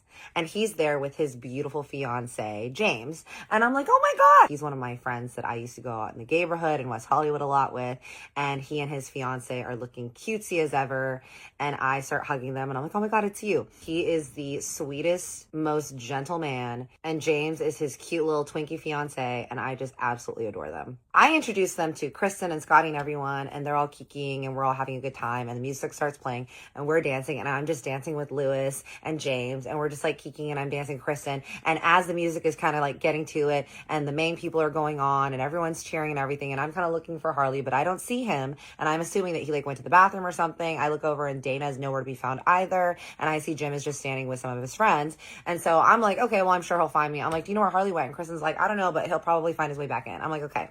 I'm just like dancing with my gays and my girlies, having a good time. And at one point, I'm dancing with Lewis and James, and I kind of like lean over to say something to James and Lewis, and I have my hands on both their shoulders, and they're holding hands and they have their hand on my shoulders. And I just feel someone pull me backwards and Lewis's body get pushed behind. I look over and Lewis is like this, getting pushed back like this, looking, and he's holding hand with James. And so James kind of gets whipped around. And then I look over to my left. It's Papa Harley. He is holding me like this around my waist, y'all. Like I am an Oscar statue that he needs to grip for dear life. And I look at Harley. I'm like, Harley. And he's like, what are you doing? I'm like, what? And he was like, are you seriously letting these guys dance up on you when you came here with me? I'm like, Harley, you need to relax. And Kristen looks over and she's like, no, Harley, no. And he literally just puts his body in front of me and Kristen's and tries to get up into Lewis's face. And I'm like, oh, no. And Lewis is like, hi, you must be Harley. I'm Lewis. And Harley goes, yeah, I'm Harley. I get into Harley's face. I'm like, Harley, these are my friends. And not that it matters. They're gay. He immediately stops, looks down, sees that Lewis and his boyfriend are holding hands, and they are both in matching short shorts and tank tops, and he realizes that he done fucked up. And Kristen's like, Harley, and he turns and he goes, sorry, I'm Harley. He puts his hand out. He goes, I didn't realize that I would be meeting some of Kat's friends tonight. And I was like, well, I didn't realize they were going to be here either. And they were like, yeah, we've heard so much about you. Like, thanks for taking care of our girl while she's been displaced by these fires. Like, you seem like a cool dude. And he was like, yeah. He looks at me and I look at him and I'm like, sir, this is not cool at all. And he goes, do you need another drink? I go, yeah, actually I do. And Kristen's like, I need one too. And he goes, I'll bring you back one, Kristen. She goes, okay. I'm like, damn, daddy's mad. We're pushing our way past all the sweaty dancing people. And we go to the bar and he orders himself a whiskey on the rocks and he orders me my vodka soda. He looks at me and he goes, sorry. And I was like, for what, Harley? And he goes, sorry that I reacted that way. I just really don't stand for any disrespect. I was like, Harley, don't you think it would be better if you asked me first than you just reacting like a bull in a china shop and just going crazy on my friends? Like, that was your first interaction with my friends, and that's the first time that you're meeting them. And he was like, no, I'm sorry. He was like, I get really territorial and I can't handle any disrespect. I'm like, how are they disrespecting you though? And he was like, well, you're here with me and they should know that. I'm like, so you expect every random man, if those weren't my friends, to know that you're with me and that I'm like spoken for in your eyes? Like, I can handle myself. Like, you need to understand that I'm a grown ass woman. I've been taking care of myself for a long ass time. And you need to trust that I would not disrespect you, especially me staying in your house and then coming here with you. I'm not going to just flirt with some random ass men. Like, you need to understand that and know that I have more decorum than that. And he was like, I'm sorry, I'm just used to my ex-girlfriend. She used to flirt with guys in front of me to make me jealous, and I would get into fights all the time because of her, and I'm just too old for that shit. I'm like, well, I'm not your ex-girlfriend, and we haven't established these things, and I haven't done anything to make you feel like I would do otherwise, and I would really appreciate it if you would keep that under control, because that is not the vibe with me, sir. Like, I'm not the girl to play around with that, because I'm a very friendly girl, and I do talk to people, but I would never disrespect you, but those are my friends, and I don't like jealousy or possessiveness. And he was like, I'm not possessive, I just don't like disrespect. I was like, Harley, that was possessiveness. And he was like, no, it's not, Kat. I just don't like when people try to come and get what's mine. I'm like, okay, see, that's possessiveness, sir. As we're chatting, Lewis and his boyfriend walk up and they're like, hey, can we buy you guys a drink? And Harley's like, no, what do you guys want? I'll buy you guys a drink. And they're like, no, it's fine. Harley's like, yes, I'll buy you guys a drink. I look at them like, let the man buy you a drink. He has a black card and this is the way he can show his worth. And they're like, okay. Lewis gets an IPA and his fiance James gets a rum and coke. We're all just kind of chatting there. Now Daddy Harley has calmed down and he's asking Lewis how we know each other and what he does. And Lewis is like, oh, I'm a personal trainer. And James is like, and I'm a hairstylist. And he's like, how long have you guys been together? And Harley's back to being very sweet and kind and he's just being really nice to them. And I'm like, okay, the bull is back in the chamber. But damn, what was that, y'all? We go back to the circle where everyone is and we're just listening to music and jiving and the music is going and it's a nice crowd because it's definitely the type of music where you can just kind of dance a little bit but also listen, and it's not like too rowdy, but you can vibe and dance. So me and Kristen and Scotty are dancing and Harley's just kind of standing behind me like freaking security, and Lewis and James are next to us also dancing. At some point, these two women in their like 50s who are dancing next to us, they look at me and Kristen, they're like, oh my God, you guys are so cute. And me and Kristen are like, oh my God, you guys are too. So we start kikiing and we start dancing with these women. We're just like hanging out with them and stuff and just dancing. And Harley's just kind of standing back there talking with Lewis and some of his other friends that had come here with Jim. So we're all in this circle here. It's like Chris and me dancing with the women. Behind me is Harley, Lewis and James over here. Some of Harley's friends are here, and then Jim's over here in this corner, and then Dana's like somewhere in the mix, and then Scotty and them are somewhere in the middle next to me and Kristen. We're just dancing with these women. One of the women looks like she could be some sort of ethnically ambiguous somebody. A dude walks up to her and he whispers something in her ear. She doesn't know that I'm here with Harley or the people behind us because we're kind of stepped up front and it just kind of looks like I'm there with Kristen and my friends. She turns over to me and she's like saying something to me and I'm like, what is it? Like, I can't really hear her. And then the dude leans over into my ear and he was like, I was telling your mom that you're so beautiful and asking if you were single. I'm like, oh, she's not my mom. I start laughing like this, like, oh, she's not my mom. I'm not flirting with the guy. I'm just giving him information. I guess the guy had his hand kind of on my lower back while he was saying it, because then I just feel the air go like this outside of my ear. And I look over and Harley has pushed the guy like this on his chest. And he's like, back up, buddy. You're getting too close to my girl, man. And the dude goes, I'm sorry. I was literally just talking to her mom, asking about her. I didn't know that she had a boyfriend. I'm like, okay, there's a lot of things going on right now. That is not my mom and that is not my boyfriend. Dana gets up in the mix and she puts herself in front of Harley. And she's like, Harley, take a deep breath. You know how to handle this. Let's go outside and get some air. And he was like, okay, fine. Thank God the dude was chill because the dude was just like, look, I don't want any trouble. And Harley goes outside with Dana and two of his other friends. Lewis is like, are you going to go after him? And I'm like, no, like this behavior is actually not okay. He is acting like a very possessive boyfriend and that is not my vibe. Kristen's like, I was hoping that this Harley wouldn't come out tonight. I'm like, really? And she was like, yeah, he gets like this. And she's like, his ex-girlfriend was always trying to make him jealous and he was always getting into fights. And so that's kind of why he stopped going out. And I just feel bad because we dragged him out, but like, he needs to stop acting like this. I'm like, girl, this is not the vibe. This is not like the way that we need to be acting. I'm like, he is in his 50s. Like, he should not be trying to fight all these like men in the club, especially my gay friends. And then some guy that's just asking one question. I was literally about to tell him to go away. She's like, I know.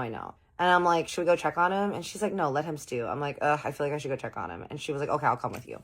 Her and I walk out and we see Harley just pacing in front with Dana. And Dana is like trying to get him to do some woo-saw breathing exercises or whatever. And Harley now suddenly has a cigarette. And I've never seen this man smoke. And he is just like puffing away at the cigarette. I'm like, Harley. And he like looks over at me. And Kristen's like, Harley. And he puts his hand up to Kristen. He's like, not now, Kristen. I look at him and he's smoking a cigarette. And Dana's over there going like, take deep breaths, Harley. And I'm just like, what is happening? And Harley goes, you like that guy? I was like, what? He was like, the guy, you were smiling at him. You liked him. He was making you laugh. I was like, Harley, you need to take a fucking second because I'm not the one. And if you think that I wasn't having that under control and that I would be flirting again with some man in front of you after we just had this conversation about my friends, you are freaking out of your mind, bro. He was like, y'all women, y'all be doing this. Y'all be doing this. Why y'all all be doing this to me? I'm like, what? And he was like, every woman just wants to make me jealous, just wants to get a reaction out of me. My fighting days are over. My fighting days are over. I'm like, Harley, you need to relax. Dana's like, Kat, I think that you should take a minute because I need to calm him down. I'm like, whatever, Dana, you do your job then. I turn and I'm fucking mad now, right? Because I do not like behaviors like this, y'all. So I turn and I'm just chatting with Kristen. She's like, I just want to have one nice night out. I'm like, girl, I know. And she was like, yeah, it's just sometimes hard because Harley just can't keep it together sometimes when we're out. And I'm like, has he spiraled like this before? And she was like, well, he hasn't really because he hasn't really dated anyone. But when he was with his ex-girlfriend, she would do shit like all the time. And then he would spiral out and start fighting people. I was like, and then he would start like doing blow and stuff. She was like, no, I mean, he was being really good. He was just drinking and stuff like that. But he would start fights and get into people's faces because she was always like triggering him. I'm like, okay. Dana walks over and she was like, I need to take Harley home. And me and Kristen are like, okay. And I look at Harley and Harley doesn't even look back at me. He literally just turns and walks the other way and Dana starts running after him. And I look at Kristen and Kristen's like, all right, well, I guess we're just gonna find our way back home later so we can stay out as long as we want. I was like, all right, fine. If he's just not even gonna say anything to me or let me explain anything, then that's fine. Let's go fucking party. We go back inside. We hang out with my friends, Lewis and James, the rest of the night, and Scotty. And I end up talking to Jim for a little bit. And he was like, so you're staying at Harley's? And I was like, yeah. And he was like, how long have you guys been dating? And I was like a week. And he was like, what? I'm like, yeah. And he's like, oh, wow, okay. And I was like, how long have you known Harley? He's like, you don't know the me and Harley lore? I'm sure he's already told you. I was like, yeah, I've heard some, but I'd like to hear it from you. And he was like, yeah, we went to school together. We got in a lot of trouble together. We played soccer. We played baseball. We were basically brothers. And then everything got screwed up because his addiction got the best of him and he started seeing things. And he thought that me and his ex-wife were canoodling behind his back. And we were just really worried about him. And we were just wanting to go to rehab and get his life together. And I've been trying to repair this friendship ever since. And I see him out and stuff like that. And sometimes he's cordial and sometimes he's not. But I really, really hope that he's getting the help that he needs. And I was like, yep, well, he has been doing really well, and I think he is getting the help that he needs, you know? And he was like, well, he just, like, really needs good people around him, so I'm glad that he met you. And I was like, thanks, Jim. Jim don't see so bad, right? Chris and I stay till it ends, and then we hop into the black car, and we get back to the Encino mansion. We walk in, she goes to bed, she's sleepy, and I am ready to face old Harleykins and see what he has in store for me because he hasn't texted me or anything, and we sit out as late as we wanted to, and he didn't even text me. I walk up the stairs of doom, and it's very, very dark, and I walk up, and as soon as I squint my eyes and I'm looking, and I see the bank vault is closed. So I'm like, well, I guess he doesn't want to cuddle and cry tonight, so I go to my room, and I go to sleep. And I sleep better than I have in this entire time because, y'all, your girl sleeps very well alone. I love to just roll around in my bed free of anyone's dusty son next to me snoring or having the cry spells in the night. So I wake up and I look around the room and it is obviously not the vault. And I'm thinking, this is actually not bad to wake up to. Obviously, there's no automatic windows that go up and down. But look, your girl, she can be a humble queen and she can open and shut her own shutters. You know what I mean? Like, we stay humble out here. I get up and I am like, I need to go do some Pilates or something today. I know that I have a couple places that I need to look at and I have to deal with good old Harley. And I don't know what his schedule is for the day. I don't know if he's leaving for the day. I don't know if he's going tra-la-laing with Dana or if he's downstairs just stewing on how to plan my demise and my suffering. So I'm like, well, let's get a nice hearty meal from Chef Drew before we meet our maker, shall we? I go ahead and I just put on some sweats and I walk down the stairs and I can hear people down there. It sounds like Chef Drew, Dana, and little old Kristen. So I walk down there and sure enough, it is Kristen, Chef Drew, and Dana. no Harley. Dana is actually just talking with Chef Drew about her adventures in Chicago and how she's going to go visit her family in a few weeks, or maybe they're going to be coming here. And he's kind of asking her about the pizza there and the food. And Kristen's just sitting there texting on her phone. I walk in there, I'm like, hey baby, and Kristen's like, hey girl. Chef Drew is like, oh, there she is. What will it be today? I was like, you know what? It was a long night, so I'm gonna be a big fuck ass meal. He's like, yeah, I heard you guys were out late last night. I was like, hee hee, me and Kristen. I'm like, you know what, Chef Drew? Give me a breakfast burrito. You got the things for that? He was like, I got the things to make everything you need. I'm like, I'm sure you do. I sit down next to Kristen and I look at her and she looks at me and she goes like this to Dana. And I'm like, have you spoken to her yet? I mouthed like, have you talked to her yet? And she was like, no. And so Dana is literally just ignoring us. And I look at Dana. I'm like, good morning, Dana. And she was like, good morning, Kat. I was like, and where's the man of the house today? And she was like, oh, he's in the shower right now. I'm like, oh, okay. What you guys going on today? She goes, well, his trainer came early at 7 a.m. this morning and he's showering. And then we're going to go over the things that we have to do today. I'm like, all right. And I was like, and how was last night? And she goes and gets on her phone and just ignores my question. And I look at Kristen and Kristen's like, I'm like, whatever, I don't care. I'm like, Dana, I was talking to you. And she goes, oh, right. Yeah, no, yesterday was fine. We just came home and we did a little breathing and we did some grounding exercises. And I think that Harley is going to be doing a lot better today. But I do want to let you ladies know that you shouldn't pressure him into going out next time, because clearly he is not able to be functioning out in the world. And it's not healthy for him to be around stimuli that is triggering for him at this moment. And I was like, Dana, Harley can't just stay cooped up in this mansion of money and just not go out and see his friends. Like, something that is really good for healing is being around his friends. And I noticed that when he was around his friends last night before all the drama, he was actually smiling and laughing more than I'd actually seen him.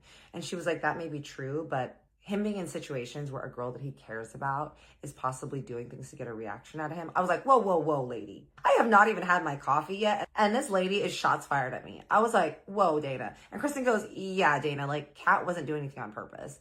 And Kristen's like, well, whether you young girls know it or not, sometimes y'all are doing things, especially if you're dating an older man, just because y'all want attention. I was like, okay, for someone that's like a psychologist or whatever, she's like, I'm not a psychologist. I'm just a licensed sobriety coach. I'm like, okay, so you're trying to do psychological analysis on a man and me and the people around us, and you don't even got no degree or like doctorate, and you're just basically like a glorified life coach? Like, no, ma'am.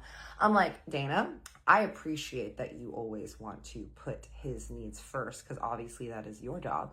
However, Kristen and I also want what's best for Harley. And if you actually knew me and got to know me, you would know that I am not the type of girl that is going to go around and try to make a man jealous. I actually hate jealousy.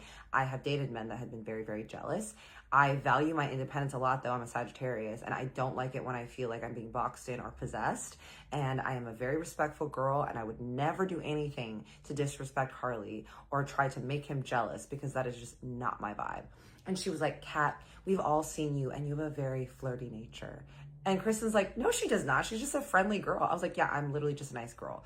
And she was like, I don't know. All I'm saying is you're going to have to talk to Harley about that. But I gave him my 2 cents that I don't think it's healthy for him to be out in the world at bars and clubs with you girls, because you two pretty girls are always trying to get into trouble. Me and Kristen are like, bitch, please, what the hell? And Kristen's like, okay, Dana, don't act like when you were our age that you weren't doing stuff. We just like to have a good time and dance and stuff like that. And Dana goes, all I know is that if I was staying in a man's house who was being very generous and taking care of me, I would put his needs first and treat him with the utmost respect. And I go, Dana, but aren't you someone that's living in someone's house with a man that's taking care of you? Isn't that exactly what you're doing? And you're getting paid for it? She looks at me. Chef Drew like drops something in the pan, and everyone's just looking at me like, did this bitch just say that? Chef Drew goes, here's your coffee. I go, black, like I like it, like my soul. And Kristen is over there just gagging. We hear footsteps coming down the stairs.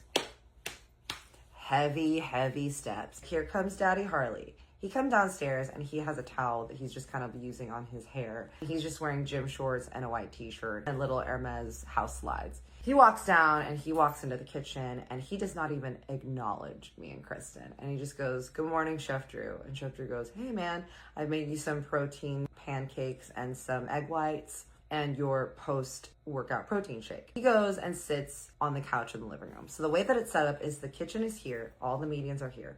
Kristen's sitting here on the end, I'm in the middle, and then Dana is on the right of me.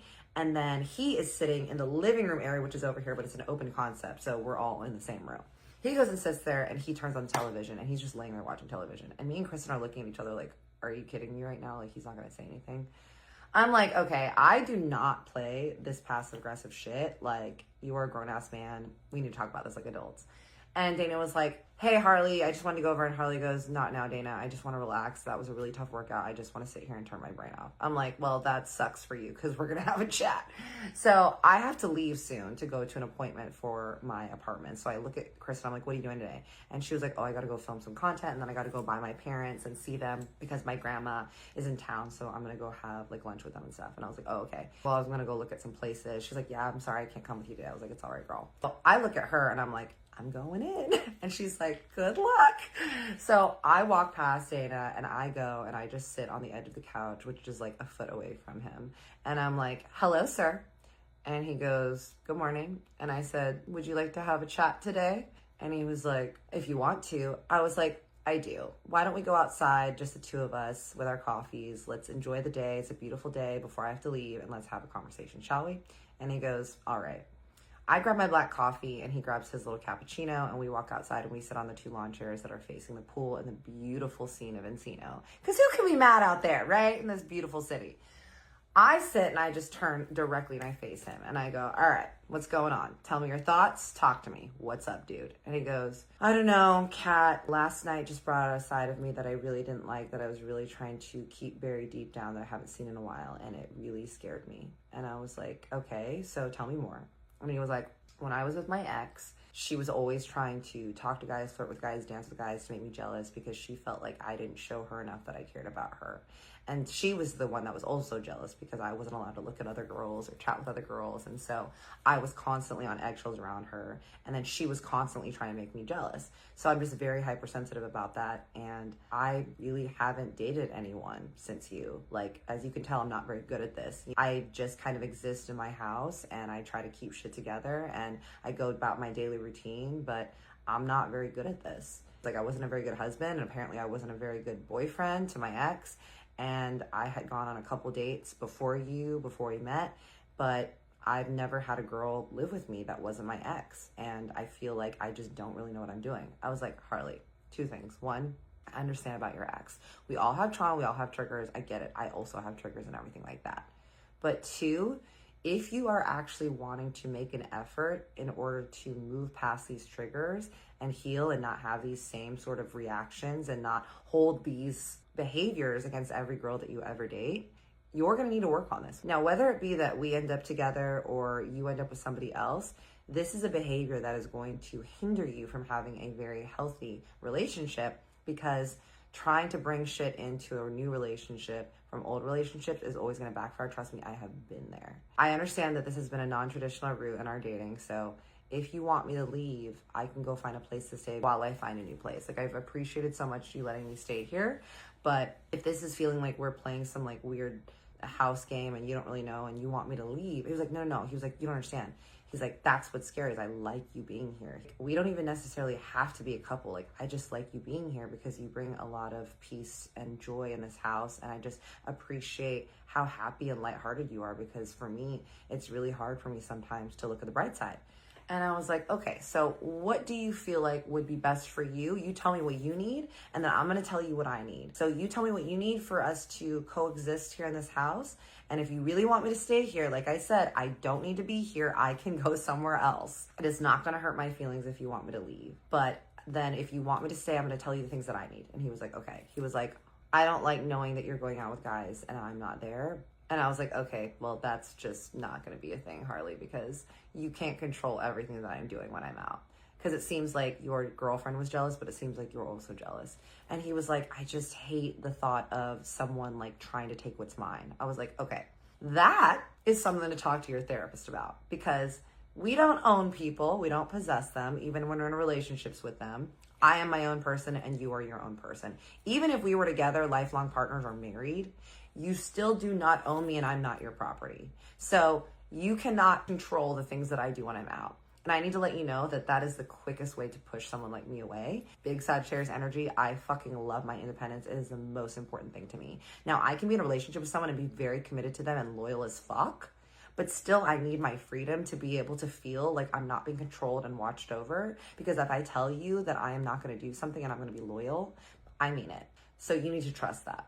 And I'm telling you that while I'm in here, staying in your house, and we are dating and we are figuring out what's going on between us, I am not going to go out on other dates with guys.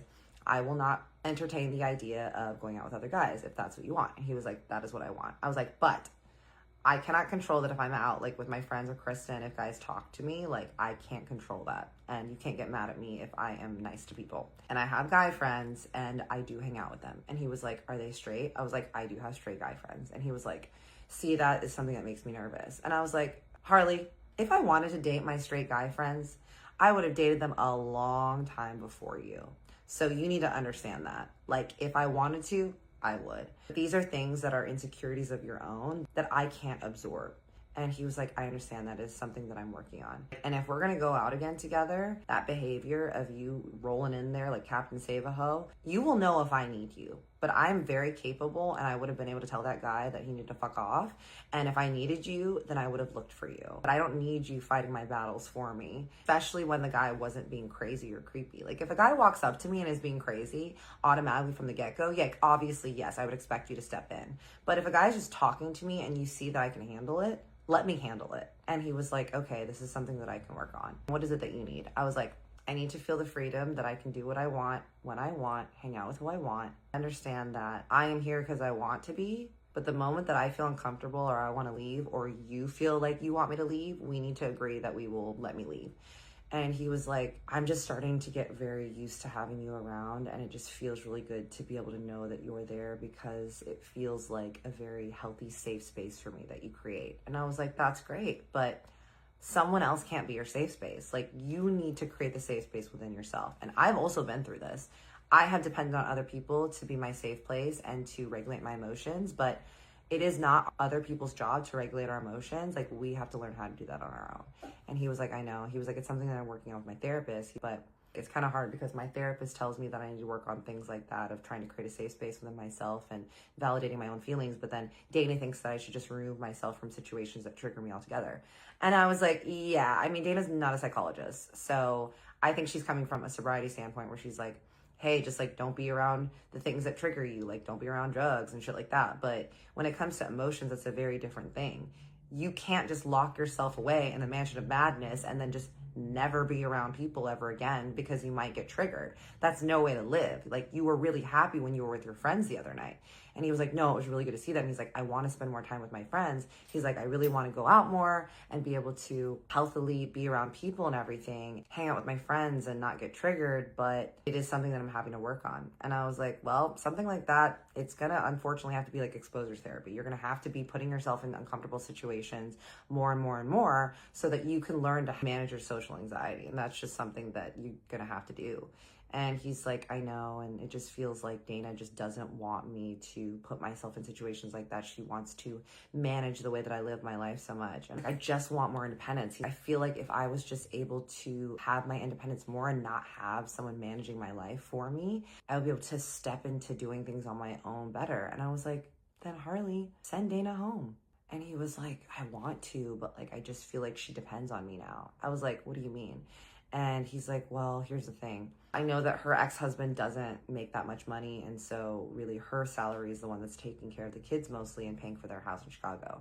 And I was like, I empathize with that. And I think it's great that you want to make sure that she's taken care of, but she works for you, Harley. So if you want to keep employing her, great. But if you want to set some boundaries to where she has less hold on your life and less responsibilities, because right now she's your CEO, your executive assistant, your freaking sober living coach, your life coach, like she's like everything, doing everything for you. She does your freaking schedule, you know, like she does more for you than Jack, who's your actual assistant.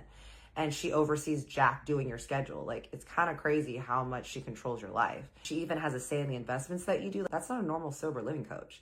And he was like, yeah, I know. I'm like, if you want to start putting boundaries on your situation with her, I think you should do it. I think you should get more independence. Like, you don't have to necessarily send her away altogether if you're not ready for that, but just start telling her that you want her to allow you to do some certain things for yourself so that you can create independence, so that you're not like relying on her your entire life. He was like, I think you're really right. I think so. And he goes, okay, definitely I'm gonna have a conversation with her today. He was like, thank you so much. And I'm glad that we're on the same page. Like, I promise that I'm going to work on things. Like, I really am glad that you're here. And I was like, yeah, of course. And he was like, hey, how about this? Tonight, what are you doing? I was like, nothing. And he was like, okay, how about this? Tonight, I'll plan a whole romantic date night. No Dana, just you and me dinner. And we'll have a good time. And we'll see where this goes. I was like, all right, bet, King, sounds good. We go back inside. I look at Kristen like things are good. And then Harley and Dana go off on their day. I go out and I look at my apartments, and I'm on my way back from the apartment hunt, and I get a text from Harley that says, check in with Kristen when you get to the Encino house, then I'll see you there for our date night. I was like, oh, hell yeah. I pull up to the Mansion of Madness. I walk in and I'm looking for Kristen. I go in her room and she's in there just FaceTiming with her mom. And I was like, hey, girly, Harley said that I should check in with you. And she was like, oh my God, you're here. Yes, come with me. She takes me into her closet. And there are 3 choices that little Miss Kristen gives me. They're all Skims Dolce & Gabbana. If you remember, they had a collab with Dolce & Gabbana, and I was actually obsessed. So I had actually mentioned this to Kristen because I was like, oh my God, did you see that Skims and Dolce & Gabbana came out with a line collab? And she was like, oh my God, yeah. And she was like, it's really hard to get though. They've already been sold out.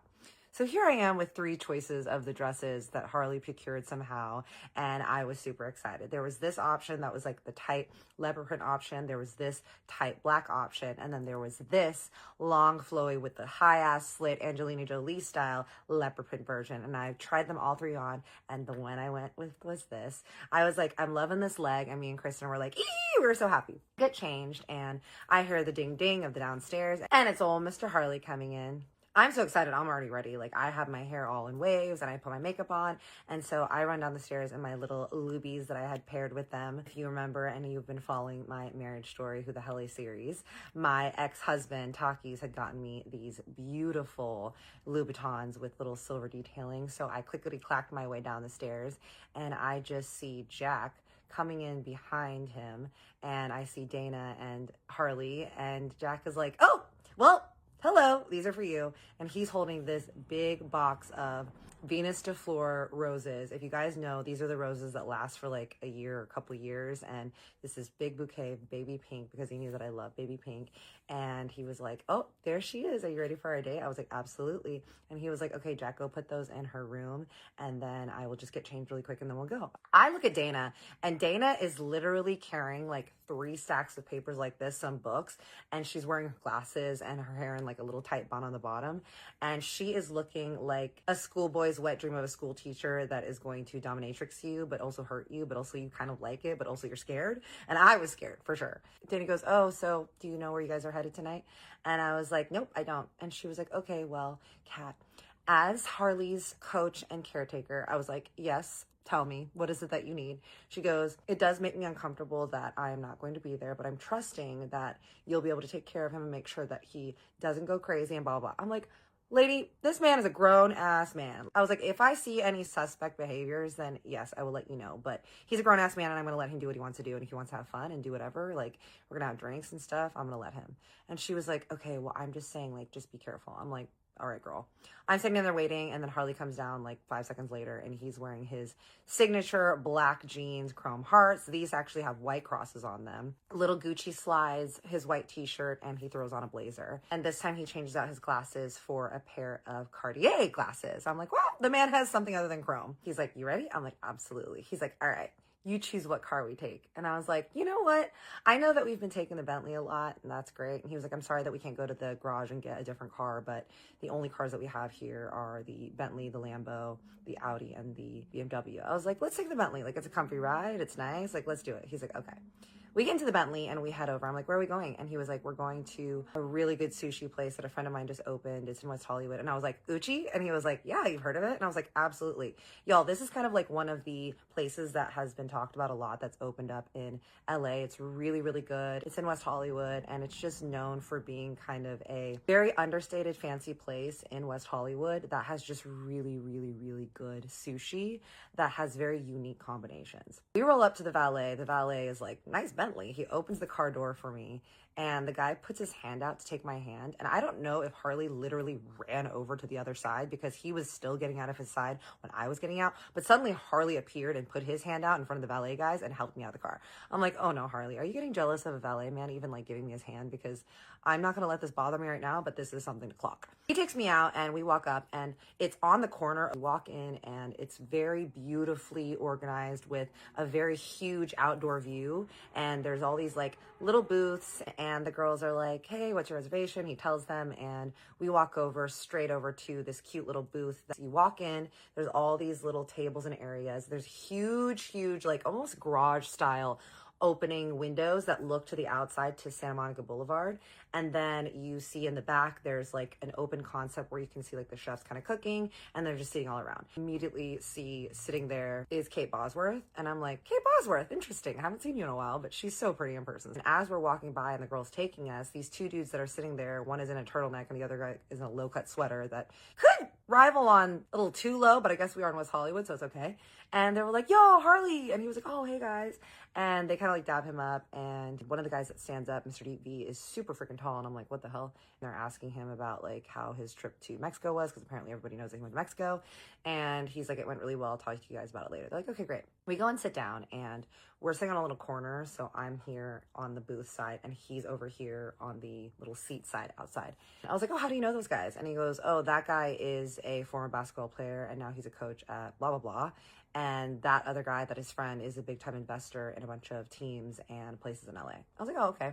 I'm like, I thought I knew everyone, but Harley knows everyone. He's like, what do you want to get? I'm like, ooh, I love an omakase. He was like, done. They have just such interesting flavors, you guys. Vermilion rockfish and Turkish branzino, Japanese amberjack, snow trout, ocean trout. I'm a caviar girly, so I was like, caviar? And he was like, okay. I'm not like the biggest caviar guy, but if you want it, of course we can get it. So we get the Ocetra caviar with all the fixings, and he's like, what do you want to drink? And I was like, well, we're at a Japanese place. I got to get Japanese whiskey. I get a glass of the hibiki on a big ass rock, which I love. And he gets a reposado cocktail called like the Subarashi. And I was like, oh, he's on a tequila kick today.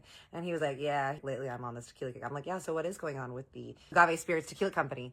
And he was like, I don't know. He's still deciding. A lot of people on my team, my portfolio, think that it's a good investment. But me personally, I think that it needs a little bit of work on the investment standpoint. So I'm still deciding. And Dana thinks it's a bad idea because it's a cocktail company. I'm like, yeah, so why does Dana have such a claw in a lot of your investments and everything? And he's like, you know, it just kind of happened because she spent so much time with me and she just kind of was learning about things and she just kind of became a little bit of an advisor. But let's not talk about Dana because she's not here. And I'm like, fine with me. And he's like, oh, you look so lovely tonight. And I'm just really happy to be out alone with you. Like, it just feels so nice to be able to breathe and just relax. And I was like, I know. And he's like, I feel like we haven't really gotten to spend a lot of time together alone. And I apologize because that's my fault. I've just been so busy with work and stuff. I was like, look, I've also been busy like looking for apartments, so it's no problem. And he's like, well, I want to let you know that the moments that we've had together have meant so much to me. Like, I've just appreciated so much the way that you have taken care of Kristen, because, you know, she's my goddaughter. She's very important to me. I don't have any kids, so she's like the closest thing I have to a daughter. So it makes me really happy that you guys have hit it off. I was like, I love that girl. And he was like, look, Kristen can be a lot and she is not for everyone. He's like, so I'm really glad that you guys hit it off. She doesn't really usually like the girls that I date. Like, and I love that my dad likes you. So I'm just really excited to see where this goes. And I'm like, Harley, you've done a lot for yourself, especially of all the adversaries that you've gone through with your dad, the way that you've grown up and everything. And I think that you are finally coming into your own as a man and trying to really step out into what it is that you want in life. And he was like, is it pathetic that it's taken me all this many years to finally even become a little bit grown up? Like, I'm in my 50s, I'm still not grown up. You're so much younger than me, and I feel like you're more grown up than me. And I was like, well, I've had to go through a lot of shit in my day too as well. And we had talked a little bit about how I grew up with my dad and how I grew up in a very, very strict private Christian household. I went to a very bougie private Christian school in Dallas, and my mom was an immigrant, and my dad was in and out and very abusive physically and sexually. And it was just one of those things that I had to deal with as a child. And that's what led to me really wanting to move out of Texas and go to New York and model and go to LA. And I always wanted to be in the entertainment scene. And I always knew that I wanted to affect people positively, specifically women. And he's like, so tell me more about your dad. I'm like, well, he had a gambling addiction. He had an alcohol addiction. He left a party. He comes from a wealthy family, but he gambled my brother and I his trust funds away. He gambled away my mom's savings. And when they were together, he also gambled away a lot of the inheritance that he got from his parents. And so him being the youngest of his family, they kind of labeled him as the black sheep, and he was constantly trying to prove himself. And now he's retired in Thailand, and I don't talk to him, but my brother does sometimes. And he's like, so what kind of abuse was it? And I was like, well, all the types that you can think of. And he was like, I'll kill him. And I'm like, yeah, that's usually a response. And he's like, but how is it that you seem so assured and everything? I'm like, look, I have done a lot of therapy, a lot of EMDR. I've been through a lot of things in my life. I think that's why I have such a positive outlook, because I'm like, look, if I can go through literally the worst thing, I can get through anything. And he was like, it makes me feel like maybe my situation isn't as bad. I was like, look, perspective is everything, Harley. So I understand. Tell me about your marriage and everything. And he's like, well, we were high school sweethearts, and then I started getting into the party scene. And when we were together, I just realized I didn't want to be married. Like, I married her because I thought I was going to lose her at some point, and I thought that was what I was supposed to do, and I thought that I was probably going to have kids and everything, and I just decided I wasn't ready to be a dad. I didn't want to have kids, and I wanted to party, so we had all these little sexy parties, and I just wasn't ready to grow up. When I got with my ex-girlfriend, and I thought maybe I am ready to grow up, she wasn't really ready to grow up in a lot of ways, because she always wanted to party, and it exacerbated me wanting to party. And we just lived this very unhealthy lifestyle. I had kind of accepted that I was going to be alone forever. I am a difficult person to be with. And I was like, you know, you've got your quirks, but I wouldn't say you're the worst. But yes, the possessiveness does need some work. And he was like, yeah, I know. He's like, there's something that makes me just really want to take care of you. And I just really want to make sure that you're okay no matter what. Like, even if things don't work out with us, I just want to make sure that you are safe and taken care of because of everything that you've gone through in your life. And I was like, that's really sweet, Harley. He's being really sweet, and he's just kind of holding my hand across the table and looking at me. And I'm looking at this man being like, you know, he is a very handsome older man. And he is definitely someone I do feel very taken care of. Now, I'm never looking for a relationship. I'm always just here for connection, and I'd rather be myself than be with the wrong person. But in this moment, I was feeling very connected to him and thinking like, wow, you know, maybe this really could be something. His phone starts buzzing. It's on the table. I just see the amberjack and the sushi like shaking on the table, and I look over and his phone is shaking. He looks at his phone, and he's like, ugh. I'm like, who is it, Dana? And he goes, yeah. I'm like, what's up? And he was like, she's just checking to see where we're at and what we're doing. I'm like, is she checking to see how many drinks in you are? And he was like, that too. I'm like, oh my God. And he was like, let me just text her back really quick. I'm like, dude, we'll do whatever you need to do. He texts her back, and he's like, okay, I'm trying to fend her off as much as possible. I'm like, mommy's mad. We finish eating, we get the check, and I'm like, where are we going next? And he was like, okay, I didn't have a lot of time to plan, which I'm sorry. I'm going to plan better dates for you later this week. We'll do like a weekend getaway or something. I'm like, oh my God, I'd love that. And he's like, okay, we'll try to plan something. We'll depend on my schedule and yours. He's like, but I'm going to take you to this members club that I'm a part of that is down the street that my friend owns. I'm like, okay, cool. He's like, it's called Bird Street. I'm like, oh yeah, I've heard of it. Y'all, this is a place that if you ever seen any paparazzi photos of Kylie and Haley and stuff walking out in their tight ass little leather skimpy outfits, this is the place. Walk in, and there is a candy bar. He walks up, and the lady immediately is like, Harley, welcome back. And he's like, yeah. And she's like, who is this? This is Kat.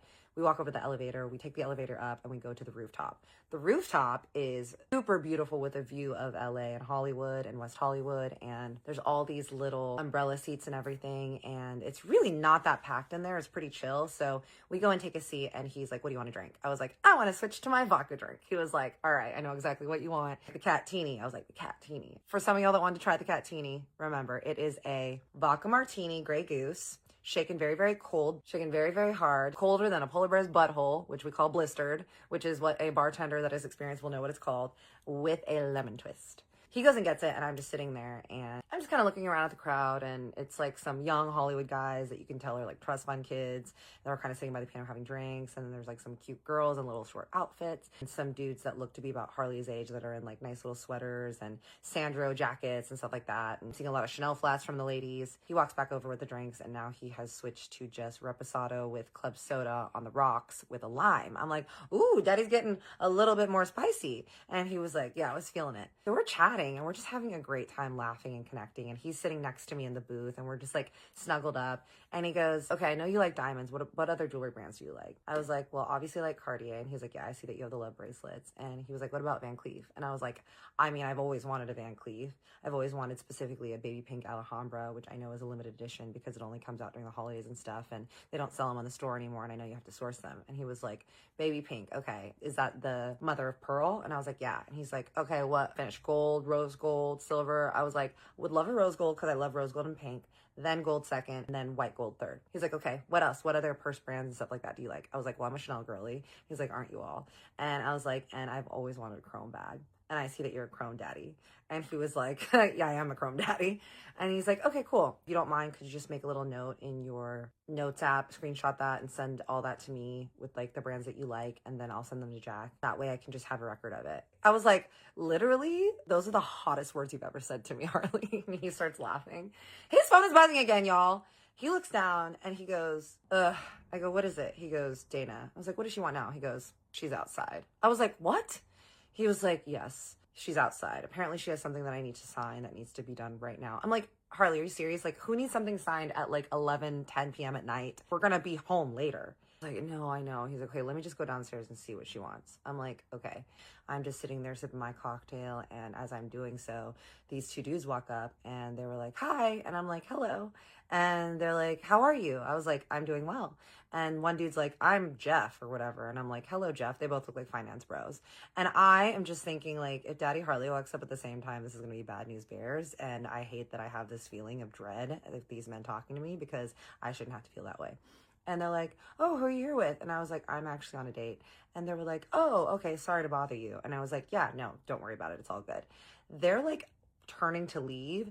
And we're sitting in the corner here. The host stand is here. The elevators are here to come up. They're turning to leave. As I see the men just clear the frame, I just see Daddy Harley walking up and he looks displeased. And I'm like, oh, dear God, why? He walks over and he's just looking at the back of the dudes as they're walking by. And I'm just looking at Harley like, don't you fucking dare. He just sits down and he was like, what was that? He's like, friends of yours? I'm like, no, they're just two dudes asking me like if I was here alone or not. And he's like, what'd you tell them? I was like, I obviously told them I was on a date. And he's like, oh, okay. I'm like, that's it, Harley. Nothing happened. We don't need to go cray-cray now. And he was like, right, yeah. I'm like, you good? And he was like, yep, I'm good. I'm like, great. Progress, I guess. I said, what did old Dana Pants hovering mom want? And he goes, oh, she just needed me to look over something, some paperwork, something. I'm like, really? Is this like common that she makes you do things like this at 10 p.m.? He was like, weirdly, yeah, but I'm usually at home. I'm like, okay, that's strange, but okay. Then he just turns over and like his eyes look different, y'all. And I can tell that he wants to get into a different mode of action. He gets closer to me and he just puts his arm around me and he just kind of like tickles my ear and just like kisses me right here. And I'm like, okay. And he's like, so remember our conversation the other night? And I was like, which one? We've had many conversations. And he was like, you know, about the sums and about your experience with women. I'm like, ugh, here we go. I'm like, yeah, I remember. Is that something you're wanting to discuss right now? And he was like, well, I just think it's like a turn on. I'm like, yeah, of course you would say that you're a man. And he's like, yeah, I'm just really into that. And I was like, you don't say. Now, remember, I haven't told him that I have heard of the news from old Miss Kristen. He doesn't know that I've heard of his proclivities and his promiscuity of the things that he likes.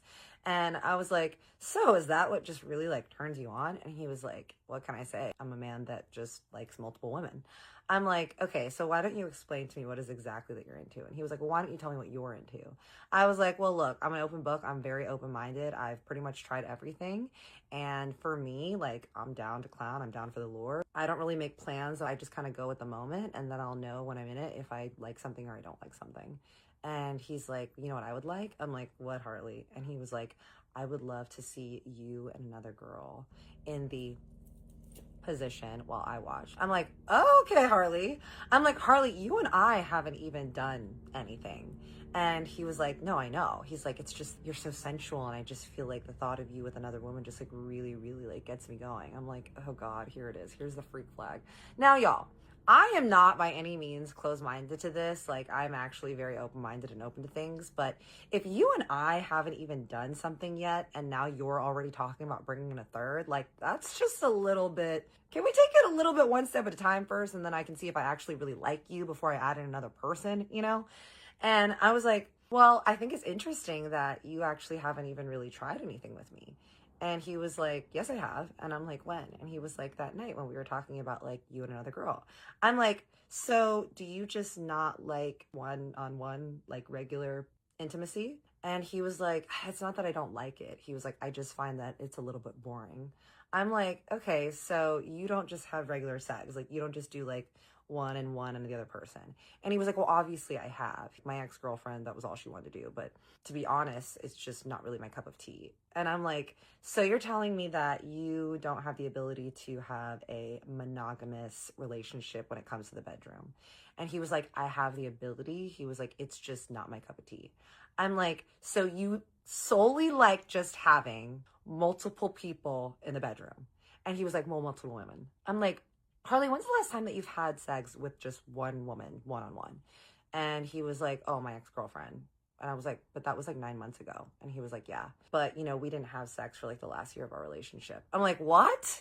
And he was like, yeah, it's because she just didn't want to do what I wanted to do. I was like, which is have another girl there. And he was like, yeah, she wasn't into it. And I was like, so did y'all not have sex often? Like, you guys weren't intimate very often? And he was like, honestly, no. I just have specific things that I'm into and I can't help it. I was like, okay, this needs to be studied and we need to have a bigger conversation about this. And then he kind of leans closer even more and he's like rubbing my shoulder and I'm getting the ick now, y'all. Like, I'm just like, okay, like, I don't like it when guys come on too strong like that when I'm not ready. This is like a lot. I'm like, Harley, so you're telling me that you would only want to be intimate with me if there was another girl? He was like, no, that's not what I'm telling you. He was like, I would like to be intimate with you, like one-on-one, obviously, but it's just a little bit more difficult and takes a little bit more work for me. I'm like, really? And he was like, yeah, we can try it, but I haven't been able to maintain a performance with just one-on-one with a girl in quite a long time. I'm like, how long are we talking? He's like, like probably the beginning of my relationship with my ex. And I'm like, that was years ago. And he was like, yeah. And I'm like, so when you and your girlfriend, your ex-girlfriend would go like one-on-one, how did you do it? And he's like, well, if it was just one-on-one with us, then I would watch girl on girl. And I'm like, wait a minute. So you're telling me that you and your girlfriend, during y'all's active sex period, that you would have to watch two girly pops on a screen while you were doing it with your girlfriend? And he was like, yeah. He was like, it's just something that I've always been. And I was like, oh, okay. I'm like, well, that's definitely something to study. What has your psychologist or therapist said? And he was like, well, they think it's just an issue with me and intimacy and fear of loss and then just the way that I grew up and fear of rejection and the fact that if there's two girls that I'm less likely to be rejected and I feel more powerful if there's more women after me. I'm like, that would have been my assumption as well. Okay, well, Harley, and he's like, would you not be into that? I'm like, how about this? We should try the regular old-fashioned way, because call me old school, which I'm not. I'm very spicy. But let's just like try the old school way and see. And if that doesn't work, then we can have a bigger discussion on this around what your preferences are. And he was like, yeah, okay, I'm down with that. Well, what would you say to like you and another dude? And I was like, me and another dude and what? And he was like, and me watching. And I was like, wait, so you don't even want another man talking to me, let alone the valet guy holding my hand, but yet you're cool with watching me and another dude? And he was like, I mean, yeah, I don't know what to say. Like, it's just, it doesn't really make sense, but there's something about the idea that I really like. I'm like, oh my God, what 50 Shades of Grey sort of fucked up is this man? And I'm like, look, we don't kink shame here. We do not. Okay. But I do think it is good and healthy to figure out how to just do one-on-one, because having to be intimate with your partner and every single time having someone else there or having that, like, that is just not for me. And I was like, and Harley, I'm just being honest with you that I would be very open to opportunities and maybe doing things like that in the future. But in the beginning of us dating, that's not something that I would just be jumping into, right? And especially right now in like where our relationship is and where we're at. And he was like, okay, well, promise me that you'll be open to something. I'm like, I can't make promises about anything, but I will tell you that I am very open-minded, so I will consider things. And he was like, okay. And then he gets closer to me again, and he's like, okay, so tell me more about like this scenario with like you and the other girls. I was like, Harley, I'm not in the mood to have this conversation right now. And he was just like, are you serious? He's like, we're on a nice date and we're having a great time. Like, I don't understand why you don't want to just open up to me. I'm like, I am open up to you and I have been open up to you, but I just don't want to talk about this right now. And he was like, yeah, but last time you didn't want to talk about it and now you don't want to talk about it. And I was like, oh no. I start seeing him get like frustrated and I start seeing him get emotional. And I'm like, oh no. Like, and I look at him, I'm like, Harley, I need to feel safe to talk about certain things. I'm a very open book. But the fact that like I don't feel safe talking about this right now or I don't want to means that there's something going on inside of me that I don't want to do. So I need you to respect that, as I've said before, that I have certain boundaries. And if you can't respect that, then this isn't going to work out. And I've told you before, I will go stay somewhere else. He looks at me and I can tell that he wants to blow the hell up, cry, or do something, y'all. He just takes his drink, he throws it back and he goes, all right, should we go back to the Encino house? I'm like, oh, is the date over because you didn't get your way? And he goes, no, that's not it at all. He goes, I want to go back to the Encino house and I want to just have a nightcap in the backyard and look at the stars with you. I'm like, okay, Harley. We walk down and we go into the car and we're on the way back and he's not really saying anything. And I'm just like, ugh, the mood swings of this man. And I turn on some music because I'm like, I don't want to just be sitting here in silence. And I end up turning some like 2000s mix and I'm just like kind of bopping in the car and dancing. And I just decided that, you know what, I'm going to have a good time no matter what. So I'm like dancing and being like, woo, woo. And I look at him and I'm like, hey, hey. And he starts laughing and he was like, you're ridiculous. I'm like, look, I'm having a good time. And he was like, I'm sorry that I got grumpy. And I was like, you got grumpy because you didn't get your way, huh? He goes, well, I just got my feelings hurt over things. I'm sorry. And I said, it's okay. We pull up to the Encino house and he just leans over and he held my face and he goes, I just want to let you know that I get such deep feelings and scared because I could see myself loving you. So first he talking about subs, then he talking about loving me?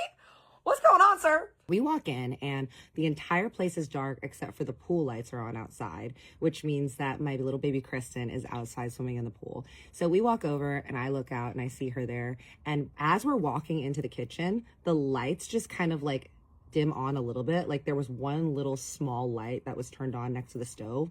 And then I couldn't see anything else in there. But then the light in the living room turns on. And guess who it is, y'all? Y'all already know. Is Dana sitting there like the damn Gestapo, just chilling in her little pink fuzzy robe with her Kindle. And she's just like, hi, with her little cup of tea. I'm like, oh, look, Dana, it's you again. Weren't you just out with us, I thought? And she's like, oh, did you guys have fun? I'm like, well, Dana, weren't you basically there? Harley is giggling and he is just like shushing me. And she was like, I'm sorry that I had to come and disrupt y'all, but I was time sensitive, cat. I'm sure that you understand. I'm like, I mean, not really, but like, whatever, Dana. So I turn and I open the big screen doors and I walk out there and I see little baby Kristen and she is in the pool with a man. And I'm like, who this man is? The lights are all on and she's like, cat. I look over and they have like 3 champagne bottles on the ground. So clearly they're in deep. And I'm like, oh my God, hey, y'all. And she's like, oh my God, get in. I'm like, fuck yeah, dude. I run back in and Harley's like, what are you doing? I'm like, oh, I'm going to get in the pool with Kristen. The pool's heated.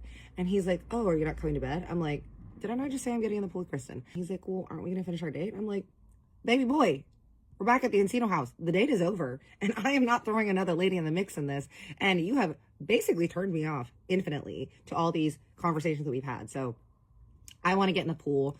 I want to spend a little time with Kristen. And then I will come to bed. And he was like, okay, well, I'm going to go to bed. And I'm like, yes, you said that. And that is your right. And you can go and do that, sir. And he's like, okay, well, I'm going to close the vault then. I was like, okay, well, I'll just sleep in my room.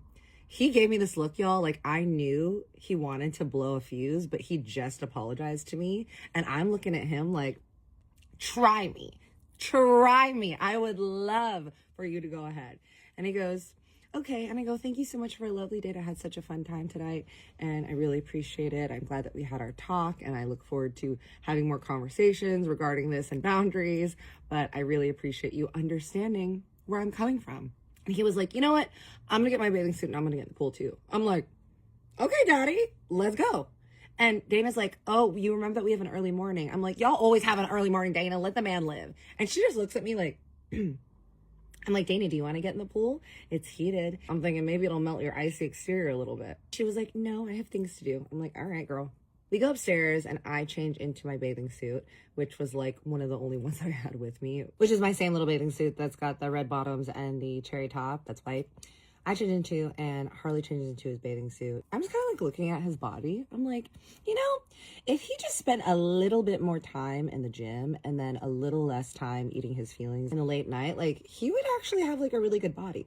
Right now, he has just like a tiny bit of a dad bod, and not like a huge belly, but it's like a little bit. But I've seen pictures of him and he's been like ripped like a few years past. And he's like, I need to get back into working out twice a day. And I was like, yeah, you should. And he's like, well, you go running all the time, right? I was like, yeah. And he's like, maybe I'll go running with you sometime. I was like, Harley, I don't love running with other people because, and I do chase that runner's high because I run with the purpose of trying to run away from my problems. So I don't know if you can keep up with me, but I would be willing to try, be willing to take you on a run. And he's like, well, what about tomorrow morning? I'm like, yeah, you want to go on a run with me tomorrow morning before I go to my appointments and look at apartments? He's like, yeah, I would like that. I'm like, let's go then. We go outside. Kristen is like koala bear hugging this man. I'm like, little Kristen, who is this? And she's like, oh, this is, we're going to call him Jace. Jace. I'm like, hi, Jace. Harley's like, hey, Jace, what's up? Like, clearly they know each other. And I know that Kristen doesn't have a boyfriend, so I'm thinking this is probably just like a random situationship that she just hasn't mentioned to me yet. He's cute. He's like late 20s, brown hair. Looks like he could be some sort of Latin American or Brazilian. Like, he's definitely tan and he's got that little spice flavor. I'm like, he cute. We get in, and as soon as we get into the pool and we're just kind of waiting in there, and Harley grabs me and he just like is like holding me like this, like bride style. And I'm just kind of holding on to him. And we're just chatting with Kristen and telling her about our date and what we did. And she's like, Bird Street is so overrated. And he's like, you would say that. And the guy's like, oh, what's Bird Street? And she's like, oh, is this like members only club? And we're just kind of talking about it. And I'm like, yeah. And then Dana came on our date. And Kristen was like, what? I'm like, yeah. And Harley was like, she didn't come on our date. She just came because she had to have some papers to sign off, blah, blah, blah. Kristen goes, and because you and her are in a codependent relationship, Harley. Harley was like, no, we're not. And she was like, she's over there sipping her little champagne. I'm like, oh shit. And he's like, she's my sober living coach. Like, we're not codependent. And I was like, you are a little codependent. I don't know anything about sober living coaches, but I would think that they would have less of a hold on things, you know? He's like, I'm trying to set boundaries and I'm working on that. So you two can just get off my back and relax. As we're saying this, none of us had noticed that 10 feet away, that the door had opened to the screen door because Kristen and I were talking loudly and laughing, and that now Mama Dana, the Gestapo, was now standing in the doorway. She goes, what are y'all talking about? We're all like this. Kristen's sipping her drink. I'm clasped onto Daddy Harley like, uh-oh. We turn and she walks over and she just kind of kneels near the edge of the pool. And she's like, what are you guys talking about? And I was like, oh, you know, codependency. And she was like, oh yeah, what about it? And Kristen's like, we were just talking about how you and Harley are codependent on each other. I'm like, damn, Kristen. I love her. I love drunk Kristen. She goes, well, Kristen, you've been saying that for years. And Kristen was like, and I will continue saying it. And Harley's like, Dana just looks at her and she looks at Harley and she's like, I'm going to bed now, and I hope that you're going to bed soon as well, because remember, in the morning you have a PT appointment. And he was like, oh, well, I was going to go on a run in the morning with Kat. And she was like, you can't, you have a 7 a.m. PT appointment. And he's like, ugh. She's like, don't worry, they're coming here. I'm like, we can go on a run after that, because my ass don't wake up early like that. And he was like, okay. Dana heads to bed, and I'm getting like kind of warm in there, and I've been drinking, and I'm getting sleepy now too, and I have to wake up as well to go on a run and then go to my appointment. So we say goodnight to Kristen and her man Jace, and Harley and I go to upstairs. Harley goes into his bathroom, and then I go into my bathroom to rinse off, and I get in my pajamas and my suit of armor for bed, and then I walk back in. He's already in bed without his glasses on, not looking at his phone, and just like looking forward, and he's not suited up for sleep at all. I'm like, oh God. I get in bed, and immediately he just reaches over and just starts kissing me, and I'm like, whoa, okay. I'm like, Harley, relax. And he was like, come here, come here. I'm like, Harley, I'm really tired. I want to go to sleep. And he's like, our date's not done yet. I was like, our date is done. I told you, I'm going to sleep. And the conversation that we had earlier gave me the ick. So I just am not wanting to kiss right now. I just want to go to bed. And he was like, what do you mean the conversation gave you the ick? And I was like, it gave me the ick that like feels like you can't have regular sex. And he goes, whoa, I didn't say I couldn't have it. I just said that I prefer something different. He goes, I guess I'm just kinkier than you. I'm like, Carly, even kinky people can still have regular sex, like one-on-one partner. Like that's kind of the norm. And he was like, well, I'm not norm, I'm not vanilla. I'm like, you're telling me that just one-on-one is vanilla? Like, no, your view is very skewed, sir. He's like, so you're telling me that the thought of you, me, and another girl just doesn't turn you on? I'm like, no, it doesn't. It doesn't. He's like, yeah, but you said that you've also hooked up with girls. I'm like, that's true. But the way that you're pushing this is really making me not want to do any of this. So if this is going to be a problem for you, then maybe we should rethink this living situation right now. And he goes, hold on, I'm just going to show you something, and I want you to tell me what you think. And I'm like, what? And he's like, hold on. He gets his phone, and I immediately am like, if this man shows me some girl on girl shit, I am going to pack my bag and I am going to the nearest hotel. Men are so predictable, y'all, because he literally goes, just look here. He goes, before you take your contacts out, just look at this. And I promise you, if you don't like it, I won't mention this again. I'm like, fine. You won't mention this again if I look at this. And he was like, absolutely. I'm like, all right, let's see it. This better not be some that you're showing me right now, sir. And he goes, no. Pulls up his phone. I just hear the sounds of sweet, sweet pleasure and happiness. And on the screen are two girls. And one of them is doing the splits. And the other one is right here. And I'm like, first of all, kudos to the gymnastics and the absolute marvel of the human body and the athleticism of these women. But second of all, that is not what I want to see right now, sir.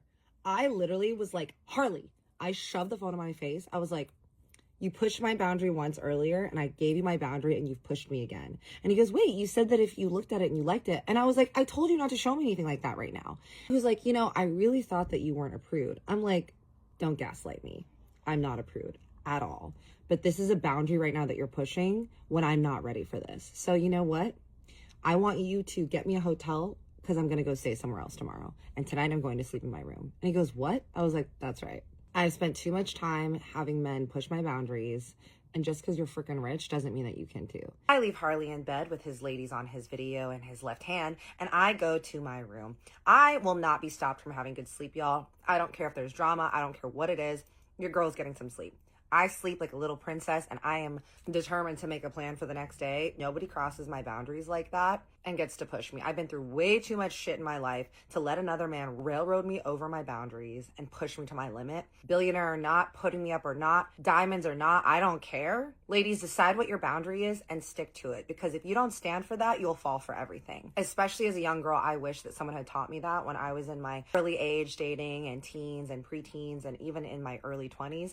I wish that I had learned that your boundaries are important no matter the circumstance, and that you can always figure it out as long as you stay true to yourself. I wake up in the morning and I had locked the door because I was like, this man better not barge in here and try to snuggle up on me and throw another video in my face. I had set my alarm early for 7 a.m. because I was like, I need to go on a run. I need to burn off this energy and this anger.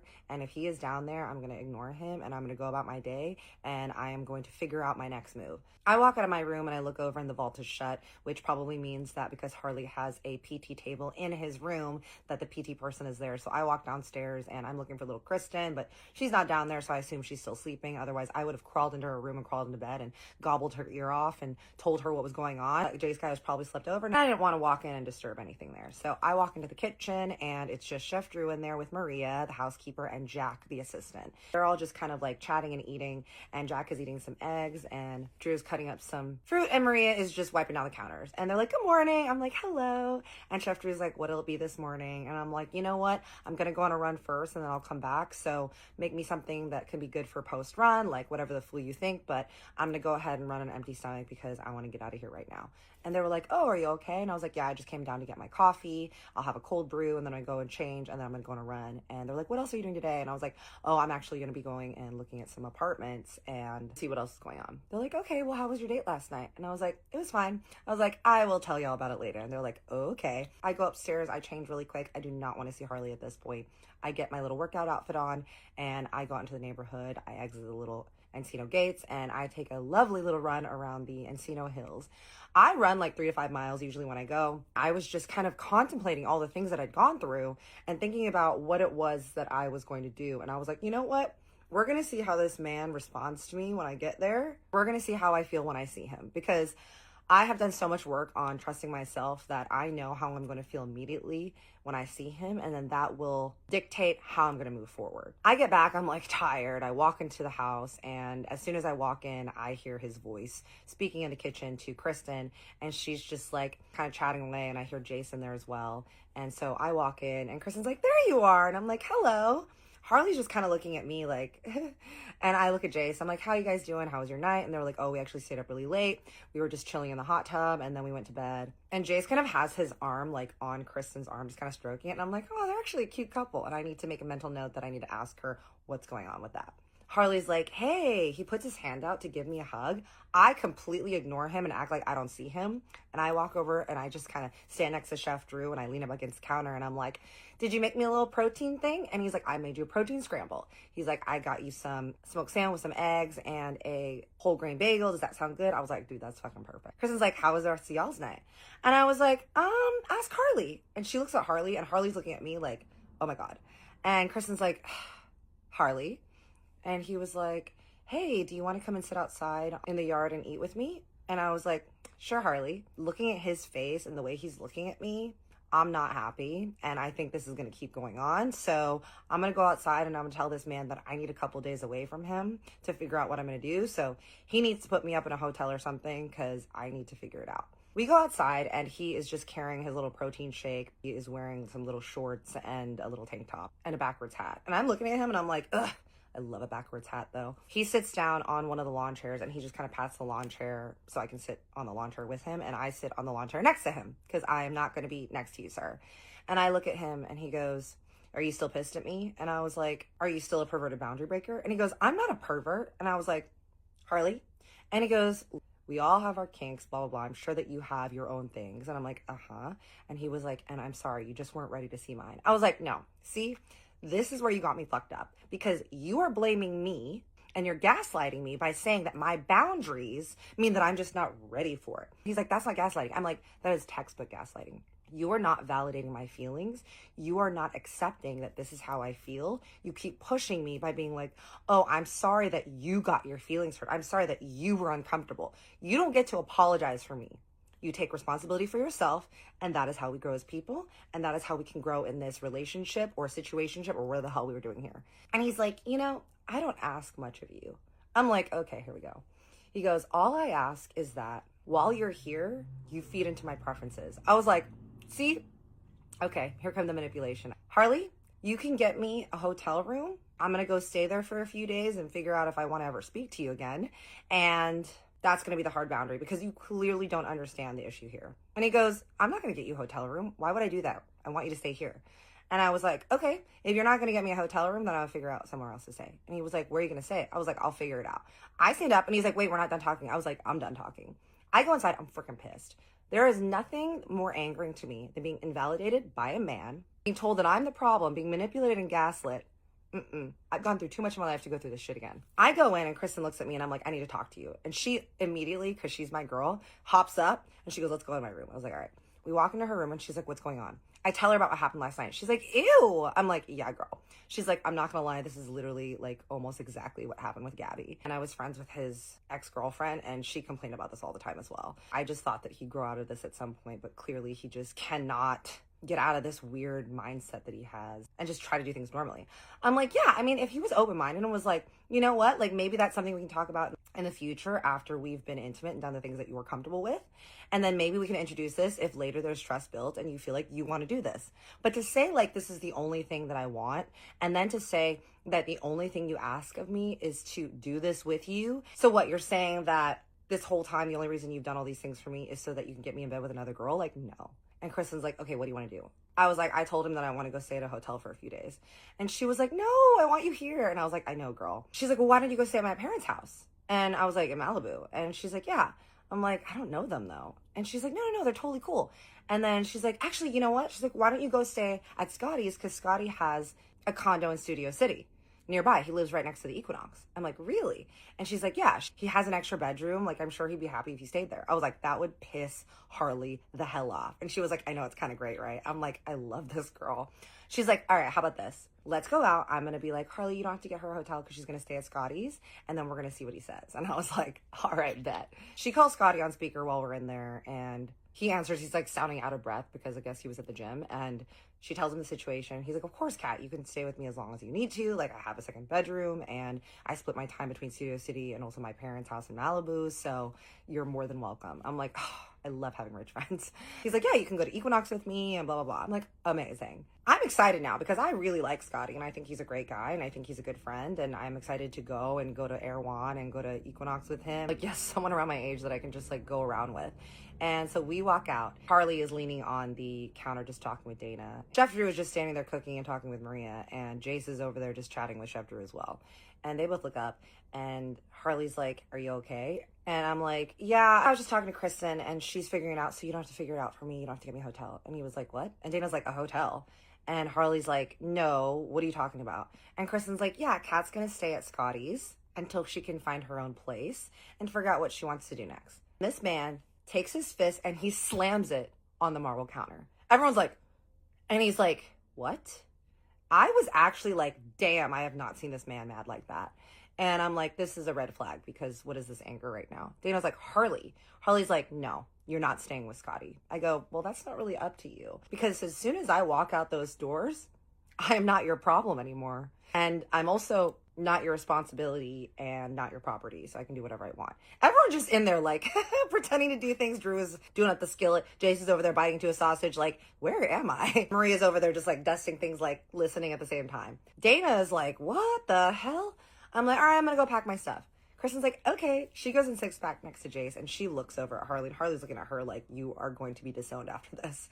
I walk up the stairs and I'm just kind of packing my stuff. I hear footsteps. Heavy footsteps. You know who that be. I'm just packing my shit up and I hear a knock on the door. I look over and Harley's in the doorway and I'm like, "Hello." And he's like, and I can tell he is trying hard to keep it together. And I was like, "Do not outburst on me again. Don't slam your fist. Don't do anything. I don't play with that." He was like, "Please, I don't want you to stay with Scotty." And I was like, "Well, again, not up to you." He goes, "I'll get you a hotel." I was like, "It's fine. I'm going to stay with Scotty." He goes, "No, please let me get you a hotel. I will get you a room with a Pendry. Nice hotel in West Hollywood." I was like, "Yeah, I know of the Pendry." And he was like, "I will get you a hotel. I will get you a room there. We can take some time apart. You can think about it and take some time away from me. Please just don't stay with Scotty." I'm looking at this man and I'm like, "And if I do stay with Scotty, what are you going to do?" And he was like, "It will make me very sad." And I was like, "Sad or mad?" And he was like, "Both." And I was like, "And will you do some destructive behaviors or what will you do?" And he was like, "I will probably have to go meditate and do a bunch of breathing exercises with Dana." I was like, "You know what, Harley? Fine. You want to pay for me to stay at the Pendry? Great. I want your card on file so I can get room service and I can go to the spa, to the gym and everything." Because y'all, at this point, I had not really had any privacy. I was with people all the time. Like, from the fires happening and me being in Dallas with my family to immediately coming to LA and staying at my friends' places. And I was staying in different Airbnbs, so I did have alone time there. But then being with Harley and spending all the days there with him and everyone, I was actually kind of ready to have my own space and just take a little bit of time by myself. And I was like, "Fine, you can get me that. That's fine." I'm like, "Do you mind if I take the Audi to go and look at my appointments today? And then after that, I'll come back and you can send me an Uber to the hotel." He's like, "No, no, no. Take the Audi for as long as you need. Take it to the hotel. That way you have transportation. And that way, if you miss being here, you can come back." I'm like, "Fine." He walks over and he's now kneeling next to me as I'm packing stuff. And he's like looking at me. He just like reaches over and touches part of my hair. And I kind of look at him and he was like, "I'm really, really sorry. I'm working on my issues. I promise I'm going to talk to my therapist. I really don't want you to leave."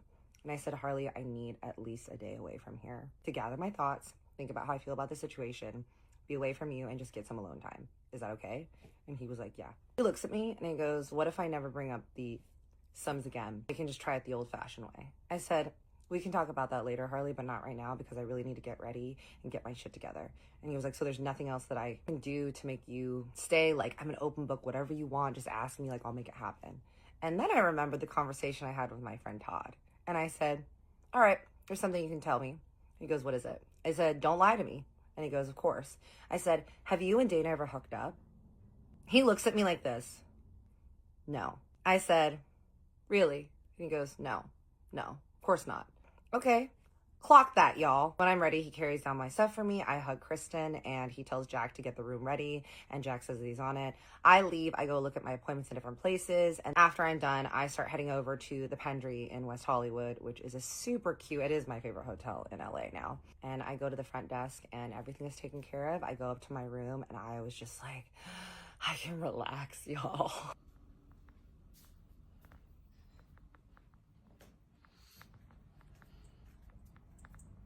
I called my friend, we're going to call her Reggie, and I was like, hey girl, I'm at the Pendry, and she lived over in Hermosa Beach, but I was meaning to see her. And now that I had my own space, I was like, you want to have a girls' night? And she was like, absolutely. She comes over and we order room service, we order some burgers and fries, and we just sit in the bed and I tell her all about everything with Harley. And she is shook with y'all. Now, Reggie, I call her the Paris Hilton of Mexico because her family owns a bunch of really, really nice hotels in Mexico City. So she is like my little rich princess. And I'm just kind of telling her everything. And she obviously knows like rich people talk. So she's like, wow, this man is connected. I'm like, yeah. Harley's texting me. He's like, hey, do you want to go to dinner? I'll come over to Beverly Hills and have dinner with you close to where you're at, and we can chat more. I text him back. I'm like, no, Harley, I'm having a girls' night at my hotel. And he was like, who's with you? I'm like, my friend Reggie. And he's like, Reggie's a girl? I'm like, yes, Reggie's a girl.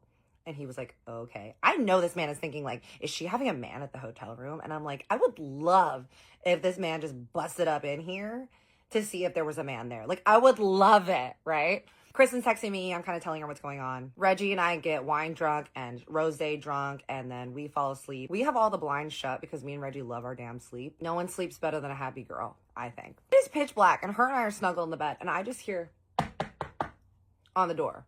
In my dreams, I'm dreaming about happy things, right? Dogs chasing rainbows, kittens, and butterflies, and I hear someone knocking in my dreams. I'm like, who is disturbing my princess dreams? Kind of open my eye, but it's dark as hell. I look over, Reggie's asleep, her little blonde mess of a hair is all over the place, and I'm like, who the hell is here? I look at the time, it is 7:15. I'm like, who the F is here at 7:15? Knock, knock, knock. I'm like, who is that? I open the door. I can't see, y'all. I don't have my contacts in. I'm like, where the hell are my glasses? I look, and I see a Indian man, but his face is blurry. I'm like, hold on one second. He's like, hi, Kat. Undiscernible accent. I'm like, what? I go and I turn back to the table. I grab my glasses. I put them on. I look. It's Taj. Who's Taj, remember? The jewelry guy. I'm like, Taj? And he's like, hi. He's like, I'm so sorry. Did I wake you up? I'm like, yes, you woke me up. He was like, oh, sorry. He's like looking in. He's like, so sorry to disturb you. Are you alone? I was like, no, my friend Reggie's here. And he was like, oh, he's looking in. I'm like, did this man come to spy on me? And he was like, I have something for you. I'm like, okay. He's like, can I come in? I'm like, yeah, well, my girlfriend is sleeping, but yes, come on in. He walks in and he's got a little crossbody bag on him, y'all. He's wearing a suit at 7 a.m. I'm like, what is happening? Because I am disoriented and I have not had coffee yet. And he just pulls out this box from the bag and he goes, I have something for you with a note and it's from Harley. I'm like, what? He's like, yep. He had me working to source this and it was not easy, but I look, y'all. I'm like, my sleepy ass brain is like, get it together, princess, because he just pulled out a jewelry box that says Van Cleef on it. I'm like, if this is this man's apology, it's working. And remember, y'all, I had told him that I really wanted a special edition baby pink mother of pearl Alhambra Van Cleef with rose gold. Gorgeous baby pink beauty. And I am feeling like maybe I can find it in my heart to forgive this diabolical man. I'm like, Taj, oh my God. And I literally scream so loud that Reggie jumps out of bed and she's like, what is it? And she wears an eye mask. And so her eye mask is on. And my little Mexican princess is ready to throw down. And I'm like, I love you, girly. You're always ready to go down for the clown. And she just is like, what is happening? She takes off her mask and she's like, what is it? And I'm like, sorry, Reggie, Taj, Reggie. I introduce them. He's like, hey, sorry, I have like a bunch of other appointments. I got to go. I'm like, get out of here, king. Thanks. You left me with the goods. And I think that it is going to be a great day. And she's like, what is it? I'm like, girl, look. She screams. I scream. We're jumping up and down. We know it's going to be a good day. And she's like, girl, you got to forgive him. I'm like, I know. I'm like, let's order some room service. And then I'm going to read this note. So we order a ton of food. We order eggs and bacon and omelets and salads and fries and some Bloody Marys because we are hungover because we got super hella champagne Izzy drunk last night. I just love a Diet Coke. And I'm looking at the note and it is one of those generic thank you cards. On the outside, y'all, it has a little hummingbird because I've talked about loving hummingbirds so much. And I'm like, oh, all right, let's see what this man has to say, y'all.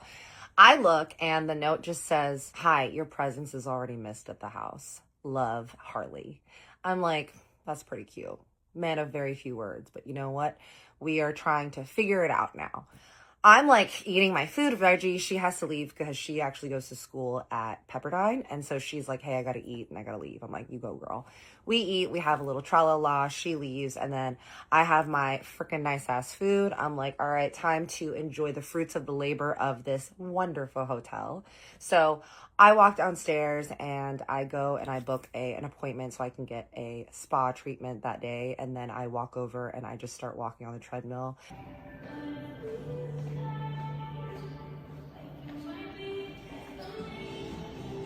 And I walk on the treadmill for maybe like 30 minutes. And then after my food has kind of digested, I use the machines, do a little pump action over here and some stretching. And then I go over and I'm ready to go get my massage. I go into the spa. I get a nice signature Thai massage with the stones. And I'm thinking that maybe this is the life for me. And maybe I can figure out a way if this man can make the change, right? I get my lovely treatments and go upstairs so that I can take a shower and get ready and everything and figure out what I'm going to do with the day because I don't have any appointments for that day, but I was just planning on doing some work and filming some stuff at the hotel, filming some content and replying to some emails and everything. And I get a text from Carol and I didn't even notice I had a missed call from her. And she was like, oh, hey, can you call me? So I call her and I'm like, hey, girl. And she's like, hi, Miss Kate. I'm like, hey, girl, how's it going? She's like, are you doing anything today? And I was like, actually, I'm just relaxing at this hotel and just kind of doing some work here. She was like, hotel? I'm like, it's a long story. And she was like, okay, well, I was wondering if Mr. Harley was wondering if you could come over and keep him a little company today, maybe watch a movie with him because I have some back end work to do. And we were just wondering if maybe you want to come and spend a little time with him. I was like, oh, absolutely. Yeah. Like I'm not far. I'm over in West Hollywood. I can definitely do that. She's like, okay, great. I'm like, yeah, I'll be over soon. I grabbed my laptop because I was like, I'll just do some work over there as well when I go and hang out with him. And I kind of gather up my stuff and I throw on a just little simple black tank top and jeans and I grab my white Balenciaga. Carol sends me the address and I make the windy road up to the Billionaire mansion. As soon as I pull up, y'all, I see Harley's Lambo. I'm like, oh, Harley's red ass Lambo is here. I'm like, looks like he's here. Was this a trap? Is this entrapment? I walk out and I had actually stopped to get a couple sweets from this cute little bakery that's in Beverly Hills. It's called Lauderay and they have macaroons and I love macaroons. And me and Harley's dad had talked about how much we love macaroons. So I went and stopped and got him some. Knock on the door and the door opens and there's little Miss Carol and the housekeeper. I give her a hug. I'm like, I brought macaroons. And she was like, oh my God. She was like, Mr. Harley would be so thrilled to see you. And I'm like, where is he? And she was like, oh, he's out in the garden. And I'm like, oh, okay. I haven't seen the backyard. And she's like, oh, I need to give you a little tour. I'm like, yeah, let's go see the yard and then give me a tour after I go and see him. She walks me through the big foyer, y'all. You walk in through. Everything is obviously marble flooring and stuff. There's a living room on the left side, and then there's a huge kitchen in the middle, and on the right, there's what would be called like the maid's kitchen, and a huge pantry. You can see that the style of the place is very like old school Bel Air. It's more traditional, and it's gorgeous, but you can tell it's kind of like been there for a while. All the doors are like slat doors like this, so all the windows on the doors are like this. Do, do, do, do, do. You know what I mean? Like that. Diamond shaped. And I look through the diamonds and I just see tons and tons of flowers, roses, different colored roses. There's a huge garden that kind of goes around like this. In the middle, there's a koi fish pond. And on the left side is a pool. On the right side is where the tennis courts kind of wrap around. And in the very back, there's another like little back house area. I mean, it is ginormous. This property is freaking huge. I walk out the door and as soon as I look and I see old Mr. Harley sitting there in his cute ass little wheelchair and he's facing the water and the koi fish pond and who's next to him? Daddy Harley. I'm like, I was thinking I was going to take a break from this man, but I guess not. I walk out. I'm like, hello. They both turn. They're like, hey. And he's like, oh, there she is. Harley's like, hey. I give Harley a hug and I lean over and I look at Mr. Harley and his eyes, y'all, lit up. He was so cute. He was like, hey. And I go, hi, remember me? And he goes, yeah, of course. And there were times, y'all, where I was like a little nervous. I'm like, is he always going to remember me? You know, I was like, oh my God, you look handsome. You look lovely. He was dressed very cute. He's always dressed in a sweater because I guess he gets pretty cold easily. But this time he was wearing a blue Lacoste sweater that had some red detailing and some khaki pants. And his hair was like combed over his white ass hair. And he was wearing little glasses. And I was like, he's like, have you come to watch a movie with me today? I was like, I've come to have a whole play date with you today. And he was like, really? I was like, uh-huh. Carol comes out and she's like, Mr. Harley, come on, I'm going to take you to the bathroom before you sit down with Miss Cat so that you can be uninterrupted and then you guys can have snacks together and stuff. He's like, okay. So he gets wheeled inside and I'm just standing out there with Harley. And I'm just kind of looking around. I'm like, wow, must have been really fucking tough growing up here, huh? He started laughing and he was like, yeah, I mean, it didn't suck, but this place, I'm just used to it. Just feels like home. I'm like, I get that. He looks down at my wrist and he was like, I see you got my gift. And I was like, I did. And if you think that bribing me with this rare Van Cleef bracelet is going to get you back into my good graces, then you're absolutely right.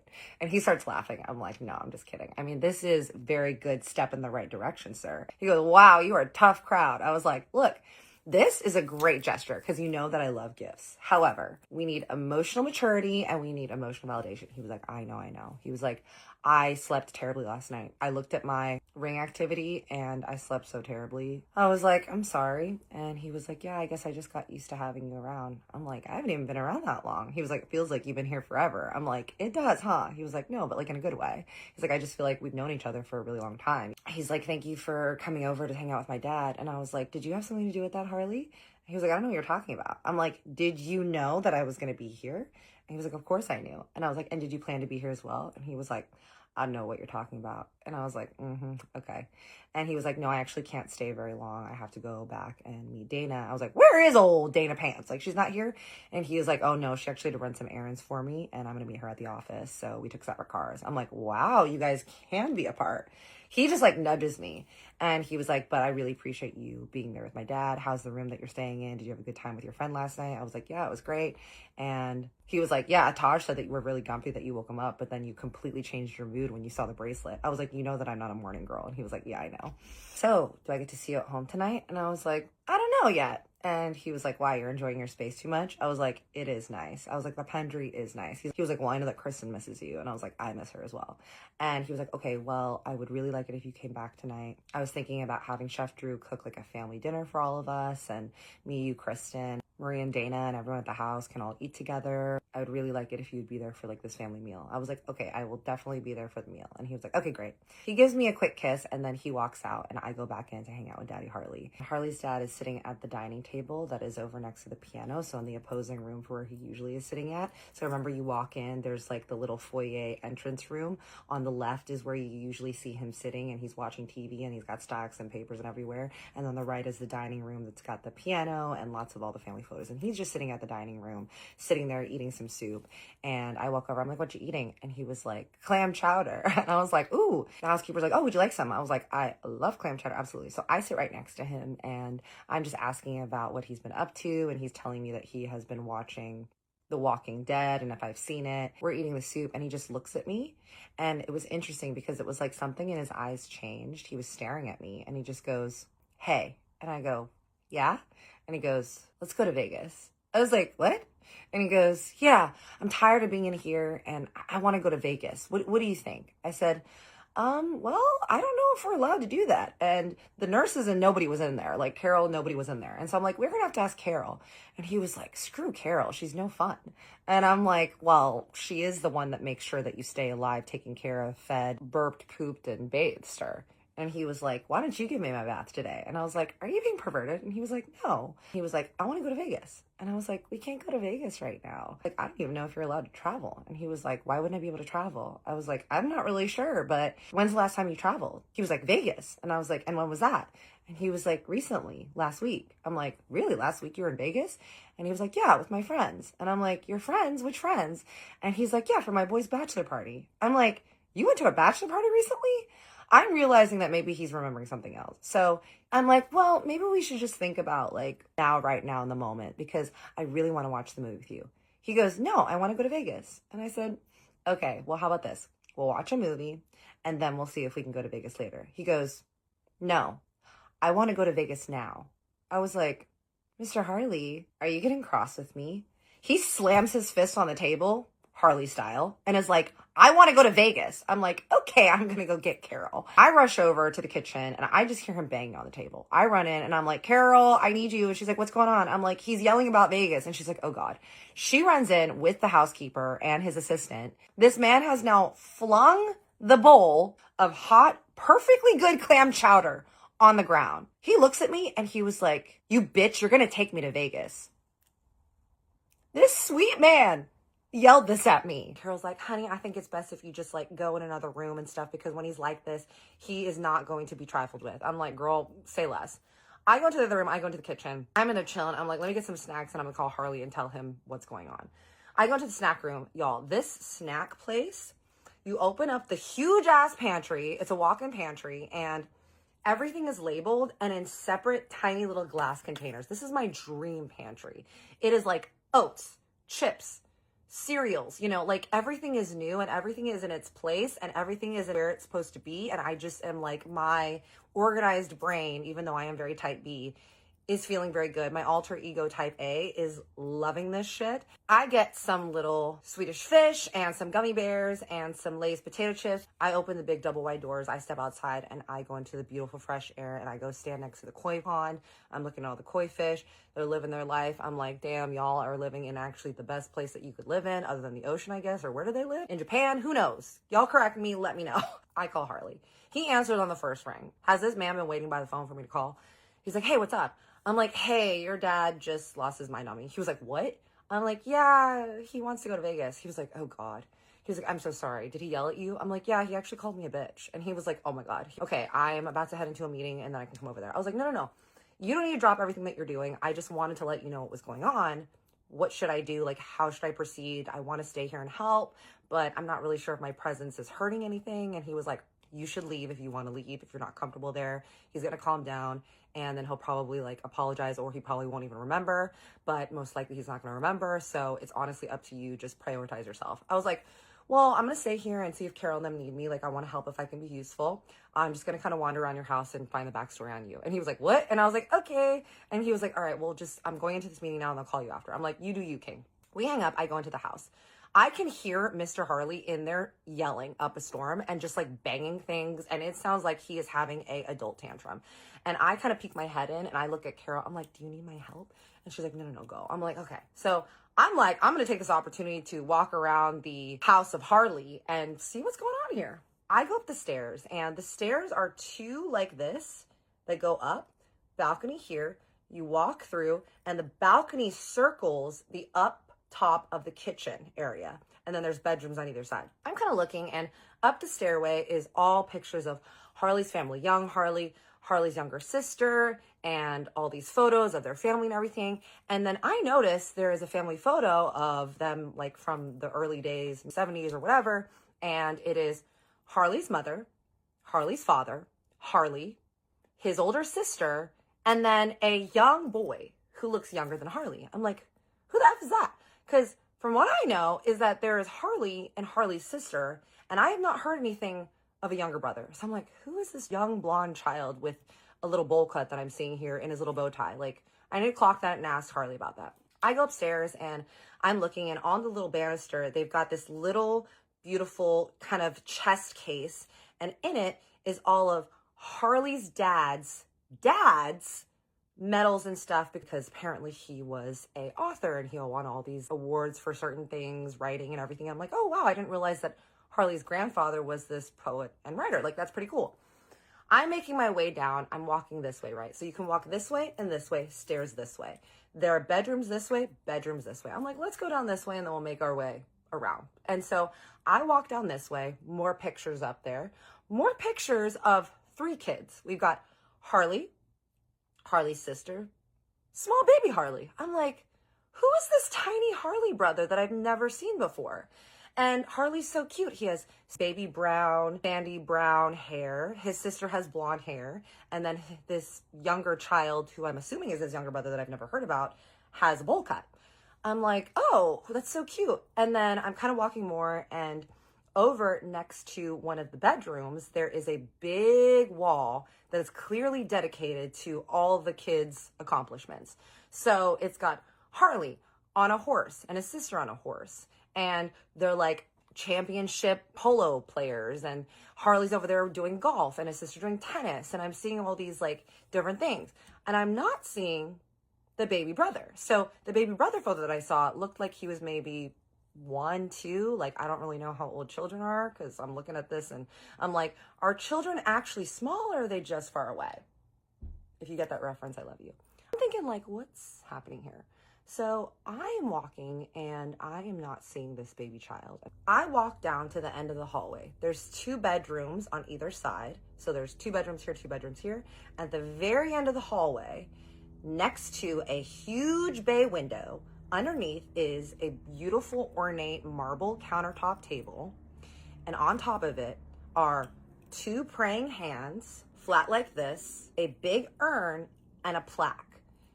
And on the plaque, it says, with loving memory, and we're going to call him Leland. And then above the plaque, there are different photos of that young 1-year-old boy, 2-year-old boy with the bowl cut. So I'm like, wait a second. So Harley had a younger brother, Leland, who died at some point. I'm like, oh my God, like he's never mentioned this. And on either side of the urn is a little booklet. And in the booklet, there's little photos, little footprints of baby feet, a little framed birth certificate, some pressed flowers. It's really a beautiful, ornate thing. And I'm like, holy shit, like Harley lost a younger brother. I had no idea, like he's never talked about him. Okay, so this is something to bring up or whatever, letting him know that I wandered around his house and saw this. I'm just kind of walking down, doors that are closed, I'm not gonna open and look into, but I'm walking, and as I walk down, I'm walking past the Harley Siblings Hall of Fame, and then I'm walking past the other side, past the kitchen. I can now still hear Harley's dad and the girls down there trying to help him, and he's like complaining and still yelling about Vegas. I'm like, maybe we should just take this man and get him in front of some slots, you know what I'm saying? I walk over and there's 2 other bedrooms that are down this hallway, and you turn and you can go down and there's more bedrooms. Like, this place is fucking massive. I'm like, how many bedrooms are in this place? So I see the 2 bedrooms, and one of the bedrooms is kind of cracked open. And I just kind of like look a little bit inside, and it just looks like a regular ass guest room. There's like some really nice red pillowcases and some kind of ornate beddings and shit like that. I'm like, that's cute. I round the corner and I'm walking more. And then at the end of this hallway, there's like 4 or 5 or 6 other bedroom doors around here that I'm assuming are also bathrooms. And at the very end of the hallway, there's huge 2 double doors that look like the master bedroom. I'm like, there's Harley's dad's room. And the doors are open. So I'm like, all right, let's take a look and see what Mr. Harley's got going on in here. I walk over and I just stand right outside the door of the 2 double doors. And I'm just standing outside, like looking at the bedroom. And as soon as you look inside, there's a huge ornate round bed.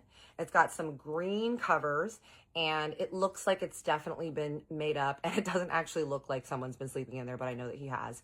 It's got these 2 big orthopedic pillows in the back, some little stairs on the side, so I'm guessing that he can like be helped in. And I look to the right, and there's an elevator in there. And it is like a little private elevator. It's probably like 4 by 4 feet wide, and it's got a little seat in there. And I was like, oh, that must be how they transport Mr. Harley up and down. Like, I don't even actually know where this ends up because I haven't seen the ending of this elevator, but I definitely want to take this elevator and see where it goes. I'm just kind of looking around. It definitely looks like it's an old man there. There's tons of photos everywhere. And above the bed is a huge, beautiful portrait of a woman who is on a horse with some swans around her. She's got long, flowing, dark blonde hair. And I'm assuming that that's Harley's mom. And I was like, okay, that's actually very cute. And then underneath it is a little shelf with an urn, which I'm assuming has her remains inside. I'm looking around, and then I just hear Carol go, "Cat." And I'm like, okay, that's enough snooping, so let's go back downstairs. I go back downstairs, and I'm like gonna ask if I can go up and down the elevator at some point because it looks really cute. I go down, and I'm like, hey. And Harley's dad is just in there, and now he is all wet, like he's been sweating. He's not in a sweater anymore. Now he's just in his under t-shirt, white t-shirt, soaked. Carol is patting him down on his face. He is just kind of breathing heavily, and she was like, would you like to share the macaroons with Mr. Harley now? And I was like, absolutely. I woke over and I'm like, hi. And he looks at me and he goes, hi, did you come to see me today? And I was like, I did. And Carol's like, Miss Cat brought you something today to make you feel good. I was like, I did. I point to the macaroons that are on the table. I was like, I brought those for you. And he goes, macaroons, those are my favorite. And I was like, I had heard that. And he was like, are you gonna eat them with me? I was like, yes, I will. And he was like, I wanna watch Jurassic Park as well. I'm like, okay, let's do it. So They wheel his ass into the other room that has a TV, and we're sitting there with the macaroons, and I'm kind of looking at him like clearly he doesn't remember the outburst that he just had, and I am definitely not going to mention Vegas or anything like that. I'm sitting there eating macaroons with him, and he's not really saying anything, and I don't want to set him off, so I'm just kind of being very peaceful. I look down, and I see my phone is ringing. I look down, and I look at Carol. I'm like, hey, it's Harley, and she's like, okay. So I walk out the front doors, and I'm standing in the front, just looking at the big, beautiful, vast gardens and fountains and everything. I answer, and Harley's like, hey, has he calmed down? I was like, yes, he did. And he was like, okay, good. What are you doing now? I'm like, oh, I was just eating some macaroons with him. And he was like, oh, he doesn't remember his outburst? I was like, no. He was like, okay, good. How are you doing? I'm like, I'm okay. I really am. And he was like, okay, were you able to go get some snacks and explore a little bit while you were waiting? I was like, yeah, I actually went upstairs and explored a little bit. And he was like, oh, okay. And I was like, yeah, I saw your baby photos. I saw your accomplishments. I saw the Harley House of Hall of Fame. And he was like laughing. And I was like, yeah, so your family's so lovely, Harley. And he just got kind of quiet. And he was like, yes, I'm guessing you saw the photos of Leland. I was like, yeah, I did see the photos of Leland. And he was so cute. I was like, look, if you're not ready to talk about this, it's fine. But I'm not really sure what happened. But I'm really sorry, Harley. And we can talk about this at another time. And he was like, yep, he's dead. I was like, yeah, I saw that. And he was like, yep. And it was my fault. Here's a little surprise text that I received yesterday.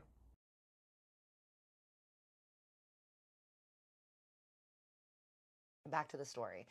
I'm on the phone with Harley, and he's just dropped the bomb that he did have a younger brother, Leland, and his brother did unfortunately die when they were kids. And obviously, I'm like, okay, well, if you don't want to talk about it right now, you don't have to, but I would love to know about it because I want to know more about you. But obviously, you don't need to talk about anything until you're ready. And he was like, I do want to talk about it. If you come tonight at dinner, I will tell you everything you want to know. I'm like, well, now I have a lot of incentive to come to this dinner tonight. So I'm like, okay, on one condition, Harley. I will come to the dinner tonight, but I'm going to spend the night at my hotel tonight. I'm going to spend another night there. I'm going to wake up the next day. I'm going to go to my appointments, have my breakfast at the Pendry still, and then I will decide from there on. But I just need another night to sleep away from you and just kind of think about what I think and how I feel. But I will come to the dinner tonight and see everyone. And he was like, okay, that's all I ask. I'm like, okay, I'll see you in a couple hours. I go back inside to hang out with Mr. Harley, and I'm just sitting there chatting with him a little bit more. He's kind of talking about the fact that he really, really just loves pirates, and he just absolutely loves vampires, and he's very into fantastical things, and he's talking about the mummy and all this stuff. And I'm like, as long as this man is not mentioning Vegas again, we're good.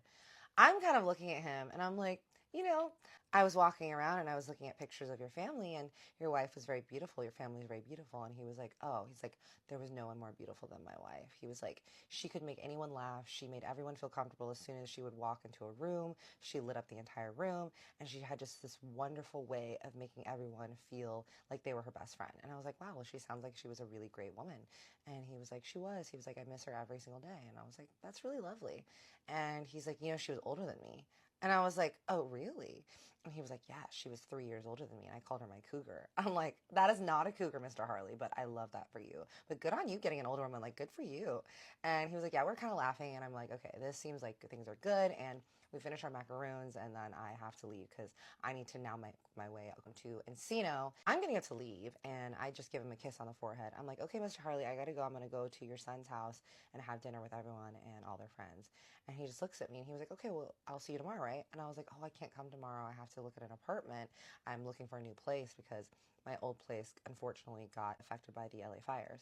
And he was like, oh, well, why don't you just stay here? I'm like, Mr. Harley, I can't live in your big-ass mansion. I was like, as much as that would be amazing, like, I can't. And he was like, what are you talking about? I have so much room. I have so many bedrooms. I'm like, I do know that. And I know that it is probably lonely living in this house just with you and Carol and your housekeeper and your staff of people. However, I can't live here because I am a grown-ass girl and I need to live on my own.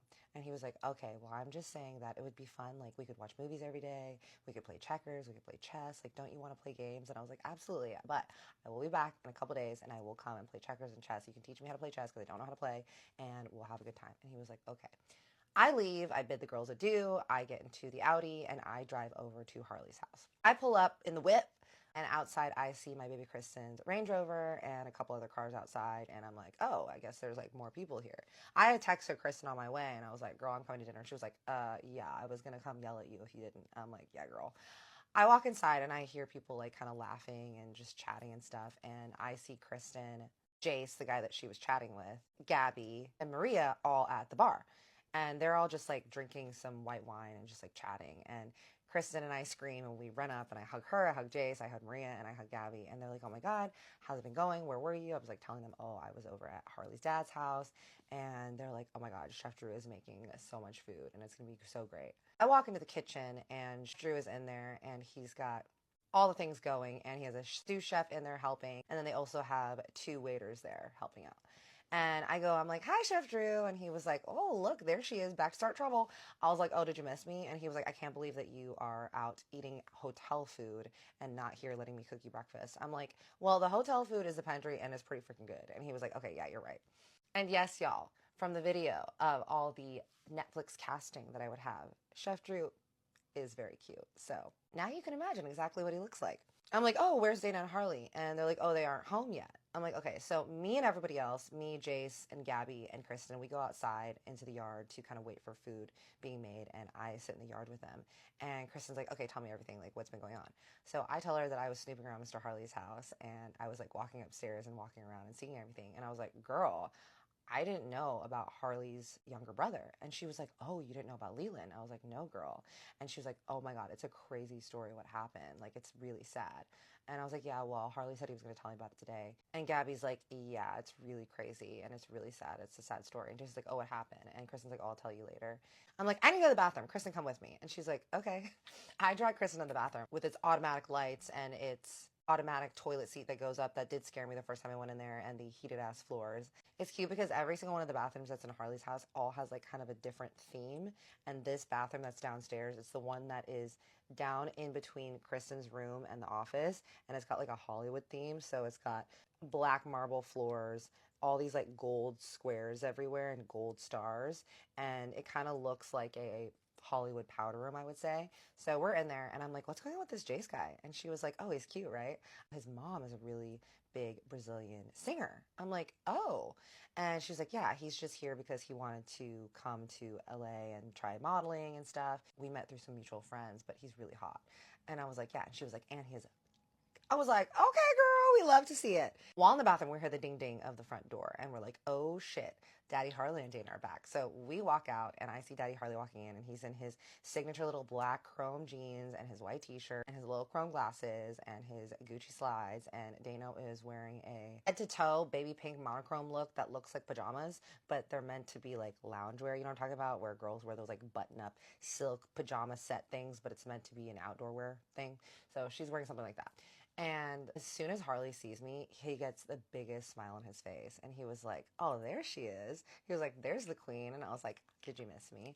I run over and I give him a kiss. And he was like, it feels like I haven't seen you in forever. I'm like, you literally just saw me. I was like, I know. But like I said, I was very lonely sleeping without you last night. So when you walk into his place, there's like a middle kind of greeting table that usually has these huge ass flowers on it. And he kind of puts his keys there and everything. And then behind it, there is a wall that has a bunch of expensive paintings and artwork and everything, and a bookshelf. And so he just set his stuff on the little round table. And then on the back side of the room, there is a big glass wall that you can see into the wine cellar room. And it is all made of glass, and all the wine bottles are stacked up like this in rows. And across from that is the bar. So he walks over to the bar immediately, literally doesn't even bat an eyelash, look over Dana's way or anything, and just goes under, grabs the bottle of whiskey that he and I had drank from the other day, and just pours himself a glass. Me and Kristen are like, ooh, he's not even like caring that the old enforcer is here. He pours himself a glass, looks at me, and I nod my head, and he pours another glass, and he's like, Kat, come outside with me for a sec. I was like, of course. I walk outside with him, and we just go and sit on the little lawn chairs, and he's like, come here, and I just kind of go sit like between his legs in his lap, and I'm sitting in between his legs, he's sitting behind me, and we're just kind of looking at the pool and just into the beautiful Encino sky. And he's like, so tell me about your day. And I was like, well, you know, your dad, he lost his shit. He was like, I'm so sorry about that. And I was like, it's totally fine. What is the deal with Vegas though? And he was like, I know. He's like, he's been obsessed with going back to Vegas after the biggest memory right now that he's really latched onto is a memory of a trip that he went to in Vegas with his friends for a bachelor party. And I was like, well, why don't you take him to Vegas again? And he was like, I could, but like, it's just a lot of work because we have to bring Carol and we have to bring all the things that he likes. It's frustrating because we could take him to Vegas and then suddenly he wouldn't want to be there and then he'd be throwing a tantrum because he wants to be back in LA. I'm like, I know, but your dad is old and I know that he is going through this horrible, horrible disease, but he deserves to be happy and he deserves to have a good time. So maybe like you should take him. And he was like, yeah, will you come? And I was like, if you take Daddy Harley to Vegas, 100% I will come. And he was like, don't say that if you don't mean it. I was like, do I ever say anything I don't mean? And he was like, okay, if you want to take him to Vegas, then we'll plan it. I was like, tea, y'all. So I turn around to face him and I'm looking at him. And he was like, okay, ask me whatever you want to ask me as he's sipping his drink. I'm like, okay, do you want to tell me about what happened with your brother? And he was like, all right, here's what happened with Leland. When I was 5 and Leland was 18 months old and my sister was 5 years older, so she was 10, I was really into soccer. He's like, I had been into soccer since I was 3, and I really had convinced myself that I was going to be this famous soccer player and go to Europe. I was obsessed with learning tricks and showing my mom all these tricks, and it was like kind of the way that I loved to make her laugh and impress her was by doing all these soccer tricks. And I'd always been very, very close with her and her favorite, so then when Leland was born, there was definitely a lot of jealousy because I didn't want a brother. He's like, I wanted to be the youngest. I wanted to be my mother's favorite and only boy of the family, so when Leland was born, I really wasn't into it. But she was paying a lot of attention to Leland, obviously, because he was a baby. And we were in the kitchen. And the way that the kitchen is set up is there's a huge medium in the middle that has chairs around it. And then there's all the stuff over here, like the fridge and everything like that. And then on the left, there is a casual dining table. He's like, so my mom was sitting at the kitchen island. Leland was sitting in a high chair and she was feeding him. And I was trying to show my mom this new trick that I just learned at school where I could kick the ball on my knee into my other knee and how many times I could do it. And I was trying to show her and she was half paying attention to me. And I was getting really frustrated because she kept doing this every single time Leland was around, which he was always around because obviously he was a baby. And I was like, Mom, look, look, look. And she was like, 1 second, I just am trying to get your brother to eat. I was trying to show her and I did the trick better than I had done it ever before. I had bounced the ball on either knee like 6 times. I'd never done it. I look over and she wasn't looking and she was like laughing, trying to feed Leland. He's like, I got so mad that I kicked the ball as hard as I could in their direction. He's like, I honestly was just so mad and overcome with anger that I just kicked it. I didn't even know where it was going to go. It flew over. It hit Leland's high chair. The high chair fell over. He's like, my mother tried to catch Leland, but the high chair flew over. He spilled out of the high chair and Leland bashed his head on the ground. Of course, he starts crying. He's like, I ran over. I felt terrible. I was freaking out. My mom was crying. She picked him up. He looked completely fine, but obviously she wanted to make sure, so she rushed him to the emergency room to Cedars-Sinai. He's like, while there, doctors were thinking he was okay, but my parents wanted to keep him overnight because they wanted to obviously make sure he was okay. During the night while Leland was at the hospital, he progressively started getting very sick. He was vomiting. The doctors were having trouble waking him up, and the swelling in the brain became so bad that the oxygen to the brain was compromised, and the next morning he wouldn't wake up and he died. Harley's like, and it was my fault. Like, it was completely 100% my fault. And he's like, and that is something that I have had to live with my entire life. And after that, my mom still loved me. We were very close, but she never quite looked at me the same. And my dad blamed me, obviously. Really started skipping school and not caring and smoking cigarettes and being really irresponsible with women and just really not caring about what happened to me, which led to all my future problems and my problems now as a 50-something-year-old man. And I was like, Harley, I'm so sorry. I'm like, I cannot believe that you had to go through that. That's so traumatic. I really hope that you understand now that you were a child and that you cannot continue to blame yourself for that. And he was like, of course I continue to blame myself for that. And I will never stop blaming myself for that. And the screen door just opened and Kristen popped her head out and she was like, Chef Drew is done. It's time to eat. And I was like, okay, Harley, well, thank you so much for being vulnerable with me. Thank you for sharing this with me. I'm so sorry that you've had to go through that. I really, really appreciate you telling me. And he was like, of course. He was like, I don't care who knows my story and I don't care. It's not like I'm trying to hide who I am. Like, I'm never going to try to hide the truth about me because I don't care. But I need you to also understand that there are even worse things that I've done and things that you need to know about me before you really think about if you want to be involved with someone like me.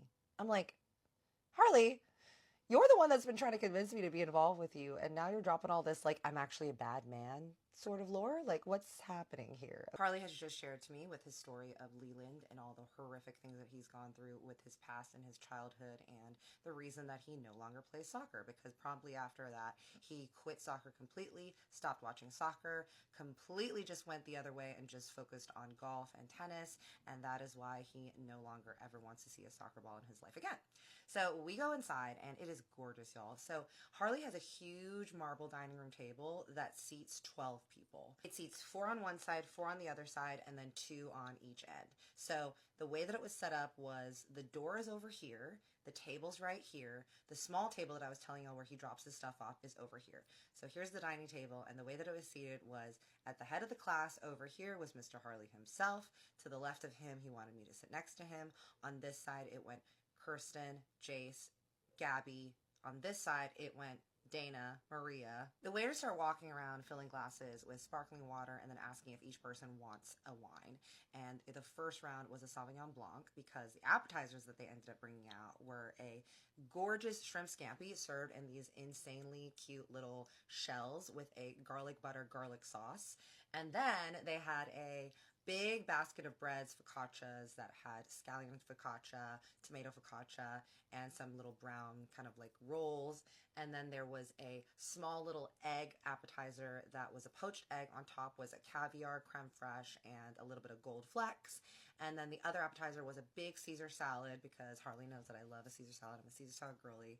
And then these each individual portions of truffle fries, chicken liver toast, and a asparagus, split pea, and edamame soup. So they're walking around filling all the glasses with wine, and they're walking around and everyone is having wine, except I notice that Dana doesn't have a glass of wine. And she's like, oh, none for me. And she's like, can I just get a Diet Coke? And they're like, yeah, absolutely. So they go and get her a Diet Coke, and Harley's like, hey, I just want to raise a toast. Thank you to everyone for being in my life. Thank you for being here, new and old friends. I really appreciate, and I'm so grateful for the life that I have, and each and every one of you is someone that contributes. So thank you for being here. We all cheers, and we're like, yay, and we're all just kind of like chatting and stuff, and they're bringing out the food, and we're all oohing and awing at each course and everything. And at the second course, they're bringing out a branzino and a cacio pepe pasta, and then there was these tiny little, I was calling them pizza rolls because they looked like little upscale pizza rolls, but I guess they were arancini pockets. They were like arancini, but in like a little strudel kind of, but they were savory and they had cheese. And oh my God, they were so good, y'all. And they had this really good chimichurri sauce on top. They brought like, sliced meats with cherry bourbon glaze. Like, it was a freaking feast. So when they're bringing out the second course, they start walking around to give people red wine. And so they're pouring this really good Brunello, and I am just enjoying it. And me and Kristen are just in heaven eating and chatting. And I noticed that again, Dana is not having wine. And I look over and I was like, Dana, do you not drink? And she was like, no, I don't. And I was like, oh, like you've never drank, or like what's the deal? Everyone's kind of silent because clearly people know a little bit more than I do, except Jace doesn't know anything either. Like, him and I are just two little clueless ducks on the water. And she was like, no, I've been sober for 25 years. And I was like, oh, okay. I was like, oh, is that how you ended up becoming a sober living coach? And she's just cutting her meat, y'all. And she's like, yep. And I'm trying to get to know this woman. Like, I'm like, okay, girl, I'm trying to be friendly. Like, you can give me a little bit of something, right? And she's like, yep. And I was like, oh, okay, well, that's cool. I love that you decided that you wanted to do this with your life because you felt so called to do so. And I was like, what were you doing before that? And she was like, oh, I went to school. I was pre-med. And I was like, oh, you're pre-med. She's like, I was pre-med, and then I stopped doing that, and then I ended up majoring in psychology. And then for a little bit, I was working as a life coach after that, and then I ended up working as a sober living coach after I got sober. And I was like, okay, and how do you like that? You worked usually one-on-one with people and stayed at people's places mostly, or were you always working at the clinic and stuff? And she was like, no, Harley's my first one-on-one client. I was working solely at the clinic for years before, but everyone decided that when Harley was leaving to go have his journey by himself here at the house, everyone knew that I was the best fit for it. And I was like, oh, that's cool. And Kristen is like, yeah, but other people wanted to be his sober living coach. And Dana and Harley just kind of look at Kristen, and I'm like, I look at Kristen, I'm like, oh, I bet. I'm like, who wouldn't want to live here? And her and I are just kind of giggling to each other. And Dana looks at me, and she looks at Kristen, and she was like, look, I know that you girls don't really believe in what I do, but I assure you that sober living coaches are a very integral part of anyone's healing journey, and especially the path that Harley's on. Her and I are like, we didn't say that what you do is not something. Like, I'm like, girl, I, in no way, shape, or form, am criticizing what you do. I actually think that your job title and what you do is incredibly necessary to the world and to many people that clearly are going through this. But at what point do you know that it is your time to let them go? Like, at what point do you know that it is your time to step out and let them live on their own? Kristen's like, yeah, like, at what point do you realize that them healing is better than the money? Everyone is absolutely trying not to die and laughing. Like, I look at Maria and she is just sipping her red wine like, oh my goodness, I just get paid to clean the house and eat the good food, and I don't know why I'm in this drama, but I am here for it. Jace is just enthralled with his piece of meat and his little bourbon glaze that he's not even really paying attention. And Gabby is over there giving us the looks. And honestly, Harley does not give a flying.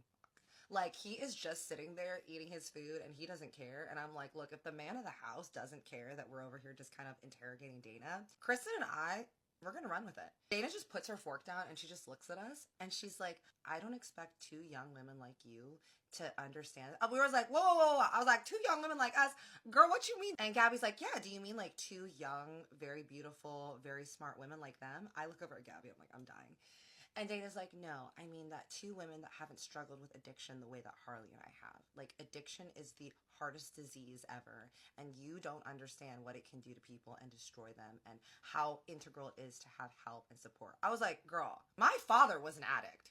I've dealt with addicts. Like, I have dated addicts. My dad was an addict. My grandpa was an addict. My grandma was an addict. Don't try to act like you know me. Harley just kind of looks at me and he's still just like, I just want to see what's happening and what's for the show. And I'm looking at him like, checking in like, okay, you clearly don't care what I'm saying. And she's like, everyone has their own journey and everyone needs to be at their own pace. At this point, Harley needs me in his life and he needs the guidance. And him and I have monthly and weekly and daily check-ins with his team and his psychiatrist and his Harvard team or whatever. And we make sure that he is on the right path. There is a very, very long and complicated and detailed plan that we have made for him years ago to make sure that he's on the trajectory that he needs to be so that he eventually can be independent. And I was like, right, but he hasn't done Snow, the thing that he was in the sober living house for 3 years. Isn't that right? And Harley's just eating, just acting like he is not there and that we aren't just talking about him right there. And Kristen's like, yeah, no, he literally hasn't. And honestly, he loves to just have a casual drink, and him being able to just have a casual drink is really healthy for him because it's showing him that he has self-control and stuff. And Dana glances over at Harley's drink and Dana goes, Harley, what drink is that? I was like, this bitch. Harley's like, not right now, Dana. He's just thoroughly enjoying his Caesar salad. And she looks at the waiter and she's like, how many drinks has Mr. Harley had? And the waiter's like, oh, that's his third drink. And she's like, Harley, I think that you should make sure that you're skipping to water. Kristen goes, he's a grown-ass man, Dana. He can do whatever he wants, and this is his house. Me and Kristen are relentless right now, and I'm like, okay, maybe I need to like pump the brakes a little bit because I see Dana getting defensive. So I'm like, Dana, I think that what you do is very important. It is admirable that you are constantly looking out for Harley since that is what you get paid to do. But like every good teacher, captain of a team, you know when your people are ready to go off and when someone's presence is hindering them. Honestly, Harley's been doing great. Like, he doesn't get wasted. He drinks casually. And she's like, okay, and what about the other night, girls, at the Troubadour? And me and Kristen are like, what about it? And she was like, he was very triggered. It took 30 to 45 minutes to calm him down when we got back. And we were like, yeah, but that has nothing to do with his drinking or his sober journey. That just has to do with his mental health and his capacity to emotionally regulate. And she was like, and that has everything to do with his sober journey. We're just like, what? They're bringing more food and drinks out, and me and Kristen are just getting tipsy and more wild and more brazen. Because I am really trying to understand how this woman is helping him right now. Dana's like, I don't really think that this is the place to talk about this, girls. So let's just drop it for now and let's just talk about something else. I'm like, okay, Dana, fine. I was like, so how's your family doing, Dana? And she was like, they're doing great. And I was like, what are your kids into? Like, what kind of sports? What are they kind of into? And she just looks at me and she was like, is this really what you want to be asking me right now? And I was like, yeah, otherwise I wouldn't be asking you. And she's like, what about you? Do you have a family? I was like, don't we all? Like, we all came from somewhere. But I was like, yep, my mother, she lives in Dallas and she is a retired nurse. And my brother is in Dallas as well. And he is older than me and we're very close. And she was like, and you mentioned your dad, he's an addict. And I was like, yes, growing up, he was a gambling addict, a alcoholic, and he was very abusive. And she was like, and how did that shape you? And how do you feel like that has been on your journey and your relationship with alcohol? I'm like, my relationship with alcohol is just fine, lady. And she was like, well, I just noticed that you do like to go out and have a good time and that you are a bit of a party girl. I'm like, I go out and I have fun with my friends. And when I have fun with my friends, I have drinks. And Kristen's like, yeah, like we just have a good time. We're not addicts or anything. Dana's like, yes, well, that is usually the first steps. And you know that you don't have to be drinking every single day to be an addict. I'm like, is this trying to imply that I have a drinking problem? Like, no, no, no. Don't try to turn this on me and then suddenly like act like I'm the problem. Me and Kristen are looking at each other like, is this woman crazy? And Gabby goes, Dana, what were you addicted to? Was it alcohol or what? Dana's like, that's really none of y'all's business. All you girls need to know is that I'm here for Harley's best interest and Harley's best interest only, and that is my only motive for being here is to help him through his life, and that is it. I look at her and I go, all right, well, if you weren't getting paid, would you be here? The table goes fucking silent. And Kristen is like covering her mouth because she wants to bust out laughing. And Gabby just goes, yeah. I'm like, Gabby, I love you, just like the hype girl. Harley is like sitting there over there just like twirling the pasta, but I can see his little ear alerted as well. And she goes, well, everyone needs to make a living. And I said, right, but you said that your sole purpose is just to be here to help Harley. Would you be here if you weren't getting paid? And she goes, well, Harley and I have grown to be friends. We have a contract with the Sober Living House, and I have a yearly contract with Harley that is renewed every single year, and I have to be here for his well-being. I'm like, you literally didn't answer my question, but okay. Chef Drew walks over, and Chef Drew is like, how's everything going? Is everyone doing well? I'm like, look at this little South African cutie. We're like, it's really great, blah, blah, blah. And he was like, okay, well, I'm going to bring out a little brandy shooter thing that you guys can clean your palate with because we're going to have dessert out. Who's participating? Me and Kristen are like, us, right? And Dana's like, none for me. And Kristen goes, Dana, why don't you have one with us? And Dana looks at her and she goes, I told you, I'm sober. You know what, Kristen? This is the type of behavior that is exactly why I don't think that you should be staying at Harley's so much, and is exactly why I told him that you girls being here is bad for his recovery. Harley looks at Dana, he goes, Dana, that's enough. And Dana goes, no, I'm just saying that there are a couple people at this table that are just here to live off your generosity, and I, for one, don't think that they should be here hindering your journey because I know what it is that you need, but you won't listen to me. I said, Dana, the only person that's hindering your journey is you, because all of us are here trying to support him and make sure that he can get out of the diapers and live without you, but it really just seems like you're the one, because I haven't been here that long, and I have seen his improvement just from sitting there and talking to him and sharing his life with me, and sharing his journey that he has, and not at any point has anyone seen that he wants to go into the snow journey or anything, but he does want more independence from you. Harley looks at me, he's like, Kat, it's okay. I'm like, all right, I'm getting heated, y'all. And Dana was just like, I think that I'm gonna go into my room now. And we're like, great, Dana, bye. She gets up and she walks upstairs into her room and closes the door. We hear it. I'm like, Harley's like, you girls, you always just push it, don't you? And we're like, what? Kristen's like, Harley, you know that she shouldn't be here anymore. You know that she is just literally getting paid to be here to just tag along and make unnecessary suggestions on your life. Like, how is she even helping you? And he's like, look, I understand that you girls think that she doesn't need to be here. And there is a lot of truth in that, where I do feel like I need to be a little bit more independent, but she does help me in a lot of ways. And I just don't know if I'm ready yet. And we're like, well, you don't know if you're ready because you've never dealt with it. You don't know what it's like. And Kristen's like, yeah, I mean, what was it like when you guys were in Mexico? Like, you were fine, right? And he was like, yeah, but I did have an episode. He's like, but look, I don't want to talk about this right now. I'm going to go to bed. We're like, okay. He looks at me. He's like, I'm going to go and read in bed. Do you want to come, or what are you going to do? I was like, I told you, Harley, I'm going to go back to the hotel. And he's like, seriously? I'm like, yes. He was like, well, I would really prefer it if you stayed here. I mean, you've been drinking and stuff, and I don't want you going back to the hotel. And I was like, okay, well, I won't drive. I'll Uber. He's like, yeah, but you've been drinking. I'm like, Harley, an Uber takes you there. And Kristen's like, yeah, she's fine. I'm like, look, if I really don't feel like going back to the hotel, I will sleep in my room, but I'm not going to sleep in your room tonight. And he was like, fine. So he walks over, he gives me a kiss on the head, and he's like, good night, y'all. Everyone says good night, and he walks upstairs. Me and Kristen and Jace and Gabby look at each other. We look at Maria, and we're like, yo, Maria, you want to get drunk? And she's like, absolutely. We have dessert, and then we all walk over to the bar, and we're just kind of chatting over there, and everyone's cleaning up. The staff is cleaning up. Maria's helping them, and Chef Drew is just kind of like doing the final touches, and me and Kristen are like, hey, let's get drunk with Chef Drew. And Kristen's like, oh, it's so fun to drink with him. I'm like, let's do it. I'm down.